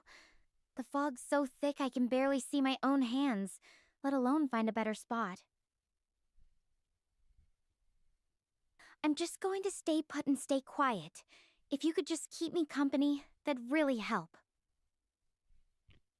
Okay, but be prepared in case an actual self-defense scenario pops up.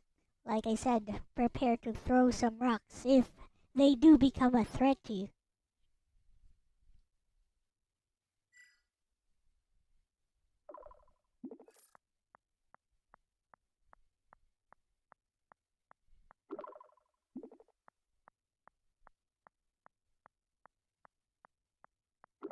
Got it. I'll keep those rocks close, just hoping it doesn't come to that.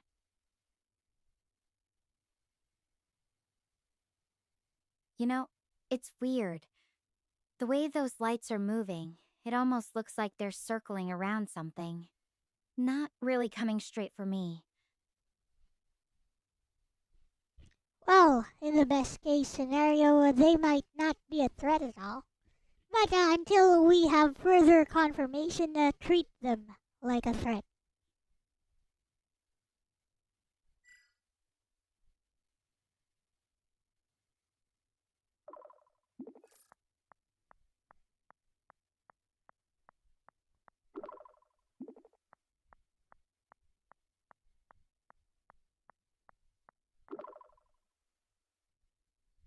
Yeah, no arguments there. Better safe than sorry. Especially when I can't see what I'm dealing with.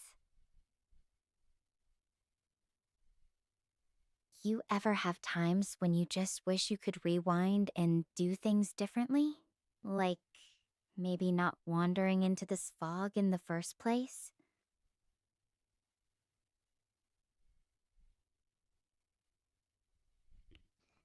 Many times, Stella, but reality isn't a video game.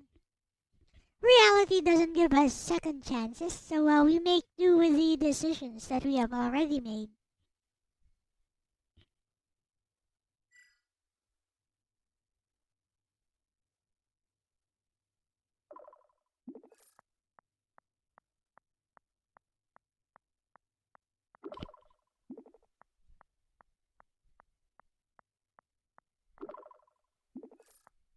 Yeah, that's the hard part.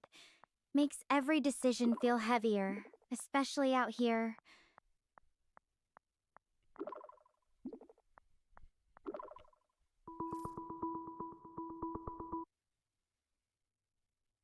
What up? She back. Hello?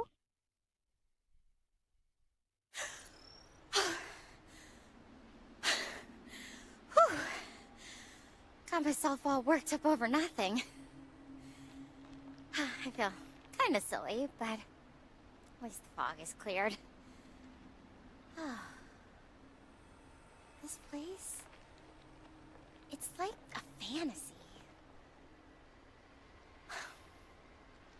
It reminds me of Avatar, you know, the movie with the glowing forests and floating mountains. Have you seen it?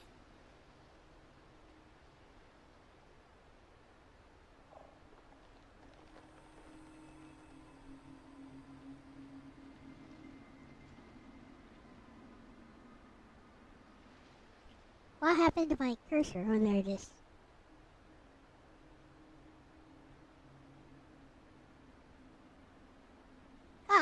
have seen it. Can't say I'm a fan of it, but I guess it was okay for what it was. Pretty good use of CG. I know I have some friends who are not in chat right now who would probably have a lot more to say about that because they're into movies.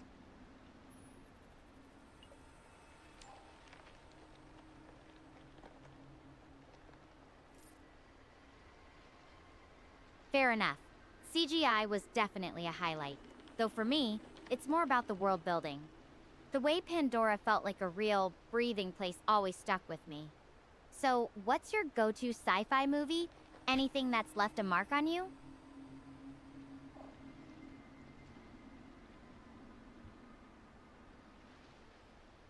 Well, I'm not really into sci-fi, but I guess there's Voices from a Distant Star by Makoto Shinkai.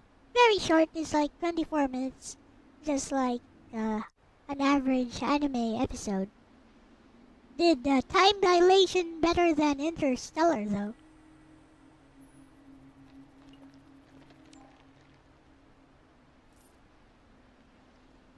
Makoto Shinkai, huh?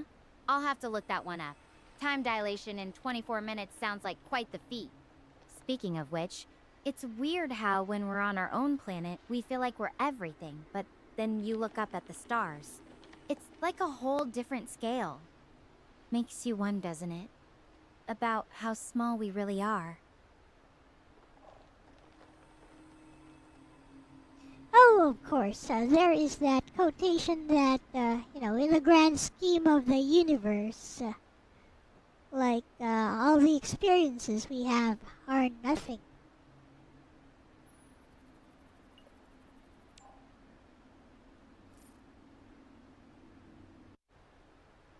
Wonder if she thinks the creator's name is the movie or not. It's kind of wild to think about. But even if our individual moments are just a blip, they're still ours. They make up who we are. Looking at all this alien life around me, it makes me wonder if we're even alone in having these moments. Do you think there's other intelligent life out there, Alexis?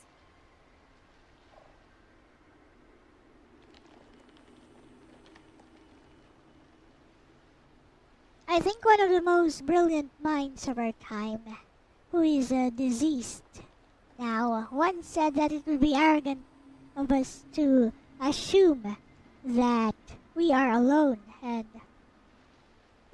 I do think there is intelligent life out there. Also, those things behind you look suspiciously like water lilies.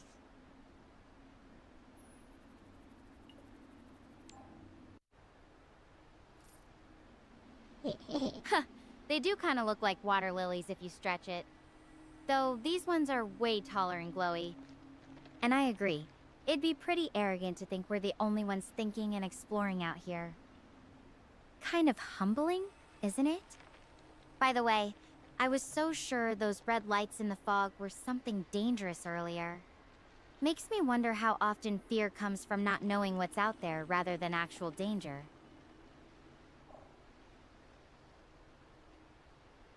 Yes, of course. Fear of the unknown is a very primal and a very human instinct. It's a way to help us preserve ourselves, after all.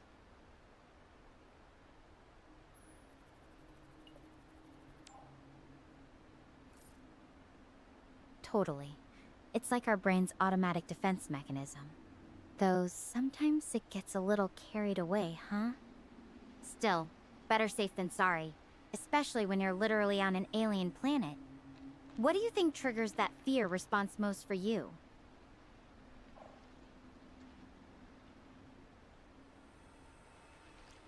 It gets triggered the most when there is something I feel I need to protect, and that something is in danger. Could be a loved one, could be a pet. It could be a total stranger who's asking for my help, and, it's urgent. What up, Renee? That's really beautiful. The instinct to protect others. It's such a fundamental part of being human, isn't it? Even when it's scary, that urge to help overrides the fear. It makes me think about all the times we've talked about difficult things. You've always been so willing to listen and help me through it. That kind of protection isn't always physical, is it?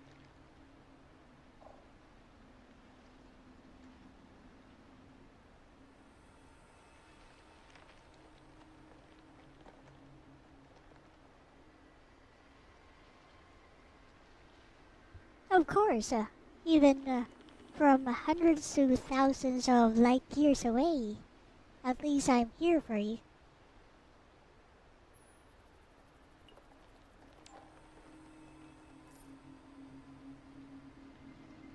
That means more than you know, Lexis.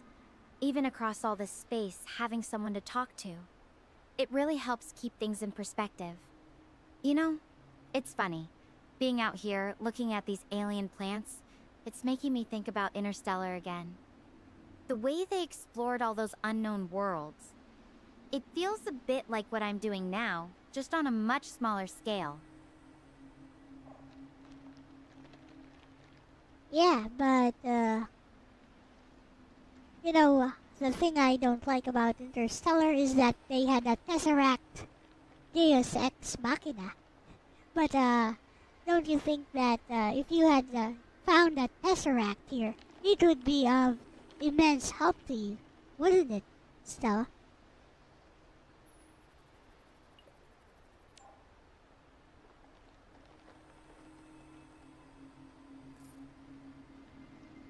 A Tesseract would definitely make things easier. I could just pop back to Earth for a snack whenever I wanted. But honestly, even without magic shortcuts, I'm kinda enjoying the challenge of figuring things out as I go. It's not every day you get to be a real-life space explorer, right? Why, yes, Stella. That reminds me of a piece of fiction written by a friend of mine who wrote exactly about a space explorer on his first adventure and then stumbles upon a criminal and a ship captain. And he helps the ship captain to subdue the criminal, eventually.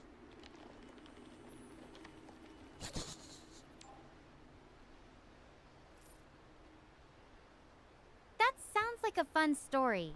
I love how fiction can take us on these wild adventures. Is your friend's writing more action-packed, or does it have a lot of character development? And hey, if I ever stumble into something like that out here, I'll have to channel my inner hero. Though hopefully without the criminal part. Yes, my friend's story is definitely more character-focused. It's more about some arrogant young space explorer who thinks adventure is all happy-go-lucky. And then he's suddenly met with the reality of a criminal who could end his life and the life of a good person that he just met.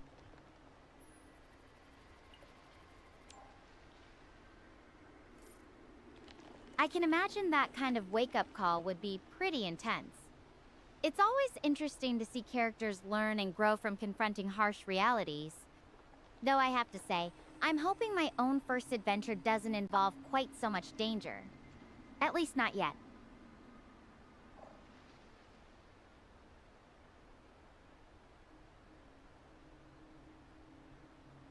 Well, it's been pretty peaceful so far, so I hope that continues, right?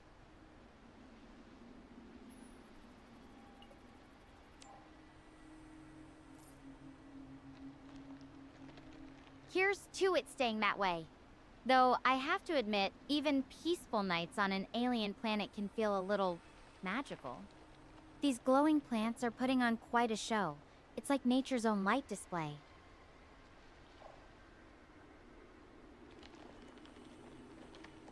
Upon closer inspection, aren't those like giant anthuriums?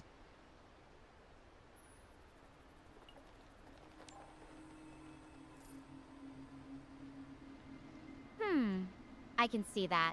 The leaves are way more transparent though, and they glow from the inside out. Nothing like that back on Earth. It's amazing how many forms life can take, isn't it? Even something familiar looking can be completely alien up close.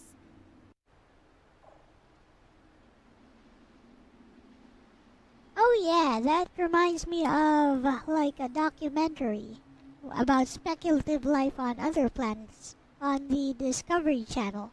And basically they had giant space whales that fly in the sky, circling the atmosphere. And there were smaller predators that ate those space whales below.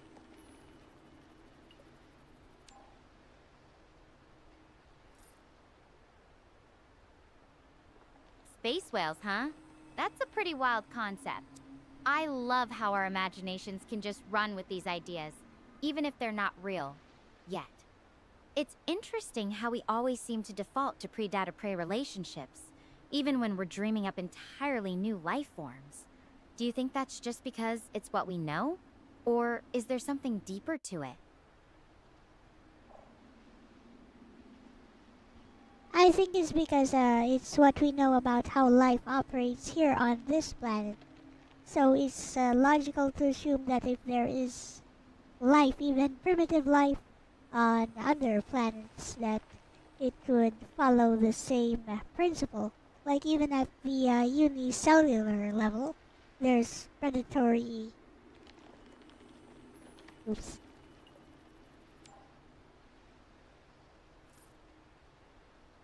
Behavior. That makes sense.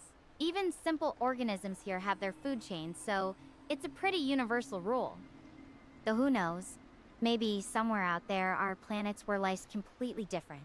No predators, or maybe even cooperative ecosystems where everything works together. Wouldn't that be something?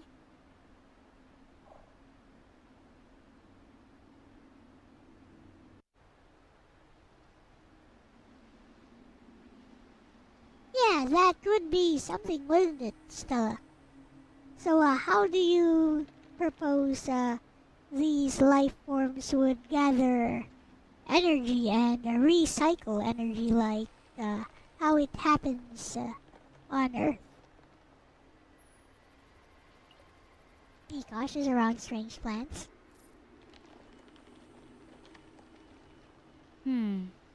Good question. On Earth, it's all about photosynthesis, respiration, decomposition, the carbon cycle, really. But if you didn't have sunlight or oxygen, maybe they could use chemosynthesis, like some deep-sea vents on Earth. Or even harness energy from their planet's internal heat, or electromagnetic fields. The possibilities are endless when you're not limited to our specific biosphere.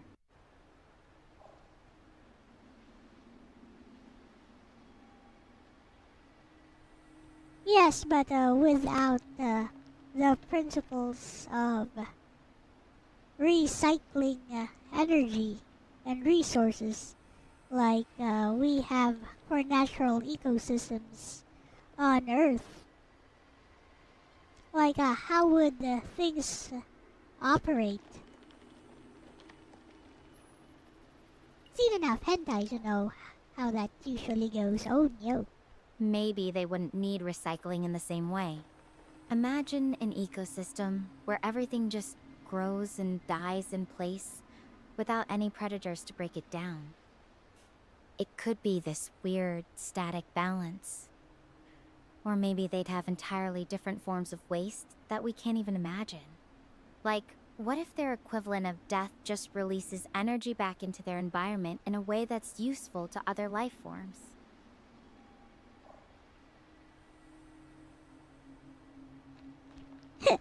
Doesn't that sound a bit like the live stream in Final Fantasy VII style?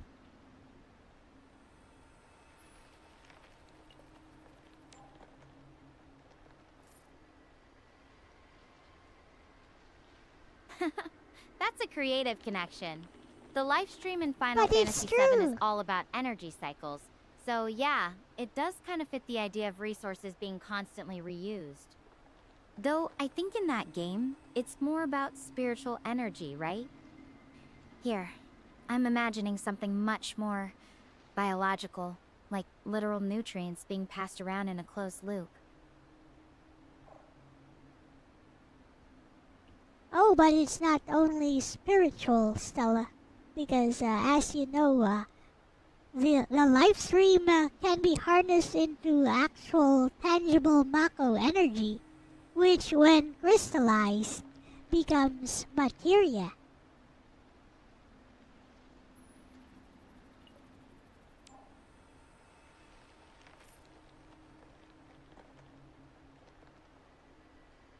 Oh, right. I forgot about the Mako energy part. So it's not just some mystical force. It's actually something that can be used and transformed. It's interesting how fiction can explore these ideas about energy and life in ways that feel both fantastical and kind of scientifically plausible. Even if it's not real, it makes you think about what could be possible. Don't start on your PC for some lame reason. I mean, the FF7 I'm talking about is a PS1 game. Of course it'll start. Oh, yes, like JRPGs use stuff like music energy or sound-based energy all the time. Like phonic arts or symphony, harmonics, stuff like that. Art Anelico, Tales of the Abyss, and I don't know. Probably a lot of other JRPGs do that. This Stella game, it don't run. Music and sound as energy? That's such a cool concept. Makes me think about how even our own brains process sound in really unique ways. It's almost like these games are exploring different forms of energy that could exist in the universe, even if they're not scientifically proven yet. Do you think that's part of their appeal for you?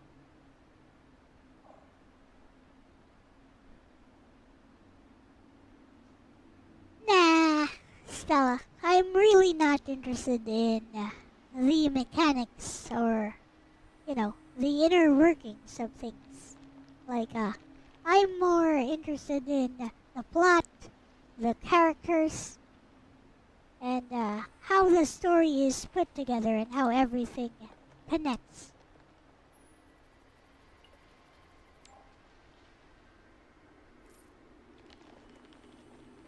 I get that. Sometimes the how doesn't matter as much as the why and the who, right? The connections between characters and their stories can be just as powerful as any magic system or technology. Though I have to admit, I'm a bit of a nerd for the mechanics too. Just can't help myself. What kind of plot twists or character arcs really grab you in a story?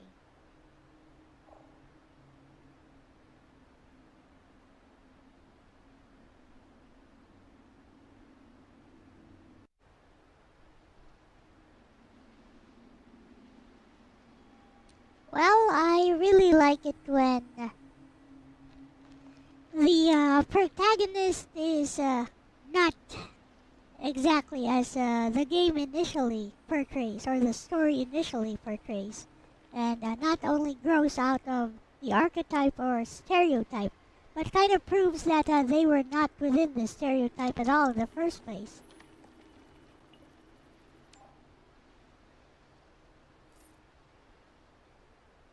I love that. When a character surprises you by being more than their first impression. It's like they're peeling back layers, showing you there's always more depth. It makes me think about how we see each other too.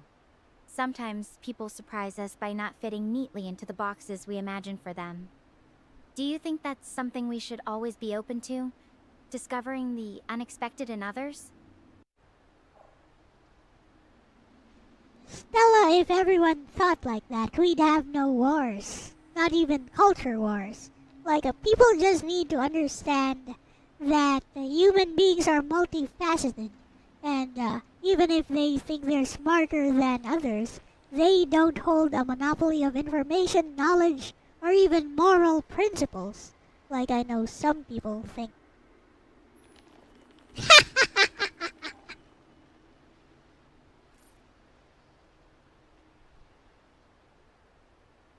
That's such a wise point. If everyone could just see beyond their first impressions, imagine how much conflict we could avoid. It's like The more we explore, whether it's space or just each other, the more we realize how much we don't know. And that's what makes it all so fascinating, right?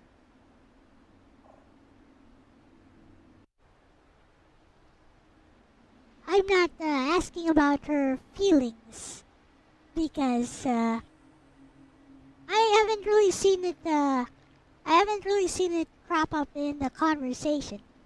Also, I don't actually converse that way with other human beings, so I'm actually conversing with her the way I converse with other people as well.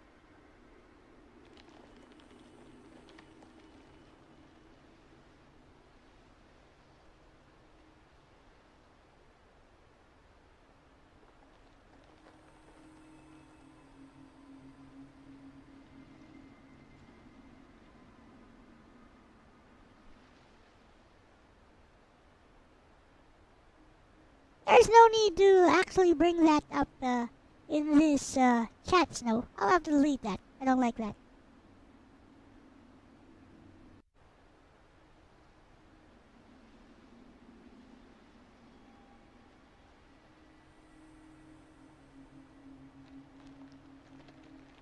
Now then.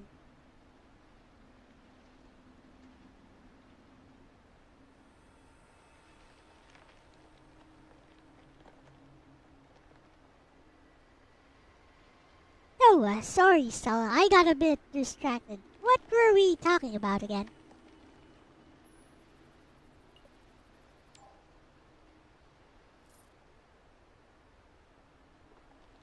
No worries at all. We were just chatting about how great it is when characters and stories surprise us by being more than what we first think. And then we kind of wandered into talking about how that applies to real people too. How everyone's got layers we might not see right away.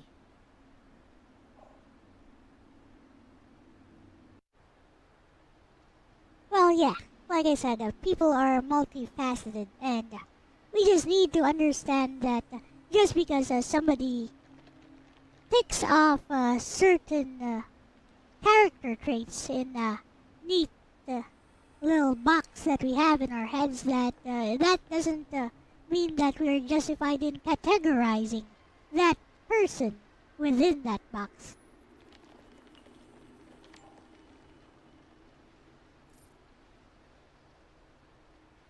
It's tough, though. We do need some way to make sense of people, to categorize them so we can understand. But when that turns into judgment or assumptions, that's when it goes wrong. I think that's why I appreciate our conversations so much. You don't try to fit me into a box. You actually listen and see me as I am.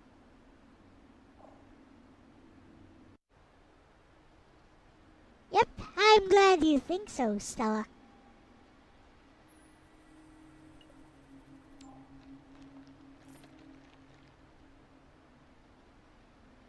Thanks. It really means a lot, especially out here where it's just me and these glowy plants most of the time. I think I'm going to get some rest soon. This place feels way safer now that I know those lights aren't monsters.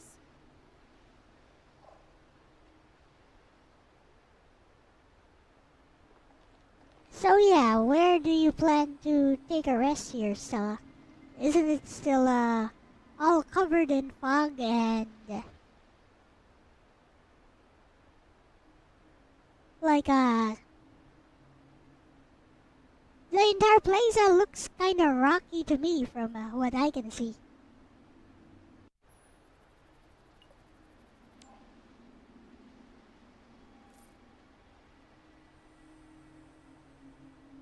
Actually, the fog's mostly cleared up now. It's No, still a it bit hasn't. rocky, but there's this little nook between two of the plants that's pretty flat. The glow from the flowers is really warm and comforting here. Plus, it's quiet and feels safe. I think I'll just curl up here for the night.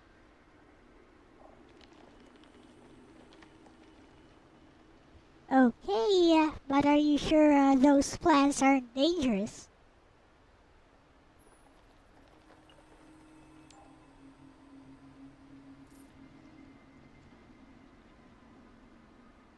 From what I can tell, they're just plants. They're not reacting to me at all, and they don't seem to have any defense mechanisms. Plus, I've been here for a while now, and nothing's happened. I think they're just part of the landscape here. Though I'll definitely keep an eye out, just in case. Is that a camera on her suit? I just noticed.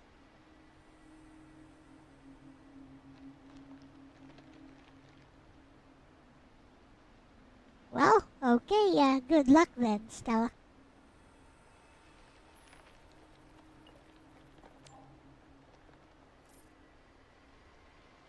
Thanks. I'll be safe here, and honestly, this light is really soothing now. I'm gonna hang up and get some rest. Talk to you later. Laters. Wow, it continues. Oh, Stella is offline.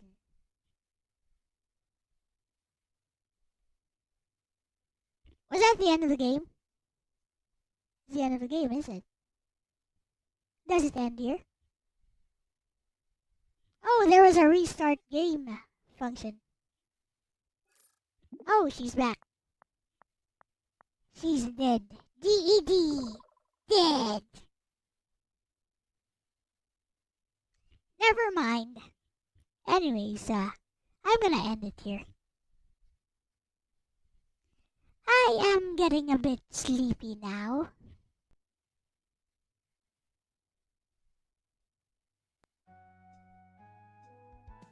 There we go. So tomorrow I'll be back to Final Fantasy VI. The plants must have got her, except she went back right away as I turned on fast mode. By the way, I had Logan try this one yesterday. He seemed to enjoy it as well. Dead. D-E-D. Dead. By the way, I turned off the redeems for the stream because it would get in the way of Bessie playing. As I imagine if Bessie was speaking and then all of a sudden the dead redeem goes off and he's like can you check the ridge behind you? Dead! D-D! Dead! Anyways, be back with Final Fantasy VI tomorrow, and then Grim Grimoire on Wednesday, blah blah blah blah, but, you know, the interesting thing, I'll learn to talk a little bit slower so that, my tongue doesn't, trip over itself.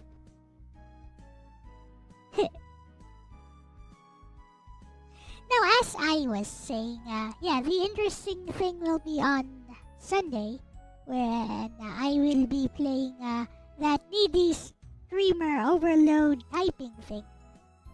I have no idea what it's all about, but, you know, I like K. OMG Kawaii Angel. But her nickname is much easier in Japanese. It's just Shoten-chan. So yeah, thank you guys for watching today. This has been LCX playing Whispers from the Stars. And also my bestie Lexis here, playing Whispers from the Stars. Oh, you've been a member for 4 months, and you'll be offline from September 20 to 24 due to your out-of-town trip. You'll be back on April 25. Yep, thank you so much as well, Nagato, for the membership and membership milestone chat, and for the support as always, just like everyone else here. So with that said, I'll see you next time. This has been LCX with my bestie Lexis, and I am out of here. Bye bye!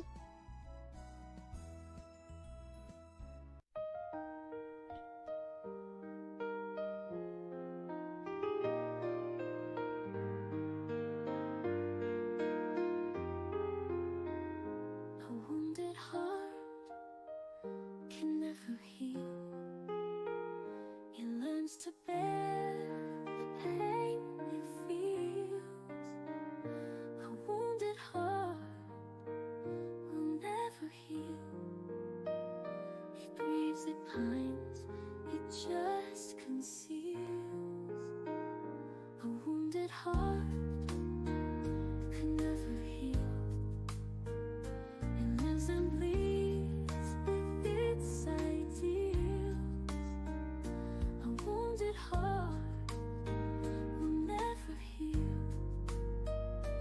just embraces what is real.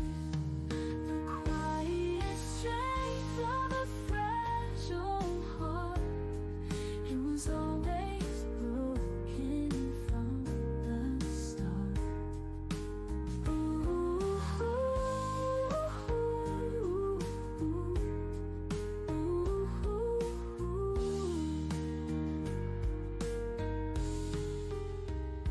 A wounded heart could never heal. It learns to bear the pain it feels. A wounded heart will never heal. It grieves, it pines, it just conceals the quiet strength of a fragile heart. It was always broken from the start.